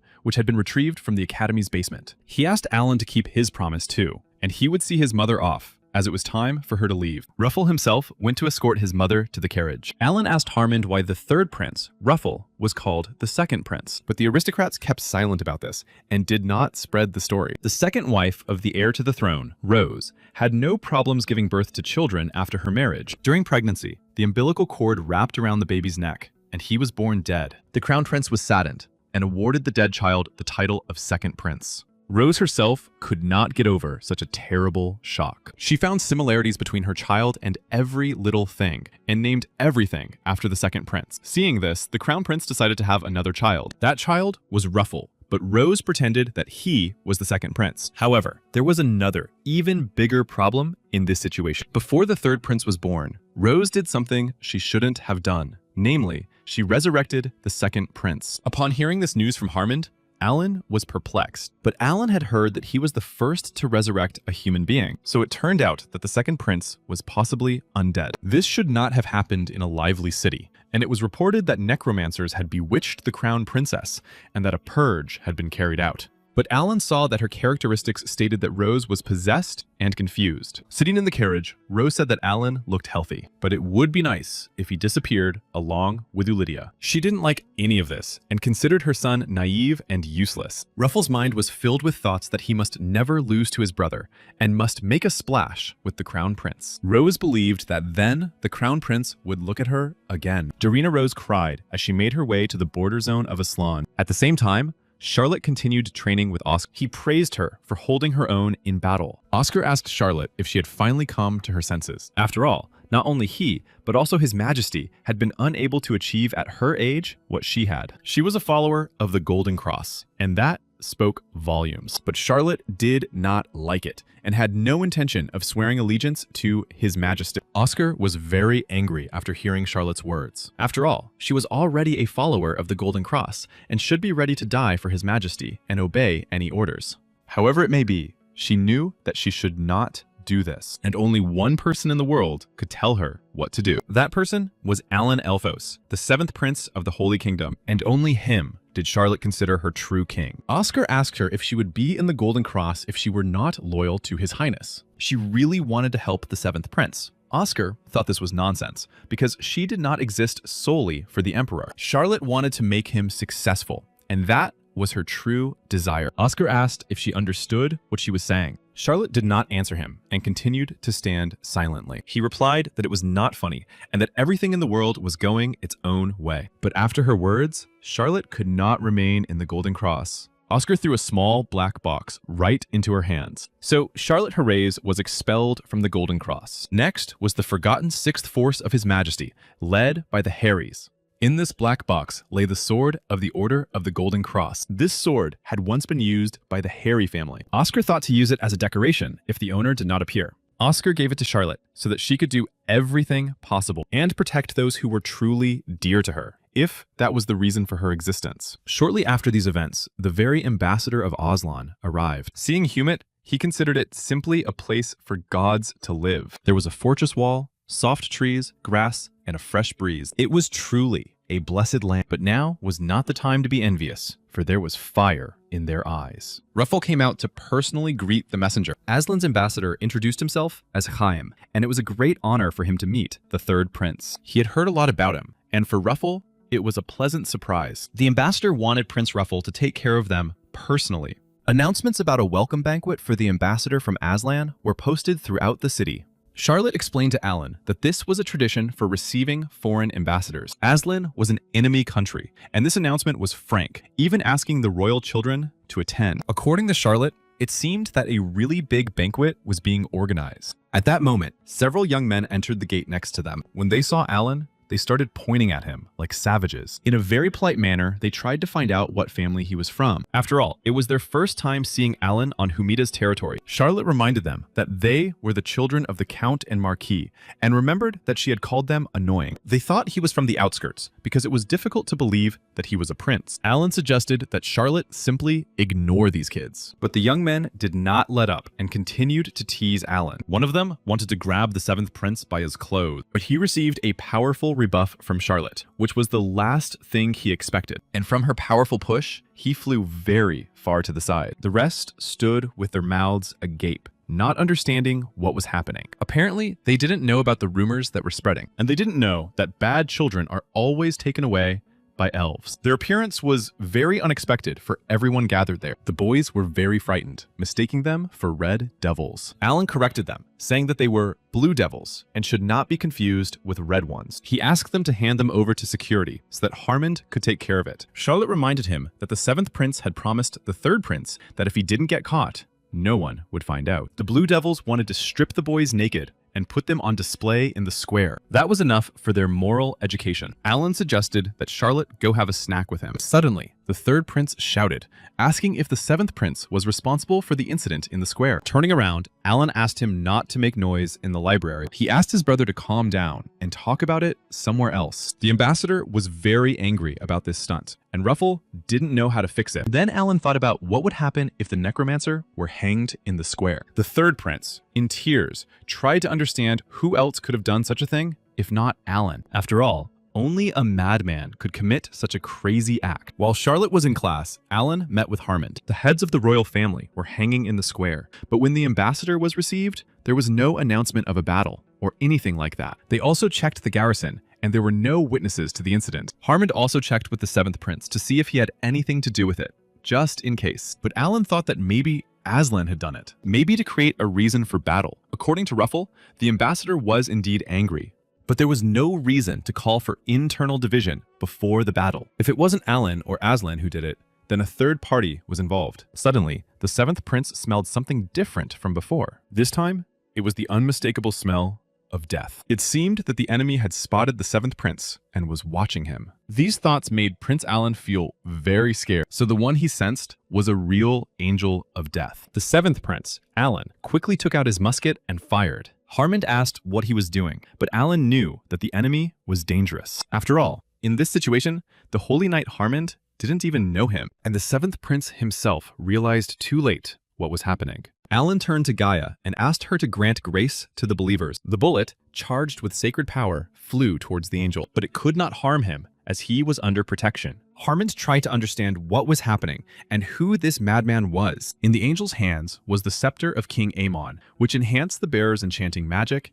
and increased the effectiveness of all skills. But Alan's bullet still managed to leave a crack in his shield. This meant that the 7th prince also deserved the title of angel. The 7th prince had too little training and needed to choose the right prayer. Alan ordered Harmon to close the garrison and border areas and not let the townspeople approach. Now it was too difficult for the angel to resist Alan. And next time, he promised to fight him properly. The 7th prince fired another charged bullet at his opponent, and this time, it finally reached its intended target. The angel asked the 7th prince, Alan Elphos, not to rush. After all, when they met next time, he would definitely finish him off. The angel of death disappeared, leaving only a small cloud of smoke behind. Alan was upset that he couldn't do anything, and it seemed that this wasn't the most difficult thing right now. Harmons did everything Alan ordered him to do, but he was confused by the magic circle. He had seen it too, and perhaps it was the magic of movement. There were only a few wizards on this earth who could control it. The 7th prince thought about the fact that there was a pier in the bay with seaweed, and he was experienced enough to escape. The angel of death said that he had been looking for him for a long time, which meant that he knew him. Alan had recently become famous, and the only place he could be targeted was the Black Church. Perhaps the 7th prince was too complacent this time. But then, he began to guess everything and understand what was happening. He realized that Aslan and the Black Church were connected. If Harmon could see the status window of this evil creature now, he would understand everything. It was Nasus who was destroying everything around him. He was a black magician and necromancer, and had unlimited loyalty to Aslan. Alan asked Harmon to bring something to write with, because he needed to send the information to the operator's fortress urgently. At that moment, Nasus appeared in his master's house. Aslan's ambassador asked why he looked so unhappy. He didn't remember agreeing to meet with him. The ambassador wanted to know who had tarnished Aslan's reputation with the situation in the square. The angel of death was silent and moved very quietly around the room. The ambassador did not like that because he was ignoring his right to lead. He began to shout that there were too many victims for such a defective angel like him. But Nexus said that an ambassador like him had done nothing for Aslan. After all, he was loyal not to the god of death himself, but only to Aslan. And following Rahama's orders, Nasus commanded this place. In turn, Rahama gave him the same powers as an ambassador. And when the banquet began, they would use the 3rd prince to stop the heavenly army. But in response to his words, Nasus did not want to hear any objection. Nessus was going to wipe Humit off the map and told the ambassador to be careful and not get caught. After all, the kingdom would soon collapse. And the reason for this was the extermination of Aslan's priests. And besides them, no one knew about this dark side of what was happening. This green land was soon to become the land of Aslan. And for Alan Elphos, they were organizing a secret destruction. But even more interesting was who had ordered it. The person who ordered the destruction was the mother of the 3rd prince, Darren Rose. But despite this, it was impossible to destroy Alan Elphos. The crown princess considered Alan to be a chick that had hatched from an egg. But in reality, he had abilities that were not so simple. After all, he used 2 powers that were alien to each other, and this was unexpected. And that meant that the 7th prince might be needed by Aslan. Alan held the telegram in his hands and asked if it was really from the kingdom, but Harmon personally took it away. The telegram stated that Alan needed to meet with the ambassador and end diplomatic relations. Alan was dissatisfied with this response and could not accept it. Ruffle was present during this conversation, but was very confused. Alan continued to insist that Aslan was also involved in all this. After all, it was the 3rd prince who was responsible for diplomacy. But Ruffle was concerned that the banquet had to go according to plan. He had arranged it because Aslan wanted to settle relations, but Alan saw no point in it. Now the people had to be ruled,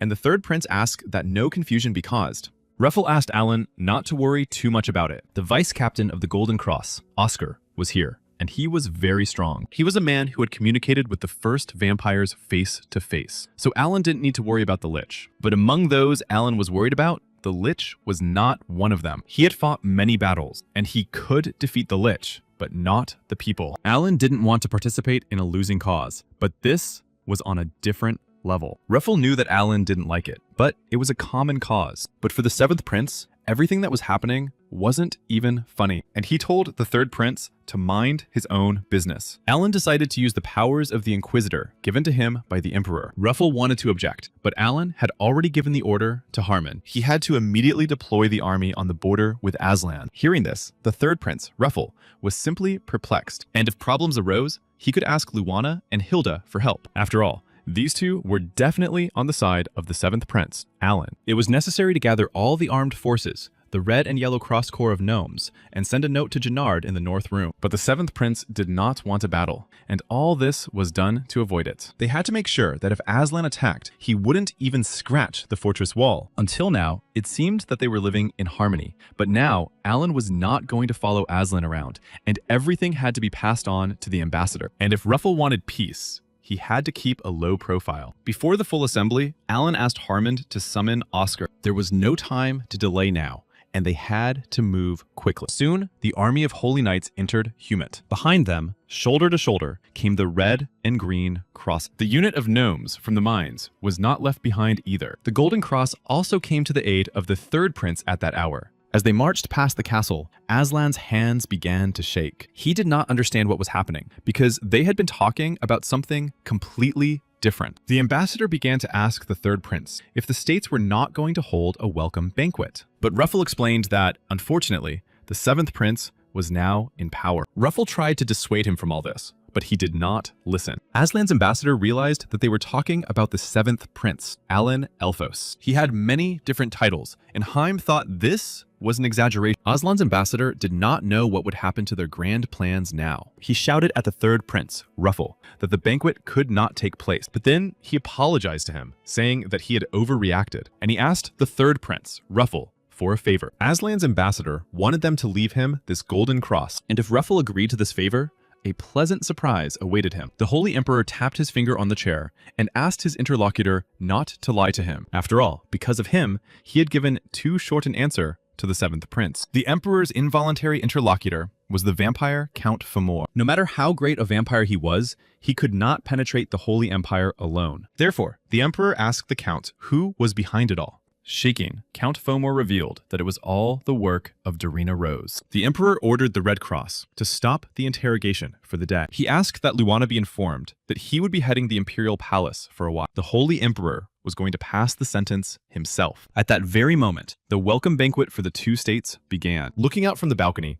Alan thought that there was nothing that magic couldn't do. And now it was somehow relatively calm here. Alan changed the location of the banquet at Ruffle's instruction, but it didn't matter where the troops were stationed. Something was bound to happen anyway. Approaching Alan, Ruffle asked if he had been with the ambassador, since he himself had had to leave because of Oscar. The 3rd Prince had a feeling that he would stab him in the face, and he thought it was Alan's instruction. But Alan reminded him that he was from an enemy state and had to take his status into account. And Alan really didn't like this banquet because he was against it from the start. Standing on the balcony, Ruffle decided to ask Alan something. He pointed down from the balcony at one of the women present. He pointed to a black-haired maid standing next to his mother. He asked Alan if he knew how he had spotted her. The 7th Prince decided that the 3rd Prince liked her. Charlene was a master of charm, but she also had a nasty temper, was hypocritical, drug-addicted, and prone to threats. But the conversation between the 2 Prince brothers was interrupted by Ambassador Aslan. Ruffle turned his head, trying to understand if the ambassador had come with Oscar, and the ambassador had important business. He told the 3rd Prince that time was almost up. Alan tried to hear something important from their conversation. Suddenly, someone's voice said that he should be greeted. Everything around them shook, as if a strong earthquake had begun.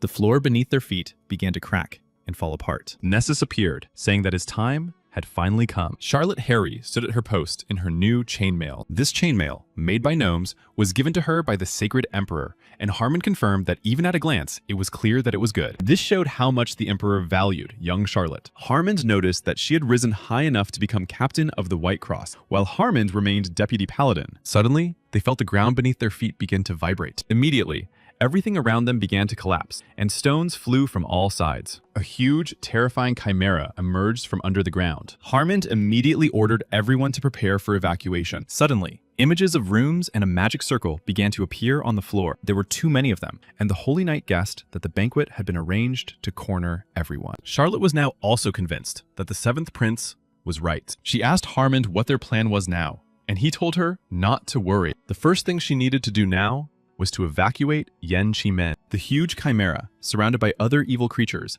was already approaching that. The 7th Prince felt that the stench was getting stronger. Turning to Aslan's ambassador, he asked if this was the same plan of chaos that they had prepared. Holding a knife to the 3rd Prince's neck, he replied that everything was correct and that it was all for Aslan's sake. Turning to Ruffle, Alan asked how he had allowed himself to be caught so easily, but Haima shouted at the 7th prince not to move if he wanted to save the 3rd prince. But Alan asked him only one question. If he took Ruffle away, would he fall behind the others? After all, those who Haima had captured were the real traitors. The 3rd prince tried to prove that it was all nonsense. But Alan had heard from Oscar that Count Fomor had confessed everything, and now it was best for them to tell only the truth. But after all this, whether the 3rd prince was a traitor or someone else was now a problem for the castle. Alan asked if the ambassador had seen the thing in the hall that showed the image. This thing was recording now, because who would have thought that Aslan would declare war right now? In this way, the 3rd prince provided evidence of how everything had happened. The 7th prince did not like this banquet from the very beginning, because everything was organized by Aslan, and this made him regret it. But he would not be able to cope with all these numerous troops. Suddenly, everything around him shook violently and swayed. Alan could not understand what was happening and what this vibration was. The floor of the balcony beneath his feet began to crack and break into pieces. Suddenly, it collapsed completely, and everyone who was on it fell down. Below, the 3rd prince saw the very same mad Nasus. Seeing the 7th prince, he exclaimed that he had finally come. But grabbing him by the neck with his bony hand, he whispered that he had missed this angel. And flashing his red eyes, he called the 7th prince to follow him, for he so wanted and dreamed of taking his enormous power for himself. Meanwhile, a huge chimera was destroyed in the square. Harmond and Charlotte, with the help of the dwarf army, were able to restore order here. One of the soldiers of the Golden Cross rushed to them at full speed. Harmond asked him how things were going in the banquet hall, but he replied that there was no one there. He said that a huge hole had formed there, and that everyone had probably gone through it. But such a hole had appeared not only in the banquet hall, but also in several other places. It turned out that the 7th prince had disappeared in an unknown direction. At that moment, Alan woke up in an unfamiliar place. When he was falling, he thought he had fallen into the hole along with the undead. But if it wasn't a hole, then it must have been some kind of distortion of space. Alan tried to quickly understand and figure out where he was. Suddenly, not far from him, he noticed Nasus and several other people discussing where to find the 7th prince. Since they had all ended up in this passage together, he had to be somewhere here. Watching them, Alan couldn't understand why they were all crowded there. It turned out that the 7th prince, Alan, had fallen here all alone. It seemed very unfair to him. After all, he should have fallen here together with Ruffle and Oscar. Suddenly, a loud voice rang out, saying that he knew the 7th prince could hear him. At first, Alan wanted to hide well in order to buy some time. This was Aslan's training center, and these plans had been in the works for a long time. A huge number of sacrifices had to be made in order to carry them out. But because of the 7th prince, it was all in vain now. Nessus was just about to lure Oscar here and get rid of him, but only after the destruction of humanity. Aslan was supposed to emerge from the wasteland, and Nessus's plan to take over the earth. But the 7th prince, Alan Elphos, dared to destroy it just like that. Nessus promised to torture the 7th prince and then tear him to pieces, and finally take all of Prince Alan's powerful strength away from him. Suddenly, a bolt of divine power struck Aslan's envoy. It inflicted a severe wound on his left shoulder. This shot was fired by the 7th prince, Alan, from his musket.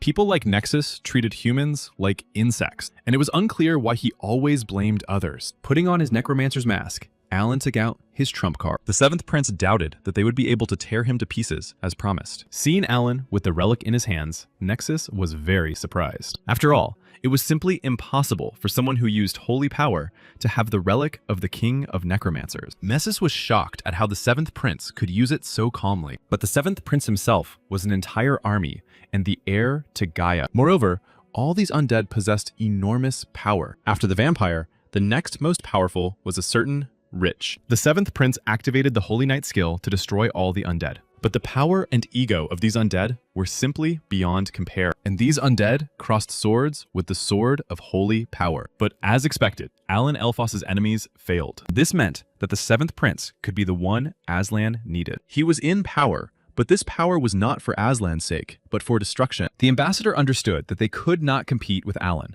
and suggested simply running away. But Nexus reminded him that they were already at home and had nowhere to run. The ambassador did not know what they could do together, especially since he was wounded. And Nexus told Aslan's ambassador to give up his own life. After all, they were doing this for Aslan, and surely he could not begrudge his life for that. And Nexus ordered Jaime to prove his loyalty to Aslan and give up his soul and magic. But Alan was sure that they would not be able to stop him with a few insignificant souls. Nexus was very arrogant, even at such a difficult moment. Skeletal hands emerged from the holy water surrounding the seventh prince. Several pairs of bony hands grew behind Alan's shoulders like spider legs, and he told Nexus to show Aslan's incredible power. Each of Alan's hands drew on an inexhaustible sacred power. Seeing this, Nessus and Aslan's ambassador, Jaime, were stunned. Then, each of the seventh prince's hands took out a musket. Looking at this, the ambassador wondered if Nessus really thought he could stop him. Using the artifact, the seventh prince gained even greater power. Bullets charged with sacred power flew toward Nessus and the ambassador. Seeing what was happening, Nessus managed to react very quickly. He managed to shield himself from the seventh prince's attack with his shield. He knew that this was something unusual,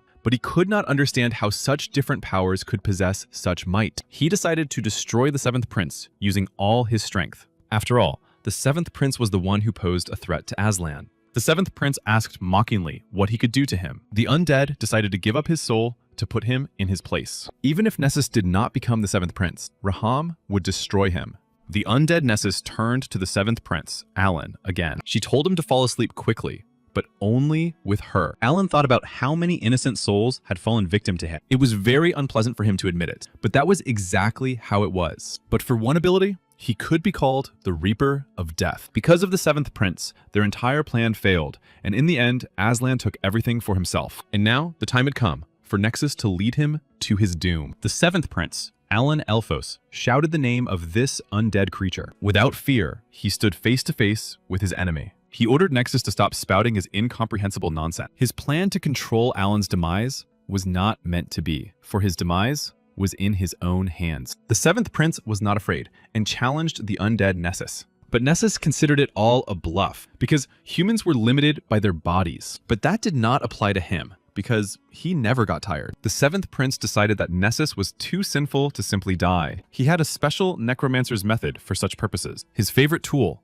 a sacred shovel, reappeared in his hands. Nessus couldn't understand what he was about to do. He begged Alan to stop, but Alan kept stabbing him with his shovel. But the seventh prince knew that this method would subjugate any creature, for it could not die and would now serve him. He could not preside over anyone's death, let alone his own. At that moment, Charlotte and Harmond were trying to find Alan. Suddenly, one of the Holy Knights ran up to them, very agitated. He informed them that they were being attacked by the military of the Aslan Empire. The two rushed to defend the estate. After the Chaos Plan, they decided to attack them now. On the way, Charlotte and Harmond realized that they wanted to take the knights hostage, but things did not go as planned. The knights commanded that Lord Harmond was coming and that the gates should be opened. Running up to the knights, he first asked how things were going and why they were all standing there. The knights replied that they had been ordered to open the gates and wait. Suddenly, a very bright, sacred light shone on everyone present. They could not believe their eyes and could not believe who was standing before them. For the sacred emperor Kelt Elphos himself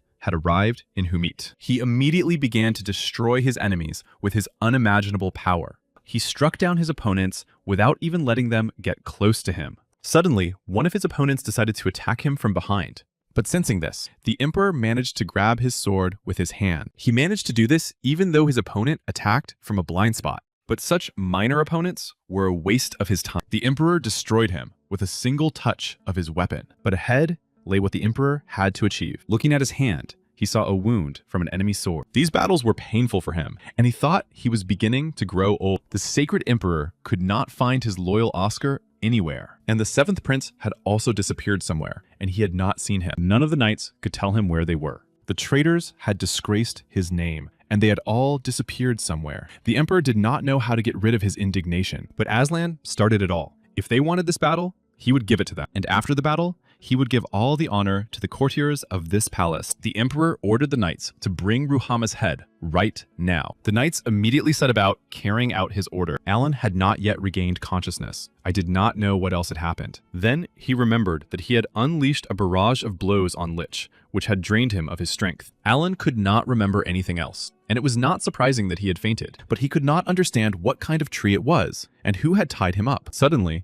some people called him an angel, and were very happy that he had regained consciousness. They rejoiced that their savior had finally come to his senses. They were unfortunate slaves who had been captured in this place. They had been caught for experiments and sacrifices, and their lives had been taken from them. One day, a warrior appeared and punished the undead who were persecuting them. He granted them salvation, and the holy water made by the angel restored their stolen lives. They considered Alan to be an angel, and his holy water to be the best. And when the seventh prince fainted, they all took care of him. But they thought he had come here for their mistress, Tinia. And then Tinia herself appeared, looking like an elf. She greeted their savior, the seventh prince, Alan. Tinia was a dark elf and the true heir to Aslan. And now Alan understood everything, for she was the daughter of Rahama.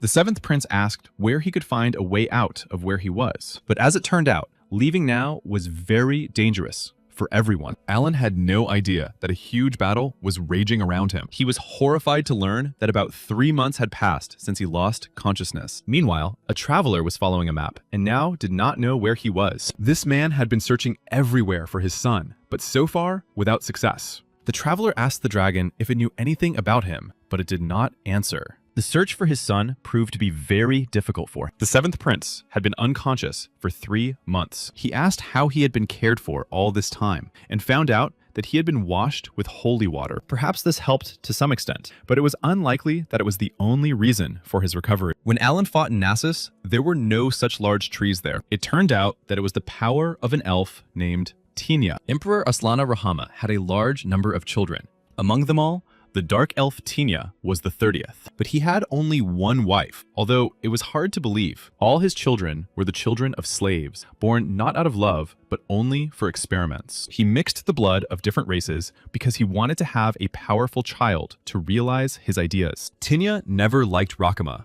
and he learned that the Black Order needed healthy slaves who would live long lives. Tinia grew slowly due to the nature of elves. The servant Damon was also guilty of simply watching this happen, and so every single one of them was forced to come here. In a country where necromancy was used, the ability to be friendly to nature was considered a great tree. And Tinia couldn't put the angel on the hard floor, so she tied him to a tree. The seventh prince, Alan, understood everything, but still wanted to go home very much.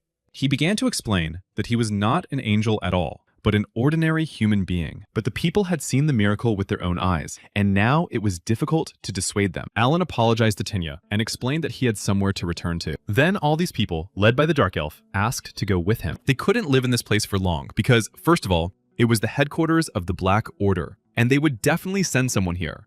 They promised not to bother Alan and to leave as soon as they found a suitable place for themselves. In principle, Alan didn't care, but their elven powers could be useful to him. However, he decided to take only 2 of them with him, while the rest would stay here for now. There was no land in Aslan that was worth anything, but this was beyond the pale. They made their way through the desert and the sandstorm, and none of the 3 knew which direction the city was in, all because they had set out without a plan. Suddenly, a strange cry came from somewhere. They knelt down and listened to the sound. Tinia heard knocking and shouting, as well as the sound of an orc roaring, which meant that an orc and some merchants were fighting somewhere nearby. Ellen suggested going towards the sounds, but that way they could be caught. They decided that this was the angel's plan to save people in trouble. The merchants were very happy to receive such timely help. They couldn't stay away and not thank Alan. After all, they had never seen so many skeletons in their lives, and he was the best necromancer they had ever seen. But the prince was modest and said that he was just an ordinary man and necromancer. Looking at them,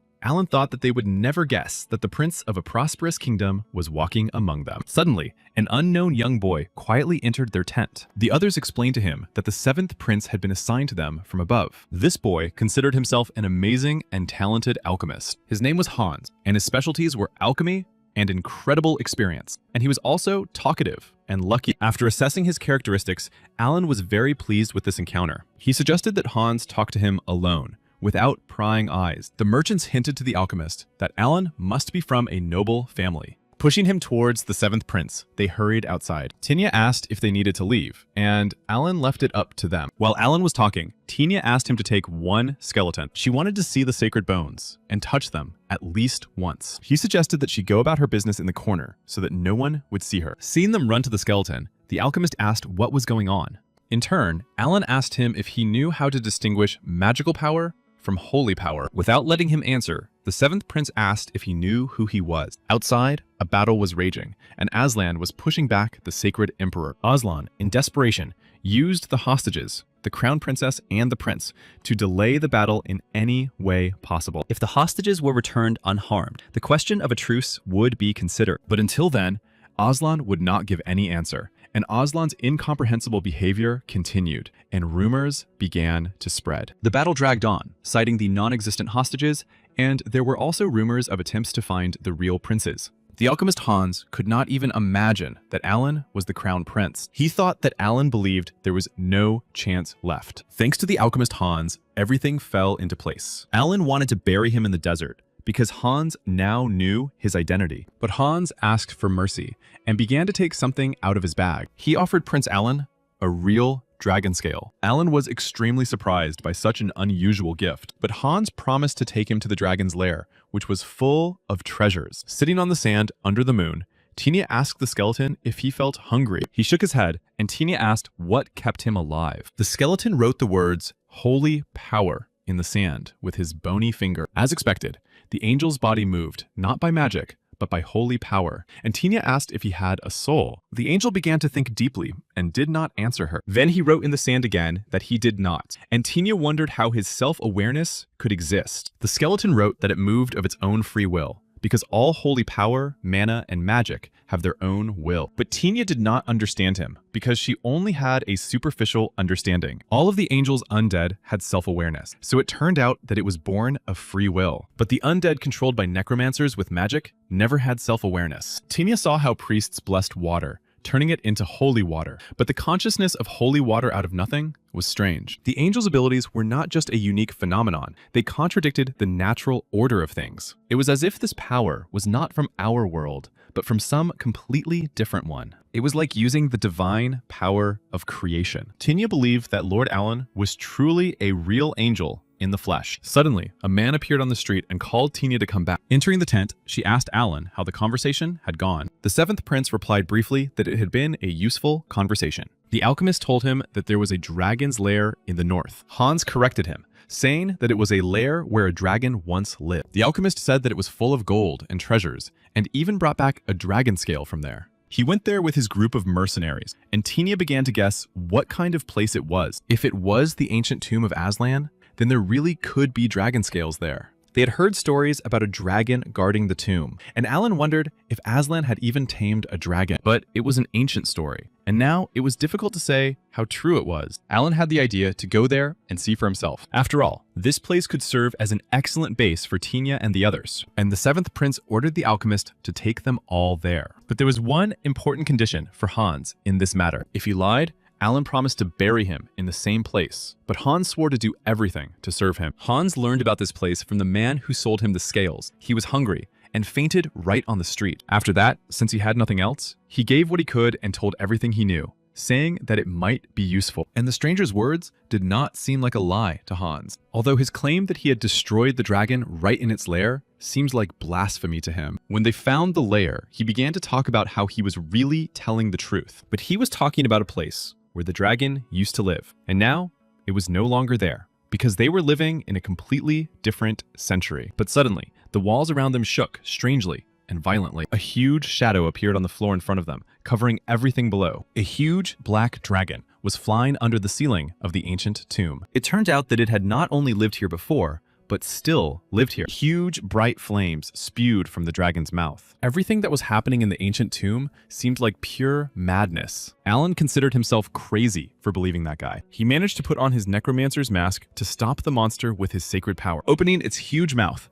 the dragon spewed a powerful stream of fire at them. It was so powerful that it literally knocked everyone off their feet. They scattered to the sides, like pawns mixed with stones flying off the walls. They tried to at least grab the ledges on the floor with their hands so they wouldn't fly outside. When everything around them calmed down a bit, The alchemist Hans thought he was alive. Lady Tina was sitting on the floor away from the others, and they asked if she was all right, but she did not respond to them and did not answer. She stared into the distance as if spellbound and did not move. At this time, Alan was trying to understand what had happened here. He approached the dragon's body, which was lying motionless on the floor. He examined it carefully and noticed one interesting thing. The dragon had suffered fatal injuries before they arrived, And Alan found its behavior very strange. So it seemed that the merchant who sold Hans the scales was not exaggerating, but it was unclear how he could have dealt with such a dragon. At that moment, an excited Hans ran up to him and asked what it was. Thinking that he was talking about the dragon, Alan joked that it was the creature that Hans so vehemently denied existed. The alchemist had something completely different in mind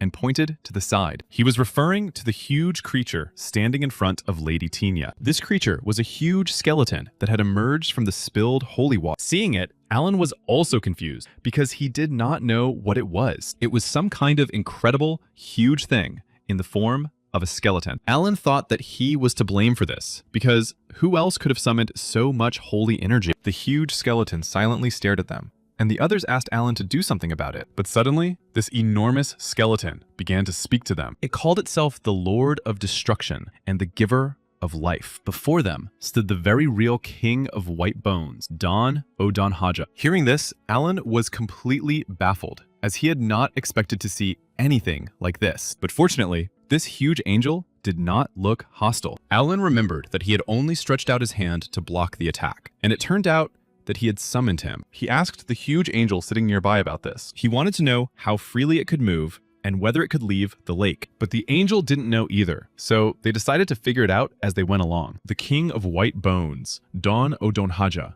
picked up the body of the defeated dragon with his huge, bony hands and threw it somewhere to the side with incredible force. It was hard to believe that such a huge dragon could be knocked down with one blow, even seeing it with his own eyes. Looking at all this, Alan thought it was just incredible. And then Hans saw the passage that the dragon was blocking with his body. Behind him was a mountain of treasures of all kinds, and now they were rich. Turning to Alan, Hans suggested that he ask the Whitebone King to move everything for them. Alan was surprised that the alchemist did not have any items with a spatial pocket. The seventh prince was about to tell Hans about spatial magic, but the King of Whitebones interrupted him. He asked Alan, calling him master, if everything was all right with him. The King of Whitebones was not like a normal summoned creature. He needed constant support, and for that, Alan would need a huge amount of holy energy. The seventh prince replied that such things should have been discussed immediately. Somewhere in another world, the entire room was filled with smoke, caused by a machine that had malfunctioned as a result of overload. A fire broke out, and people had to be evacuated urgently. Suddenly, two people who were in the room froze and stared at something unusual. At that moment, Alan was either falling into some kind of abyss or walking along it. Someone nearby shouted that people were being sucked in and needed to be pulled out immediately. Then Alan woke up and again did not immediately understand where he was. It was another fainting spell, and he woke up tied up again. Hans was next to him and was very happy that Alan had come to. He had been unconscious for 10 days, and now he felt like a bear after hibernation. But Tilia told Alan that after investigating, they found out that there was no food or water there. So they hired mercenaries to go to the nearest town. And as it turned out, there was a fairly large town nearby. It was Yebalum, the most famous slave market on the continent. Rahama was indignant that after declaring war, they were forced to beg for mercy. The army sent to Humit was completely blocked by the Celts. Rahama asked his lords if they knew what had happened to the princes. They explained that they had disappeared into the distortion and were definitely somewhere in the territory of Aslan. But Rahama did not like it when people played charades with him. At least it was known that they were being held in Aslan. Suddenly, Rahama was informed that the Holy Emperor had sent a reply to his letter. One of the lords held the letter with trembling hands and could not bring himself to open it. Rahama opened the letter, and it stated that the Holy Empire demanded two things: to pay the empire for 20 years and to take responsibility for the battle. But there was another very important demand. The Aslan Empire had to surrender. In his anger, Rahama tore the letter to shreds and scattered it around the room. The Holy Emperor provoked Rahama with this response. Emperor Aslan Rahama was very angry and had no intention of surrendering. He ordered his lords to immediately find the princes and bring them to their knees before him. And if they dared to talk nonsense, he would immediately cut off their heads. The lords promised Rahama that they would find the princess before the Holy Empire did. They planned to cut off the prince's limbs, disfigure their bodies beyond recognition, and send their heads as a gift to the Holy Emperor. But besides this, the letter from the Holy Emperor also contained good news. It seemed that the third prince was in the slave city of Yebelum. Moreover, the crown prince of the Holy Kingdom of Luang Elfos was also in Yebelum. But for Rahama, this news was not good at all. It meant that the monster was now targeting their heads. Both princes were in one place, and communication with the undead had been cut off. If the other missing princes were also gathering in Yebelum, what would the Holy Empire think of him? And Rahama gave orders to his vassals to move the army and burn Yebelum immediately. Although Yebelum was the sacred land of Aslan, the emperor could no longer allow the Holy Kingdom to manipulate them. It was necessary to quietly block the city so that not a single rat could get in and destroy every living creature there. Meanwhile, Hans asked Alan how long they were going to sit idly by. Alan thought the city seemed noisy, but that must have been the time when the column of slaves was passing through. This place was called the City of Slaves because it had a coliseum only for slaves and was famous for its constant fights. Alan couldn't understand how people could enjoy this and how the slaves simply agreed to it. And then, looking at the column of slaves, one of them seemed familiar to Alan. He looked closer and became sure that his eyesight had not failed him. Among the slaves in the column was the third prince, Ruffle Elfos. He had said many times that he was a prince, but his vassals did not believe him. Meanwhile, Alan wondered what the third prince was doing there. At the same time, Hans was trying to prove to Alan the value of one of his possessions. The seventh prince insisted that he had saved him from the dragon and had divided the treasure fairly, but the other prince pitied him for a scrap of paper. But the alchemist did not think so, and did not want such an important piece of paper to be called a scrap of paper. After all, it was a scroll of movement that could move 3 meters, but this place was not suitable for its use. But 3 meters was clearly not enough to enter Yebelum. They could only waste the scroll, so this thing was definitely useless here. The seventh prince suggested selling the scroll if anyone would buy it, but it was unlikely that anyone would want to spend hundreds of gold coins to teleport 3 meters. But theoretically, interdimensional travel was possible. After all, as it turned out, Alan himself sometimes used it. Sometimes it is necessary to summon the dead, because the foundation of this world is not just one thing. First comes the middle world, where people live, followed by purgatory, where the souls of those who are no longer among the living go. There is also the world of giants, whom even the gods feared, and therefore imprisoned, and the legendary world of spirits. There are also dozens of other dimensions besides these few. Light creatures such as souls can easily pass through the walls between dimensions, which is why movement between dimensions is possible. But physical bodies with a large mass are difficult to carry even at the molecular level. Therefore, a huge amount of energy is required to break through the wall, and movement within a single dimension is already difficult. Alan thought that this would require power comparable to that of a god. Hans proved to be very helpful, and Alan asked him where he had studied alchemy. Hans replied that he had studied it on his own, based on the research of his late parents. Alan invited Hans to come to the Holy Kingdom later. He was going to provide the alchemist with resources for research, and if he wanted to work for the Holy Family, he could take advantage of this invitation. Hans wanted to thank the seventh prince for this opportunity, but the prince stopped him and said that now they had to deal with his brother. Alan wanted to enter quietly, using teleportation, but unfortunately, that was not possible. Now, he would have to enter with a lot of noise and possibly destruction. Meanwhile, the great teacher was busy healing those who needed help. Now that the archbishop was here, things had become much calmer. Seeing how the prince had grown, tears welled up in his eyes. But the holy emperor was in a bad mood and said that if the soldiers died, it would be on Raphael's conscience. The archbishop tried to justify himself, because at that time, he had tried hard to deal with the high priest. But the holy emperor did not want to listen, and decided that Raphael was getting old if he was having trouble dealing with such things. Raphael wanted to know what had happened to the missing people, because he did not expect even Oscar to disappear, but the holy emperor was sure that he would soon show up here, even though they themselves did not even know where Oscar could be. Seeing a man approaching the castle gate in the darkness, they shouted for him to stop and identify himself. Raphael asked if the emperor had received a message from him, but it was only his intuition. The emperor was sure that Oscar could return alive no matter where he went. Seeing the man approaching the castle, all the knights greeted Vice Captain Oscar. Approaching the holy emperor, he explained his absence by saying that he had been delayed by getting lost in the desert. The archbishop was very surprised that Oscar had managed to cross the great desert of Aslan on foot. He wanted to heal the wounds inflicted on the vice captain, but the latter decided to wait, as he had an important message. While wandering through the Aslan desert, he noticed Rahama's army there, but it was not heading for the Holy Kingdom. The Holy Emperor realized that their target would now be his grandchildren. Oscar suggested that their nearest destination was in the direction of Yebaluma. The emperor thought that their goal was to defend the city, but Oscar explained that they had brought siege weapons with them, and it looked more like an attack than a defense. Was there something in Yebaluma that their enemies feared? For that was the only reason they would attack their own city. The Holy Emperor told Oscar that from now on, they would command separately. He asked the vice captain to force the enemy to surrender, and if they resisted fiercely, to destroy them all without a trace. Bowing his head, Oscar replied that the emperor's order would be carried out. The Holy Emperor guessed that the prince was behind all this. But still, the scale of what was happening was too great. There had to be something else, and it was located in Yabellum. The man held a piece of paper in his hands, and what was written on it caused him confusion. This paper contained information about Ruffle, the slave who had won the victory. He was surprised that Ruffle had managed to rise so high, since he was just an ordinary slave. He was lucky to have stumbled upon a traveler in the desert and met Ruffle in Yebalum. But now that he was attracting so much attention, it would be difficult to escape quietly, and perhaps it would be better to wait. There were rumors that a slave who won 10 victories was granted victory, but this man did not know if he could trust the people of his land. And it seems that Aslan had already figured everything out, because lately, he had been moving openly, and Ruffle's identity must have already been revealed. All this time, 3 figures in black hooded robes were watching him. In that case,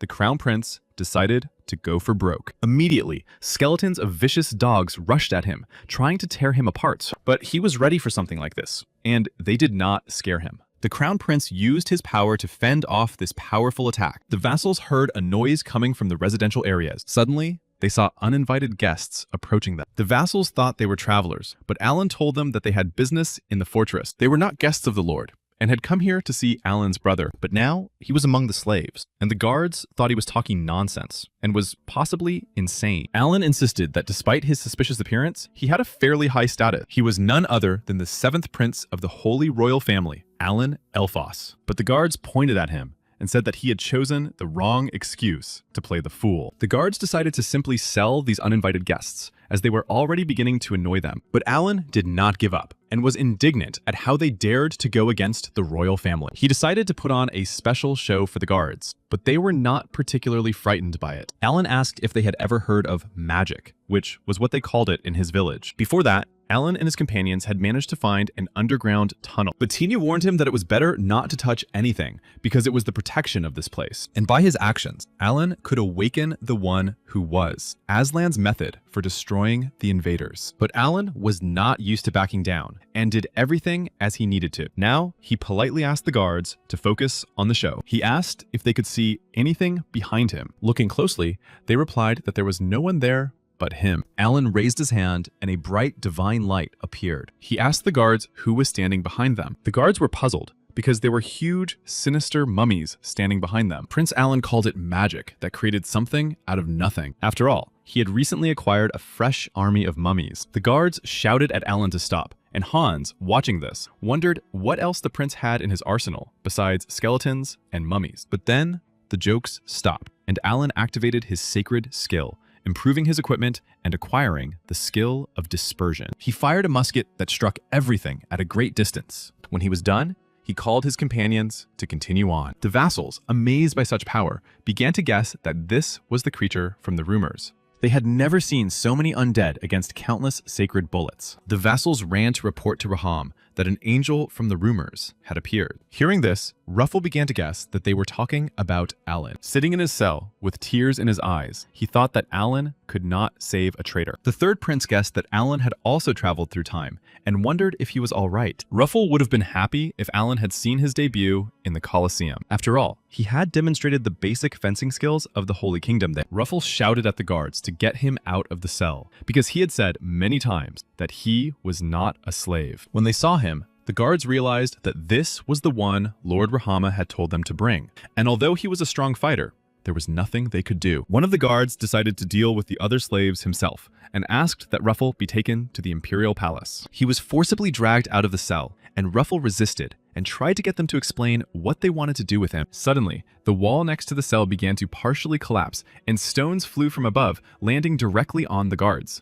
Ruffle heard a familiar voice, asking if he was hurt. In the bright light, the 3rd prince saw the figure who had come to rescue him. It was his brother, the 7th Prince, Alan Elfos, the very man from the rumors. The mummies used their bandages to help the 3rd prince climb out. The smoke from the explosion in the prison was visible from the walls of Yebeluma. The other mummies opened all the cells in a row and released the slaves, telling them to flee Yebelum as soon as possible. Seeing that Alan had freed all the slaves, Tinya shouted to him that it was time for them to leave too. Behind him walked a huge mummy, carrying Ruffle on its shoulder, who grimaced and considered it a complete abomination. Judging by the sounds, the mummies were holding up well, but it was time for them to leave Yebelum too. Suddenly, a blade, shining with sacred power, stuck into the ground in front of Alan, and someone decided to stop him and shouted, "Stop!" The man behind the 7th prince asked if he was the one controlling the mummies. This man had heard of holy undead, but did not think they really existed, while Alan tried to understand who he was. He was surprised that with such a small group, Alan was able to break through the soldiers and reach the fortress. And perhaps he was the angel from the rumors. It was White Allfours, who possessed specialized light magic and a holy disposition. Special notes indicated that he was searching for his son. White Allfours waited for Prince Alan to respond. If he continued to remain silent, White would be unable to determine whether he was an enemy or an ally. At that moment, Tinya ran up to Alan and called his name. White realized that it was Alan who controlled those mummies, because he felt a powerful, holy force emanating from him. And it seemed that the huge mummy was not going to harm Ruffle. White thought that Alan might be a knight of the Holy Kingdom, but when Alan turned around, his face bore the features of his mother, Ulitzia. White was simply amazed by this resemblance and began to guess who was standing in front of him. And from the expression on his face, Alan guessed that he had recognized him. It was Alan's father and the 3rd Prince Ruffle, the missing crown prince. The noise coming from the fortress could be heard from a great distance. Rahama wanted to find out what was going on there, because according to rumors, the fortress of Yebelum had been attacked, and White had finally begun to act. He must have already established contact with the 3rd prince. There was also a very important message for Lord Rahama. It said that the army of the Holy Kingdom was moving towards Yebelum. This meant that the Holy Emperor had guessed their plans, and they had to prevent the Crown Prince from meeting with the forces of the Holy Kingdom. Rahama gave the order to surround the city with the Lord's troops and capture everyone alive. In case of resistance, they could not use force, and Rahama himself went to Yebelum, but he went alone, accompanied only by his children and Hasha Shin. Then, after thinking for a moment, Rahama said that the Crown Prince could not be destroyed, and this time, they would definitely defeat the Holy Kingdom. All of Aslan's troops were ordered to prepare for action. Several hundred burning arrows flew through the air above the city. They began their attack on Yebelum, and it was a real disaster. While the huge mummy carried Ruffle, he kept thinking about why he was so evil. But when Ruffle finally woke up,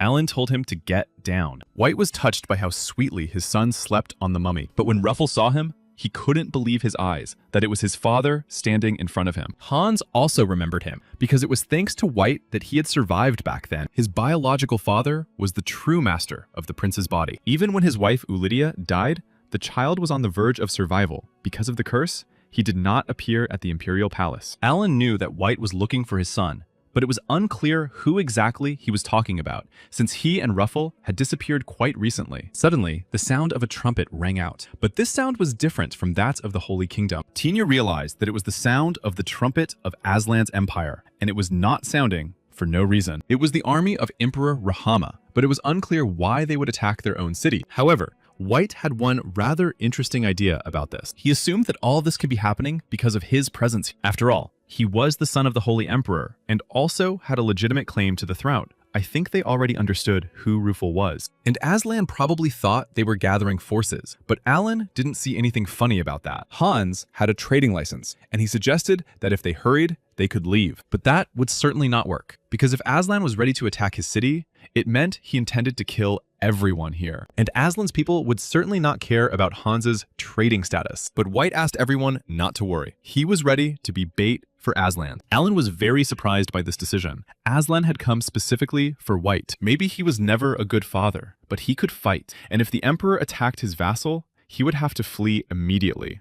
White saw that Alan was able to summon an ancient mummy and asked who else he could summon, and Alan replied that there was still a rollback from the Bone King, but not for long. White was impressed by this answer and said that he would be able to buy time for their retreat, but he asked them not to delay too long and to leave quickly. Alan shouted for everyone to saddle their horses, and Ruffle was no exception. While their father bought them time, they had to break through the castle gates. Alan asked his father to take care of the townspeople if possible, and he replied that he would become a good, holy emperor. But Alan was not interested in that, and left those concerns to his brothers. White wanted to talk to Alan some more, and for that, they had to try to survive so they could meet again. After all, a father always remains a father, no matter what he is like. They rode their horses as fast as they could. Suddenly, they saw something approaching them ahead. Now they began to guess that the enemy was pursuing not the crown prince, but them.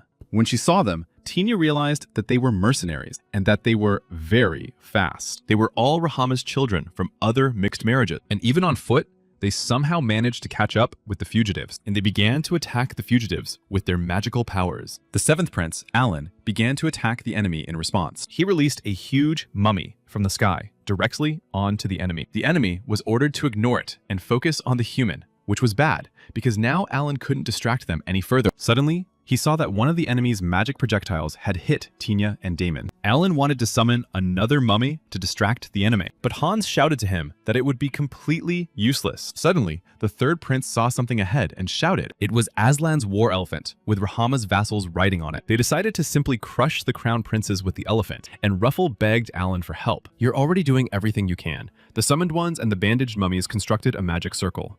Thanks to this, a huge golem descended from the sky onto the enemy, and everything around them was covered with stones. They managed to repel the enemy's attack, and now Alan realized that his father had made them bait. He was very angry with his father and harbored a great grudge against him. The army of the Aslan Empire brought a lot of weapons with them. White watched from afar, but understood that this time, Aslan was serious, but it was obvious that it would be difficult to deal with the children alone. He wanted to take care of urgent matters first, and then join the princes, but he would never have thought that Alan was capable of such a thing. He thought about how those 11 years without him must have been very difficult, and how he, as a father, had done nothing for his sons. At that moment, he had just dealt with a bunch of Aslan's vassals. Suddenly, someone called his name from behind, which was unexpected. He had heard that White had disappeared, but apparently that was not the case. This man asked White why he was causing trouble on someone else's land. In response, White asked why he was acting so petty, since he was Aslan's former hero. He also asked if the wounds inflicted on him by his father had healed. White's old acquaintance added the Emperor's words that this time he would definitely destroy him. Meanwhile, Rahama was informed that the Crown Prince had been found in the center of Yebaloom, and that it was not White who had created the golem. For Rahama, this meant that two monsters had appeared, and he ordered his vassals to detain the Crown Prince so that he could deal with him himself. Hans wanted to clarify who Prince Alan had summoned this time. This time, he had summoned a Goliath Cyclops, who guarded Aslan's tomb along with the mummies. But his weakness was that he only activated after a certain number of mummies had been killed. But the situation was critical, so Alan had no choice. The criminals who wanted to destroy them were attacking from all sides. And then the seventh prince, Alan, summoned the holy skeletons to help. They rushed into battle with the hostile forces of Aslan's empire. But the werewolf began to destroy the skeletons, preventing them from causing any damage. Huge summoned mummies rushed to the skeletons' aid, but the enemy werewolves gave them no chance of victory. Hans saw that Alan was not feeling well because he had used too much holy power. Without any buffs, it was difficult for Alan to fight, and if his holy power ran out, even fleeing would not help him. The enemies shouted at them to stop fighting and surrender. If they laid down their weapons and obeyed, they would be treated with respect as members of the royal family. But everyone naturally understood that it was only a matter of time. Alan decided to talk to them and tell them that even though they were enemies, they should not treat the prince rudely. Stepping forward, Alan Elfos shouted loudly that he was the seventh prince of the Holy Kingdom and demanded to be treated according to his status. His opponents realized that since he was trying to talk to them, the prince and his men were most likely in a losing situation. Alan asked which of them was the commander of the enemy forces, and one of Aslan's vassals responded. Turning to him, Alan told him to order his troops to retreat immediately. Alan wanted the enemy to admit defeat, lay down their arms, and clear the way for them. If they did not obey his demands, he would send them all to the other world. The enemy was astonished and decided that Alan did not understand the situation, but he only began to count to 5. The enemy thought that Alan did not understand the essence of what was happening because of his age. They wanted to explain to him that negotiations were not conducted in this way, but he had already counted to 2. And when the seventh prince counted to 1, the Cyclops went on the attack. After all, sometimes only force could bring people to their senses. Alan turned to the enemy once more and ordered them to clear the way. The enemy did not respond, so he decided to send them after his commando. The army of sacred skeletons rushed to attack the enemy. Rahama stuck his magic staff into the ground next to him, and when he saw who had come to him, he could not believe his eye. Before him was the very angel from the rumors that had caused so much commotion, and Rahama pulled the tip of his staff out of the hard ground with force. There was a prophecy that Aslan would be saved, that the land once filled with blood would disappear, and that green fields would spread out before him. The mage said that the new land would be filled with lush vegetation and that nothing could compare to it. This mage was one of the most famous in Aslan, and his prophecies always came true. Listening to this magician, Rahama thought that everything was going according to plan. Negotiations with the third prince's faction had been completed, and all that remained was for the magician to lend them his power. Rahama said that if everything this magician said came true, he would be recorded as the greatest king in history. But the magician dispelled his illusions and said that he would be recorded as the worst king in history, for he had seen countless cities burning because of him, and many people doomed to destruction, and Rahama's arrogance and stubbornness would destroy Aslan. But there was also a good moment. Rahama was destined to bring an angel to this land who would choose one of his children, but Rahama considered him to be just another rat of the Holy Church Empire. He destroyed the magician and ordered his vassals to throw his body into the desert so that wild beasts would feast on it and leave no trace of him. Even Naruna had her own holy and very beautiful army. He was a being who accepted only the chosen ones, the only stranger invited into an unseen world. He was the very saint who was destined to save them all. The angel from the rumors was a very intelligent and powerful necromancer. Rahama understood all this at first glance at this seventh prince. Now he was still a boy, but in time he would surpass the prince and become more dangerous than the Holy Lord himself. Now the words of the old mage about Rahama coming to this land of angels did not seem so strange. Rahama ordered his vassals to capture the rest of Alan's company, but the seventh prince, Alan, decided to deal with this enemy himself. He decided to personally fight the Emperor of Aslan, Rahama. King Aslan's power was enormous, and not everyone could withstand it, but the seventh prince, Alan, fell from the city walls and could not get up. Rahama had destructive ambitions, a self-destructive tendency, the magical power of a tyrant, and exceptional physical abilities. In this battle, Alan had to be very careful. Suddenly, he felt his staff become very heavy. The output power of Amon's staff depended on the condition of the user, and Alan used the skill of using a divine artifact. He had to strengthen it until the desired indicators appeared, but there was almost no time left, and he had to do something. Prince Alan was struck in the head with the tip of Rahama's staff. The force of the blow sent Prince Alan flying far to the side. Rahama blocked all of Alan's attacks, preventing him from inflicting any damage. He realized that the seventh prince was weaker than he had thought. From the blow Alan received from Rahama, he fell to the ground with all his might. His necromancer's mask cracked and blood gushed from his mouth. Rising from the ground, Alan sat in clouds of dust and smoke. Emperor Rahama grabbed the bony hand reaching out to him. Suddenly, a shot of sacred energy rang out from somewhere below. This shot was fired by the seventh prince with his last ounce of strength, but the bullet grazed Emperor Rahama, only slightly touching him. At that moment, the third prince of the Holy Empire, Ruffle Elphos, rushed into the attack to protect the others. But Rahama's children thought that even a child could fight better than him, even though his divine power was truly great. At that time, Hans was looking in his bag for something suitable for this situation to help the prince. Turning to Tinia, Rahama's other children told her to return to them immediately and hand over the prince so that their father would forgive her. They claimed that only they could understand her and that they did not want to fight her, but if things continued this way, they would have to. The elf Tinia knew this, but she had no other choice. After all, the seventh prince, Alan, had shown her what real life was like, so she made her choice and would fight for him. She took the magical sprout of a large tree from its hiding place. Taking out his weapon, the seventh prince, Alan, aimed it directly at Emperor Rahama. Alan fired several shots, but the enemy managed to hide behind a shield. Rahama struck the ground with the sharp end of his staff, and huge stone fragments flew around. One of these stones hit the seventh prince, Alan, and knocked him off his feet. From such a blow, the skull on Alan's head finally shattered into pieces. The enemy noticed that Alan had become much slower than at the beginning. He decided that it was the right time to end the battle. Rahama struck the ground with his staff, and dozens of stone blocks flew around again. As much as it annoyed Alan, He agreed with his opponent that his style was difficult to control. Every time Alan released sacred energy, he found himself on the verge of losing consciousness. Even the summoned creatures couldn't buy him any time. This was the first time he had ever found himself in such a dead end. But Alan noticed that Raham had also clearly changed during this battle. This was most likely the result of using his life force. And perhaps if he could stall for time,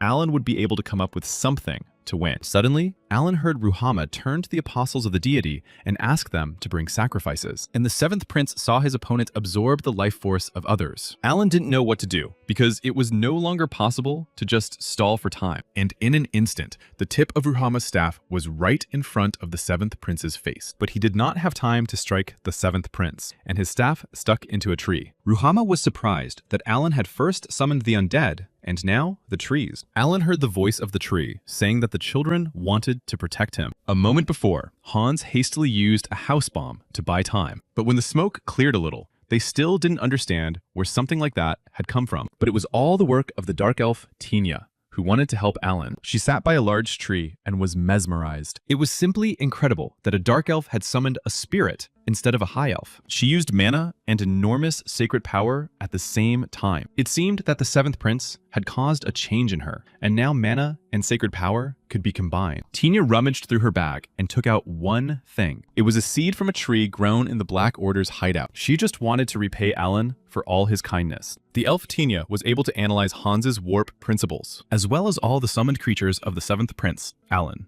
And she used all the knowledge she had at her disposal. Tinia tried to summon the spirit using the seed as a medium. It was the world tree Yggdrasil, which maintains the balance of the entire world. The tree of life that in ancient times united all worlds and bound them into one. And the name of this world tree was at the center of the world. But the books said that Yggdrasil was a huge tree existing in the spiritual world, similar to the state of an avatar. But even for Yggdrasil, breaking through the wall of dimensions was no easy task. The world tree did not call Tinia. Yggdrasil came of its own accord, out of curiosity, because someone had called these children from another dimension. Tinia wanted to call these children, and the tree felt the emotions with which she called them. But the world tree could not take life. It was created for something else. Once it appeared, it did everything it could to help. The tree lowered its roots, and new shoots immediately appeared on the ground. After all, the world tree could only give life and nothing else. Yggdrasil could not remain in this form for too long. His help ended here,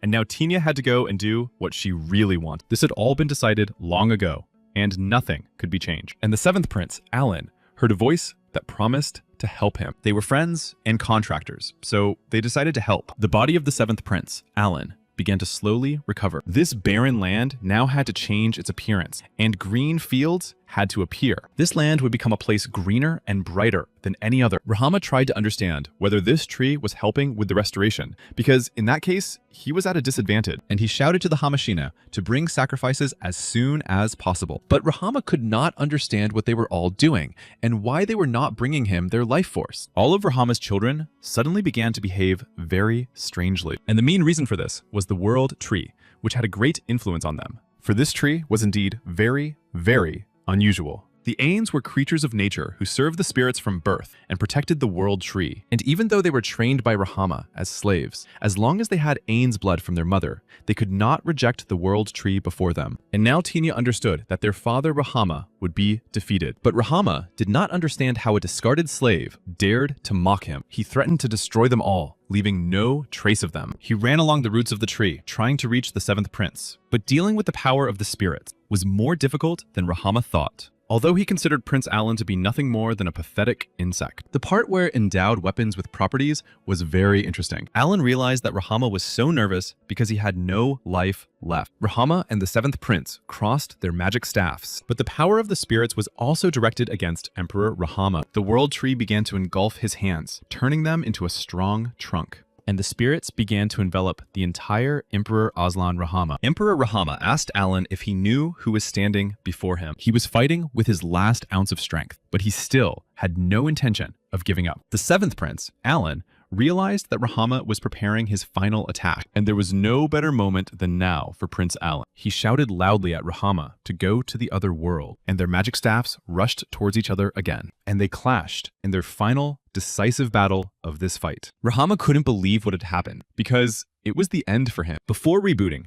Amon's staff gave Alan several hundred times more magical power, and increased all effects. The 7th Prince was able to deliver the decisive, crushing blow in this battle, and Emperor Rahama's magic staff was broken in half. Emperor Aslana couldn't believe what had happened. The ground beneath his feet began to crack, and huge rocks fell from the sky. They hit Rahama directly, causing him great damage. The roots of the tree began to entangle him, and he kept thinking that he had to fulfill his cherished desire, to conquer all the green land with his own hands. This was Rahama's cherished desire, and it had to be fulfilled. Tinya felt that her father Rahama's breathing had stopped, which meant that Alan had won. The Dark Elf Tinya ran to Prince Alan to help him. The 7th Prince, Alan, had used all his strength and was wounded, but Tinya was saved by him again, because if it weren't for him, she would still be living every day as a slave, immersed in despair. But with his appearance and actions, the 7th Prince of the Holy Kingdom saved the people of Aslan. And for her,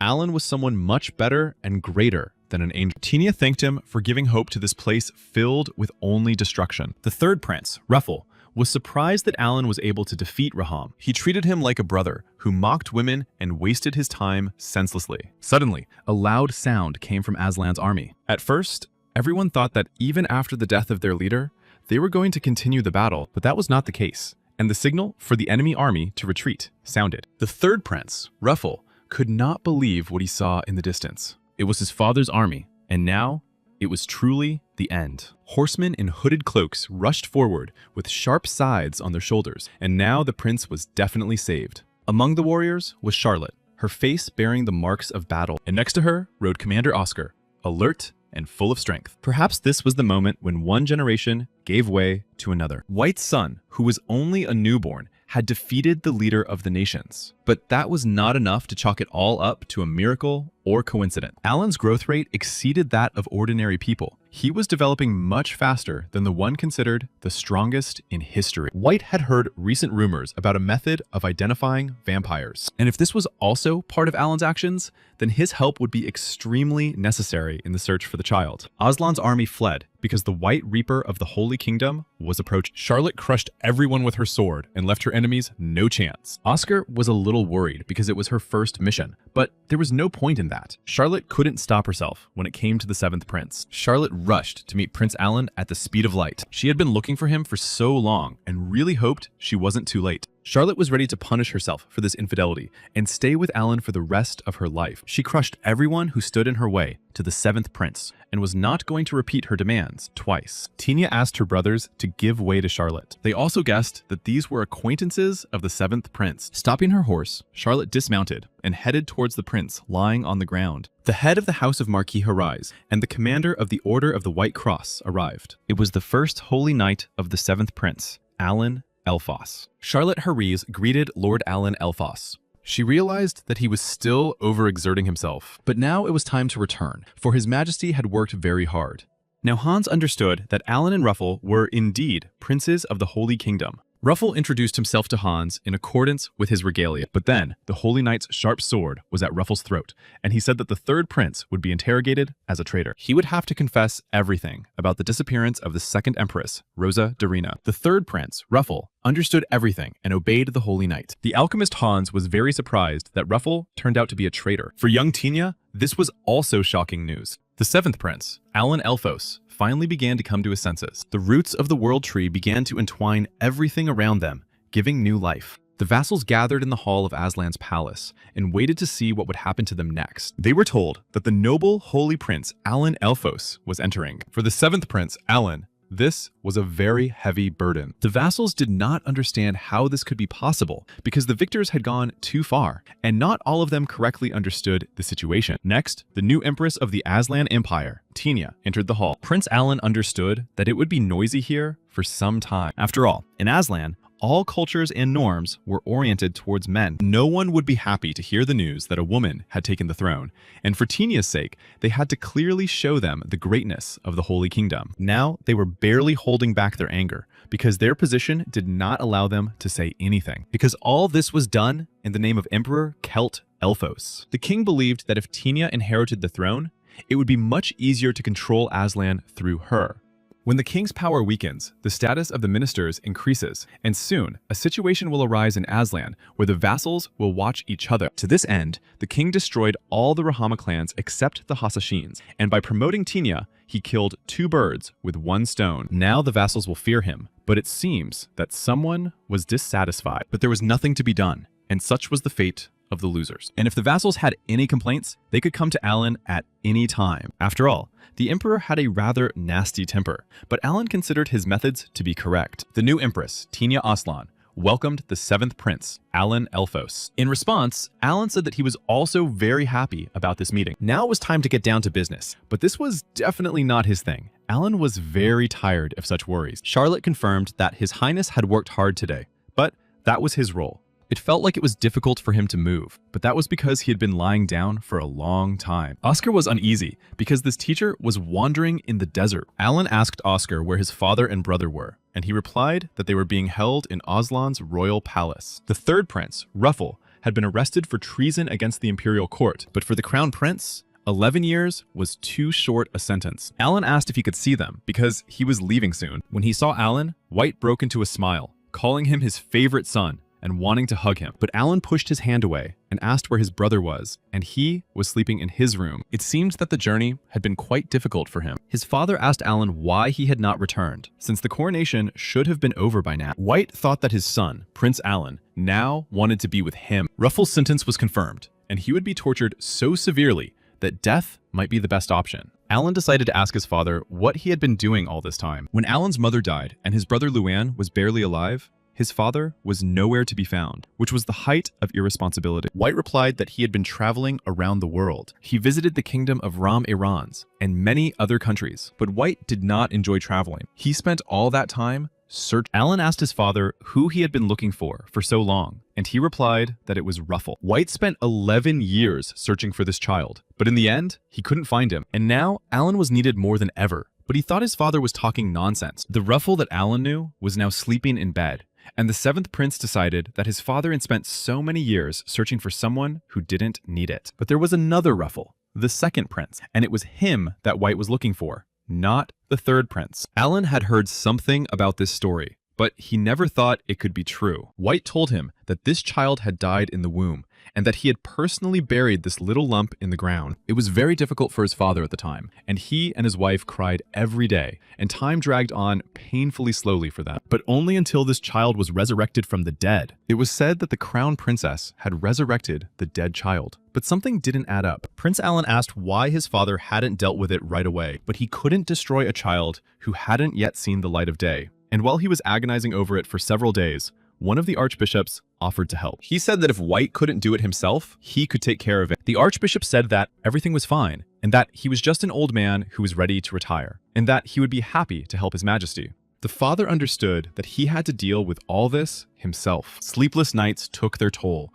and he handed the baby over to the archbishop. So the child lost his newly found life again, and White continued to visit his grave alone, thinking that it was all over. He had previously quarreled with Aslan, and before the succession ceremony, they set out to pacify the gangs, but upon arrival, it turned out that someone had already destroyed them. Among the hundreds of bodies of villagers and dozens of gangsters lying on top of each other, the child sat and ate them. Turning to White, the boy called him father and was very happy that he had come. The crown prince did not understand who this was or what was going on. The boy replied that he had cruelly abandoned him and now pretended not to know him. It was because of him that all those unfortunate paladins had died. The prince realized that this was a vampire and a progenitor at that, and drew his sword. But the vampire boy said he had always wanted to fight his father. But White refused to listen to him and cut his body in two with his sword. The boy did not give up and said that it was not enough for his father to take his life twice. He wondered how his father had not recognized him yet and called himself Ruffle. The marks from the rope were still visible on the child's neck. He had returned as the progenitor of vampires, and judging by the speed of his evolution, it must have happened shortly after his burial. Someone had turned this boy into a vampire, and it reminded Alan of the Count who had invaded Lonia. That scoundrel quickly accumulated magical power using Amon's skull to evolve. After that, White searched for the Archbishop who had kept Ruffle, but there was no trace of him. White postponed the succession ceremony and began searching for traces of the vampire. Then he heard about what had happened to Alicia and went to the palace to honor her memory. There he saw Luana lying on a hospital bed, and the curse placed on her was strikingly similar to Ruffle's magic. The family of Count Fomor, whom Alan had captured, probably helped him. To remove the curse from Luana, White needed to find the second prince. The crown prince didn't tell anyone about this because Ulitia had died in the palace and he couldn't trust anyone. If the archbishop who buried Ruffle was involved in this, it would be a disaster. That's why White decided to act alone, but he couldn't even imagine that Rose would turn out to be the traitor. White knew nothing about it. Otherwise, he wouldn't be here now. He would have made them pray for forgiveness at Ulitia's grave. Now, there was no point in that, and White was more concerned about Ruffle. Alan thought that the crown princess couldn't have done everything alone, and White agreed with him. In pursuit of the vampires, they learned that they were seeking to build their own kingdom, using people as cattle to construct tall castles. The Holy Kingdom might have thought it had destroyed the vampires, but that was not the case. White unfolded a map of the vampires' dwellings in front of Alan, for they had already fallen into a trap. Their main leader, the vampire king Blandimir, was very clever. He intended to end the long feud with the Holy Kingdom, and soon they were to invade their lands. Meanwhile, in a scary castle, a man sat bound in a magic circle. The other prisoners sat quietly, waiting for their terrible fate. Behind it all was a scary monster who had failed again. He didn't think his 3,000 first experiment with warp had failed, because it was very difficult to get a priest. Rahama died on a whim, and the third prince and the crown princess were already useless, and these little people always ruined all his plans. A little boy entered the hall and said that if the third prince had been caught, he would like to take him for himself because he needed a new body. And what else did you agree to and allow him to do whatever he wanted? Because he was his younger brother. And the monster promised to give him a body that he could use. He wanted to offer the little vampire the body of one of the captives until he could get the third prince. But the boy did not respond, and when he turned around, he saw that he was no longer there. The undead did not understand where he had gone, and he did not like it very much. He shouted that young people should not become vampires, because he still could not get rid of his old habits and still play that hunting. If the king hadn't intervened, he would have destroyed him with his own hands. He wondered if he should use another test subject, because it was a waste, and it seems that he would have to go to the Aslan Empire after all. Suddenly, the seventh prince, Alan, smelled vampires. Oscar's voice came from behind the door, saying that they were being attacked by vampires. Alan tried to appear calm and said that it was just his imagination. He suggested to his father, Crown Prince White, that they continue their conversation later. Rising from the table, White told Alan to rest because his body had not yet recovered. He decided to deal with the situation himself because cutting off vampires' heads was a piece of cake. At that moment, Prince Ruffle was quietly crying into his pillow in the room. Alan decided to leave him alone so he could be by himself. Looking out the window, Alan saw a child walking alone down the street. It was Ruffle Elfos. His characteristics indicated a decaying body, magical power, a corrupt personality, and that he was the ancestor of vampires. After reading all this, the seventh prince thought it was some kind of madness. Tina also went out into the street alone and wandered down the street. When Charlotte met her, she said they needed to evacuate immediately. They wanted to take her to a safe place, but Tina said she could sense a foreign presence here. Harmon decided that Lady Tina could also sense the presence of vampires, but that was not quite the case. Spirits were gathering at the roots of the world tree, and some places were filled with spirits that were very frightened. Harmon and Charlotte asked Tina to lead them to this place. They came to a place where a little boy was standing alone on the street. Turning around, he realized that they were paladins and told them that he was lost. Harmon asked Tina if it was the child that the spirits were sensing, and she nodded confidently. Charlotte decided to ask the boy just one thing. She said that in case of an emergency,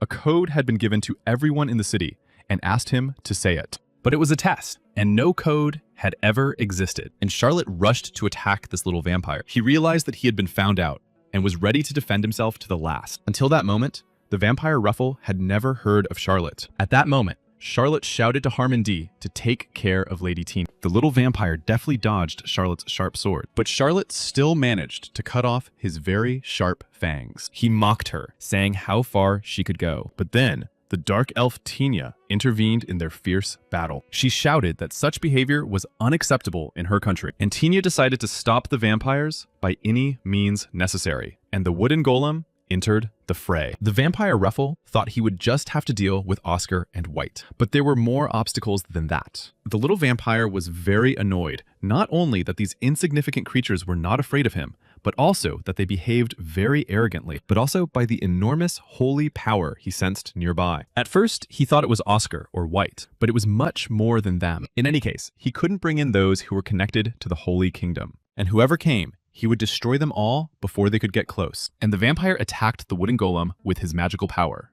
Charlotte and Hammond tried to hold back the vampire's attack. Just then, Lady Tina came to their aid, and she was very much needed. She summoned spirits, and this power greatly helped Charlotte. Charlotte's sword flashed in her hands, and she was ready to strike the vampire. But he was not going to give up, and repelled their attacks. Ruffle laughed at his opponents and asked them to try a little harder. Charlotte, Harmond, and Tina's attacks continued, one after another. They stood shoulder to shoulder with the wooden golems. The vampire had to use more and more of his magical power, and he realized that these guys were better than he had initially thought. The vampire had no time left, because reinforcements from the Holy Kingdom were about to arrive. And then Prince Ruffle realized that he was too late, and they were already there. Behind the little vampire, a man with a skull on his head appeared. Ruffle first thought it was his father, but it wasn't, and he was right behind him. The little vampire decided that this couldn't be, but apparently his mother hadn't taught him to trust strangers, and the huge hand of the Bone King hovered over him. Hans believed when he was told that he could investigate the formation of the vampire warp, and when the seventh prince said that this was his first mission from the Holy Kingdom. But no one told the alchemist Hans that the vampire would be standing on the warp. But he shouldn't have worried,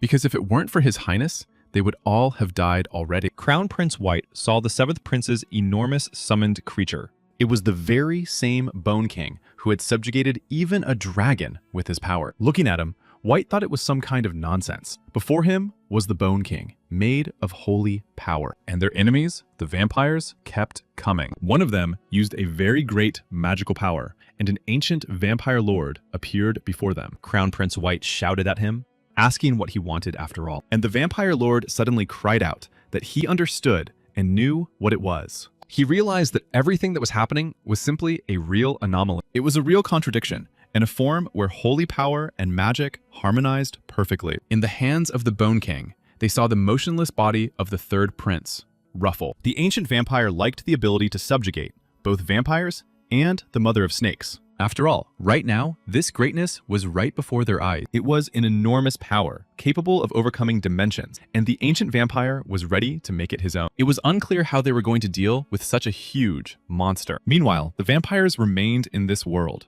Oscar noticed that one of the vampires wanted to leave the portal. He rushed towards him at full speed to prevent him from doing so. The other vampires also tried to stop him, because they couldn't leave now and had to stay. The rest of the vampires tried to hold the count back, but Oscar was already very close. It was unusual for Oscar to be distracted by the enemy, but at that moment, His Highness disappeared somewhere. Crown Prince White ran to his son, the second prince, and memories flooded his mind. He remembered how he had handed his small body over to the Archbishop, how he had mourned the boy, and simply gone mad with unbearable grief. The father ran as fast as he could to see his son Ruffle, but he was a little too late. White asked the seventh prince, Alan, what he had done with Ruffle, but with the help of the Bone King, he had immersed the little vampire in holy water. But it did not destroy him completely, only tearing off his rotten skin. And a small child appeared on the arm of the huge Bone King. Meanwhile, the seventh prince, Alan, took out an interesting thing. It was an Altera alloy, to which a metal possessing sacred power had been added, and Alan had received it from the Holy Emperor. And the seventh prince put the second prince, Ruffle, inside this Altera. Crown Prince White asked what he was going to do with him now. Closing the lid, the seventh prince, Alan, said that of course he was going to destroy him, because he was a vampire. But first, he had to tell them everything he knew about it. Looking at his father, Prince Alan advised him to get some rest as well. After all, with dawn approaching, they all needed to set off on their journey. Tiny was sad that they were leaving, for she would be eternally grateful for Alan's kindness. And the huge Bone King was payment for the destroyed building. The cheerful alchemist Hans decided to announce that he had also finished his preparations, but something still seemed very strange to him. The portal used by the vampires did not look modern. It was most likely used in secret in ancient times as their unique technology. The seventh prince, Alan, knew that such portals were scattered all over the world and that the technology was simply incredible. The spells were quite complex, and ancient writings were also used, but no matter how difficult it was to decipher them, the alchemist Hans was ready to do so. Even though it would take a long time, he promised Prince Alan that he would figure it all out. Alan had high hopes for Hans, so he asked him not to disappoint him. Now the seventh prince was really leaving, and Tina wished him well. After saying goodbye, Tina stood for a while longer, watching them ride away. They rode slowly on horseback toward the Holy Kingdom. On the way, Charlotte decided to tell the seventh prince, Alan, some good news. The Holy Empire had sent them a message, and Charlotte told him what it said. The text of the message made it clear that the purge of traitors had begun. The seventh prince, Alan Elphos, looked back briefly to see what was happening. Behind them, with his hands tied, walked the third prince, Ruffle. At that moment, the Holy Operator personally began interrogating the suspect, who insisted that he had nothing to do with it. But Raphael read a document in which Archbishop Gale's testimony and the results of the Imperial Court's investigation told a completely different story. It clearly stated that this man had received a bribe from the traitor Rose. Now it was clear to the Emperor what Rose and Ruffle had been counting on when they started all this. They had the vampires Aslan and even traitors hidden in the Holy Empire on their side, so they had nothing to fear. The Holy Emperor did not want to hear any more excuses and thrust his sword into the traitor's head. After all, he knew for sure that the traitors lied every time they opened their mouths. Now the Emperor was concerned with the question of where Rose and Ruffle were. The Order of Kalium is an independent authority of the Holy Kingdom, one of the institutions created to control the Pope, and consisting of cardinals. The cardinals were elected by vote, but he himself was always burdened with many problems. During the reign of Celt, the order became the most influential in history, and during the election of Amano as military archbishop, a major conspiracy was carried out. Even the Pope himself and the others could not interfere in the affairs of this order. However, after the incident with Aslan, it became clear that the order was involved in this, and taking advantage of this, Celt immediately destroyed all members of the order. Raphael thought that this had gone on long enough, and that he had been fighting the order all this time. He reported to the Emperor that he had done everything possible not to provoke unrest, as the people were already outraged by the battles and losses in their families. And that is why the Holy Emperor appointed Raphael as cardinal. But Raphael was not very happy about such a promotion on the eve of old age. In any case, the internal affairs of the castle were settled, and only Ruffle and Rose remained. And the Holy Emperor and Raphael had somewhat forgotten about Cosima and Asdalin. Raphael suggested to the Emperor that he simply leave them both alone. But after thinking for a moment, Celt replied to Raphael that then all this would go to the seventh prince, Alan. Raphael was very upset that the Holy Emperor was back to his old ways. Asdalon and Kasim were the foundation of the Kaolium Order, its source of power, and Raphael did not understand how it could be passed on to Prince Alan when there was a crown prince. Raphael believed that even though Alan had only recently proven himself, it was already too much. And he understood that Celt definitely saw this madman as his successor. If he hadn't known about the seventh prince's past, he would have even nominated him for the position of Pope. After all, thanks to the seventh prince, the people can laugh again, and the battle is over. And if another soul had entered the seventh prince's body, it would have been much easier. White and Alan arrived at the palace of the Holy Emperor and took the Altera with them. The Holy Emperor, Celt Elphos, looked at them silently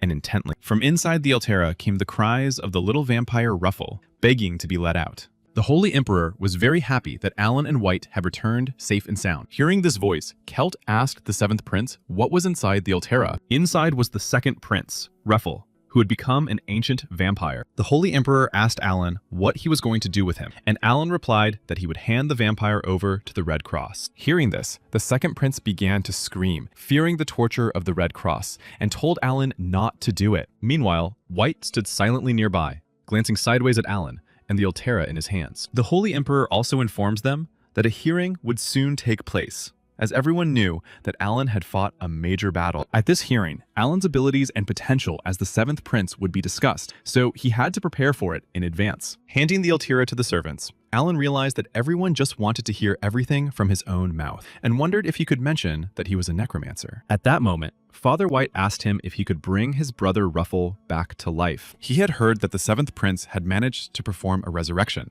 which meant he could help Ruffle, but Alan replied that it was impossible. He explained to his father that if the soul was not captured at the moment of death, it would disappear. And besides, he had never tried to resurrect non-human beings. But White continued to insist that the seventh prince, Alan, at least try to do it. The Holy Emperor pinned White to the floor with his own hand, shouting that he had ignored the country and his family for so many years and now dared to say such things. The angry emperor asked if he really wanted to revive a criminal who had shed so much blood. Shouting that everyone could be free, he decided to deal with Crown Prince White's brainwashing. Without arguing with the emperor, the seventh prince, Alan, quietly left the hall. Suddenly, Cardinal Raphael appeared behind him and called out to him. He was with Alice and wanted to talk to the seventh prince, Alan. Raphael told Alan that the emperor had decided to give him Azthalan and Cassim. These were not simple matters, but Prince Alan replied that he did not need them. Azthalan, a rune known as the Writing of God, doubled the divine power of its owner and also allowed the unification of sacred territories and much more. Although it was a fake, its power was still significant. Hearing this, Alan replied that it sounded really useful. Cassim Darien was known as the Holy Knight of Light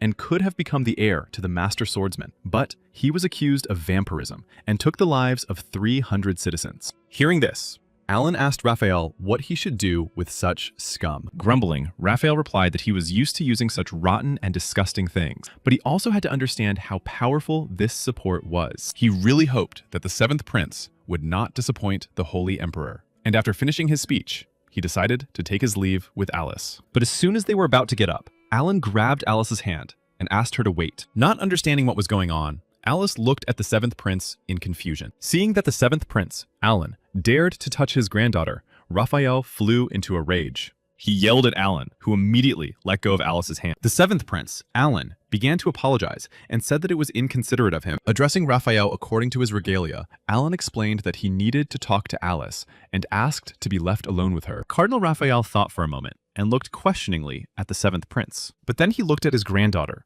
and realized that she was not at all opposed to this conversation. Turning around, he said that he would go ahead and she could talk calmly. Left alone with Alice, Alan offered her a glass of wine. The girl was a little confused, but agreed to the offer. Outside the door, Charlotte guarded their peace and quiet. To continue their conversation, they settled comfortably on the soft sofas in the room. Looking at the seventh prince, Alan, the girl asked if he had heard the rumors about himself. Winking at her, Alan told her not to pay attention to the gossip, because it was just the scheming of court flatterers. He made it clear that these rumors did not bother him at all. Unable to restrain herself, Alice asked him directly if he could really summon sacred undead creatures. After thinking for a second, the seventh prince replied that he could indeed do so. Silently looking Alice straight in the eyes, he snapped his fingers. A glowing magic circle with pentagrams appeared behind him. Seeing what was happening, young Alice was indescribably surprised. A holy undead creature emerged from the magic circle and walked straight into their room. Alice was so surprised that she couldn't help but cry out in surprise. The seventh prince, Alan, wanted to ask the girl something. He asked Alice how she felt when she saw all this with her own eyes. The girl thought for a moment, then began to examine and touch the undead from all sides. She realized that she had no aversion to it at all. In fact, it felt more like something familiar and dear to her. The seventh prince, Alan, called Charlotte into the room. He whispered something to her about the main gate of the capital and the outer wall. Realizing what he was talking about, the girl ran to carry out His Majesty's order. Now all the preparations were complete, and it was time for Alan to take action. He really hoped that everything would go smoothly and according to plan. 2 days later, very strange things began to happen in the capital of Laurentis. The guards on the watchtower noticed something very strange ahead. Skeletons clad in knightly armor were marching in formation toward the city gates. Deciding that this was an invasion, the guards were about to flee and sound the alarm. But Charlotte stopped them, saying that there was no reason to panic and that these were not invaders. It was the sacred parade of His Highness, the seventh Prince Alan. The people on the streets of the capital looked on in bewilderment. The seventh prince rode down the main street toward the castle, wearing a necromancer's mask, followed by a procession of sacred undead. Some of the townspeople thought it was very bad to be present at such an event. Others, on the contrary, revered the Holy King, who carried out the will of Gaia, who had descended upon them. Holy Emperor Celt Elphos watched all this from the castle window. He felt that Alan's aura had changed greatly, and Cardinal Raphael agreed with him. The Holy Emperor reflected that even he, at his age, had not achieved such a thing. Emperor Celt Elphos immediately summoned his chief chamberlain. The latter arrived without delay, to receive orders from His Majesty. The Holy Emperor ordered preparations to be made for departure to attend the hearings. There, the opinions of those gathered differed. Some considered Alan a heretic, while others admired the result of his campaign and discussed the undead and divine energy. And before the Holy Emperor appeared, the seventh prince, accompanied by the sacred undead. All those present turned in his direction to watch the procession. Alan greeted them, saying he was glad to see them all again. The cardinal considered it a magnificent appearance of the prince, accompanied by an army of undead, radiating such powerful divine power. Raphael realized that the Holy Emperor had apparently finally made his decision. He was going to appoint the seventh prince, Alan, as the next holy king. But he thought that he must have really grown old, since he envied the growth of the younger generation. Stretching, Alan told Charlotte that the hearing had gone smooth, but still, something was troubling the seventh prince, and he was restless. At the hearing, Raphael and Kelt did not say a word, but the looks they gave Alan were very unkind. Since all urgent matters had been settled, Alan suggested that Charlotte take a look at the dungeon. The seventh prince, Alan, wanted to check on his trophies. The prisoner chained to the walls of the dungeon looked quite strong. His gaze was capable of destroying more than one person, and Charlotte warned the prince not to come too close. Kasim called the third prince, Alan, a debauched prince enchanted by the chains of heretics. Charlotte was already ready to draw her sword to defend the prince's honor, but Alan stopped her. The seventh prince reminded Kasim that he had promised him something and had come to check. The seventh prince, Alan, asked Charlotte to leave them alone for a moment. She wanted to object, but the prince used all his charm. Charlotte had no choice but to comply with the third prince's request. As soon as Charlotte left, the seventh prince decided to get straight down to business. He approached Kasim and raised his hand, filled with divine power, above his head. He ordered the vampire to take care of His Majesty from that day forward. Kasim did not immediately understand what he was doing, but the seventh prince explained to him that he was recruiting soldiers. The third prince, Ruffle, was sitting quietly in his cell when he suddenly heard footsteps approaching. It was the seventh prince who had come to see him and find out why the third prince had requested this meeting. Ruffle had one request for the third prince, Alan, but without even listening, Alan abruptly said he refused. However, the third prince continued, saying that the first prince, Luann, or Father White, would try to take Rose's mother's life as soon as they saw her. In tears, he begged Alan to allow him to see his mother at least once, even if only for a few seconds. But Alan replied curtly that he did not have the authority to do so. Ruffle promised to reveal the location of the imperial family's treasure, but if that wasn't enough, he was willing to say anything. Alan asked his brother to lift his head,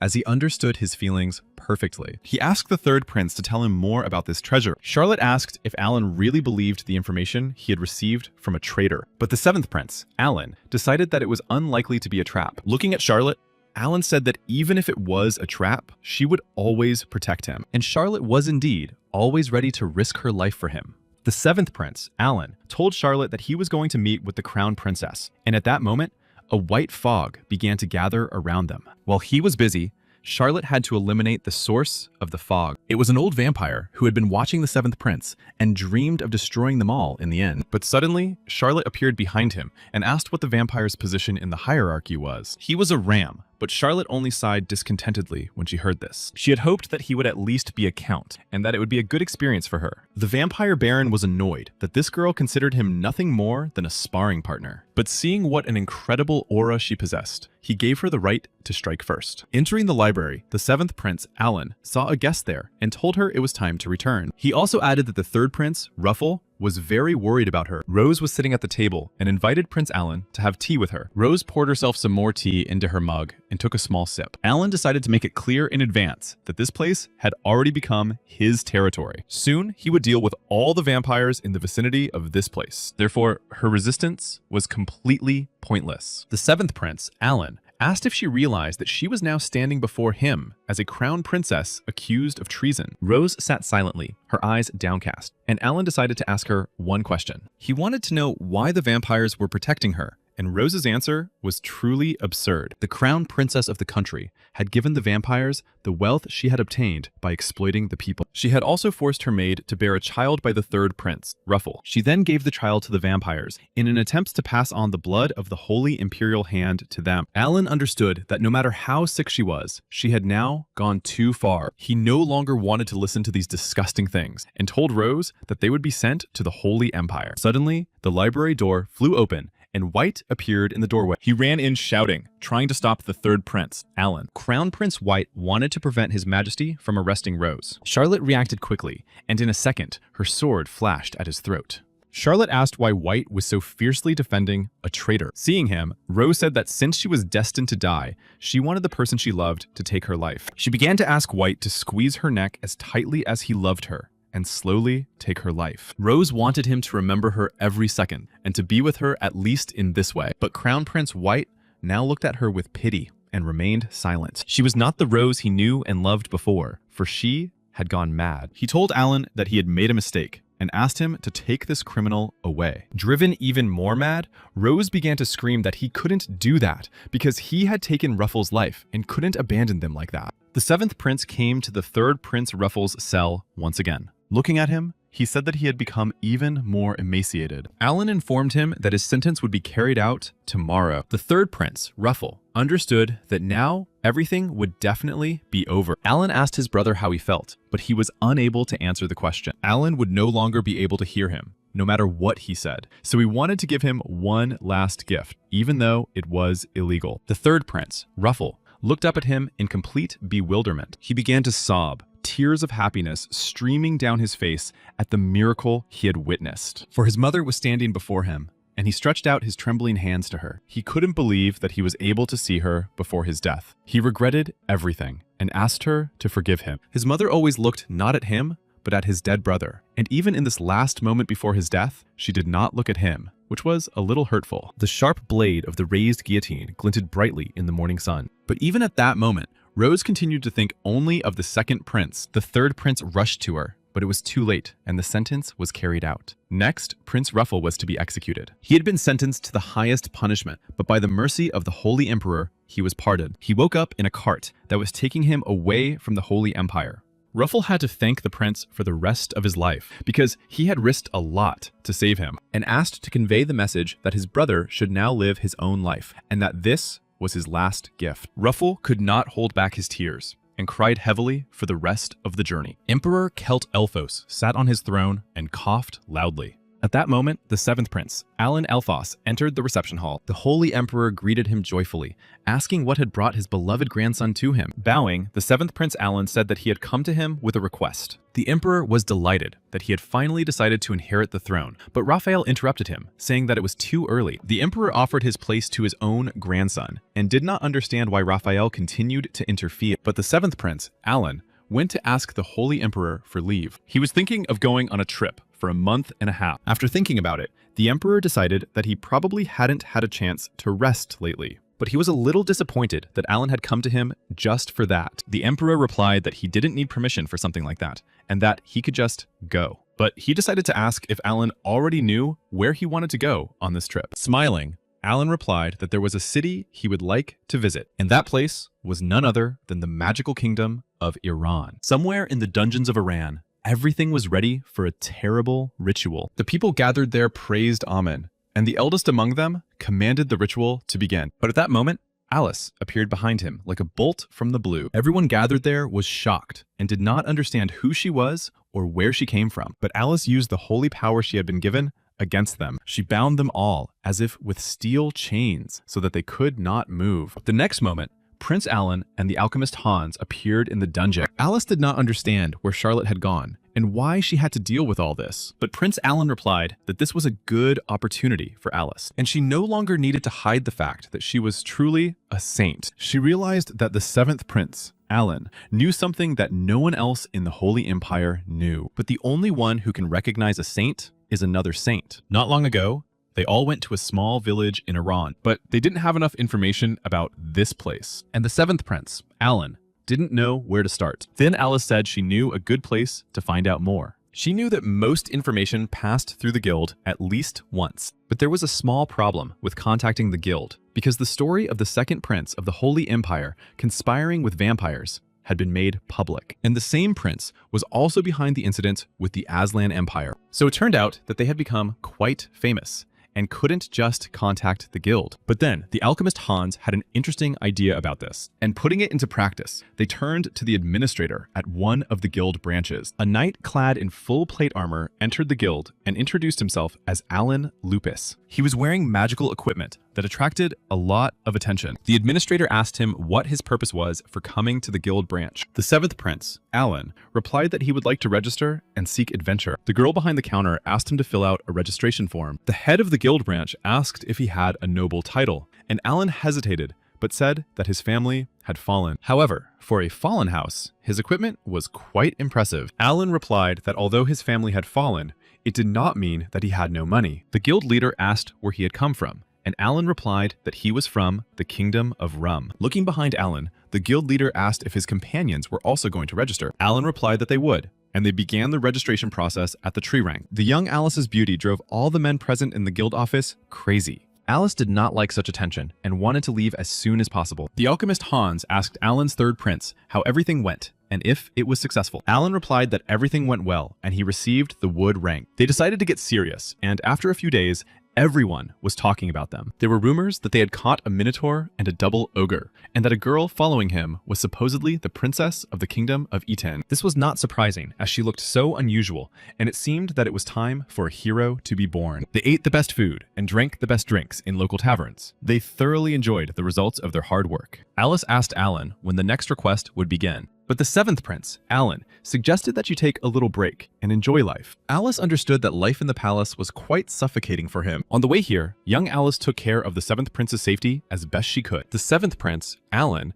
suggested that they do nothing that could spoil their mood. Suddenly, a knight entered the tavern and addressed Prince Alan by name. He asked him to give him a couple of minutes and talk to him. Using magic, the seventh prince, Alan, was able to find out that he was a paladin's apprentice. He asked him to state the purpose of his visit, and the man handed him a scroll. The scroll turned out to be a decree from the royal family of Iran, which he was supposed to deliver. His name was Adolf. He was from the kingdom and had been hired by the royal family to investigate. But in reality, he had been imprisoned in a labor camp for 1 year in the northern part of the kingdom. He was imprisoned for stealing bread, after which new charges were brought against him, and everything only got worse. But there was one wonderful benefactor whom he met by chance. Clutching his head, the seventh prince, Alan, could not believe what this Adolf was saying. This remarkable man was truly amazing, holding a shovel and a rake in both hands. He swept away all the undead indiscriminately that crossed his path. This moment still remained a vivid memory for Adolf. Recalling these moments, he could not contain his emotions and even cried. Apologizing for interrupting, the seventh prince, Alan, asked the guest to move on to the main question. But before they could finish talking, a strange vibration suddenly began to spread everywhere, and above the castle of Iran, a powerful explosion of magical power thundered, illuminating everything around it with its light.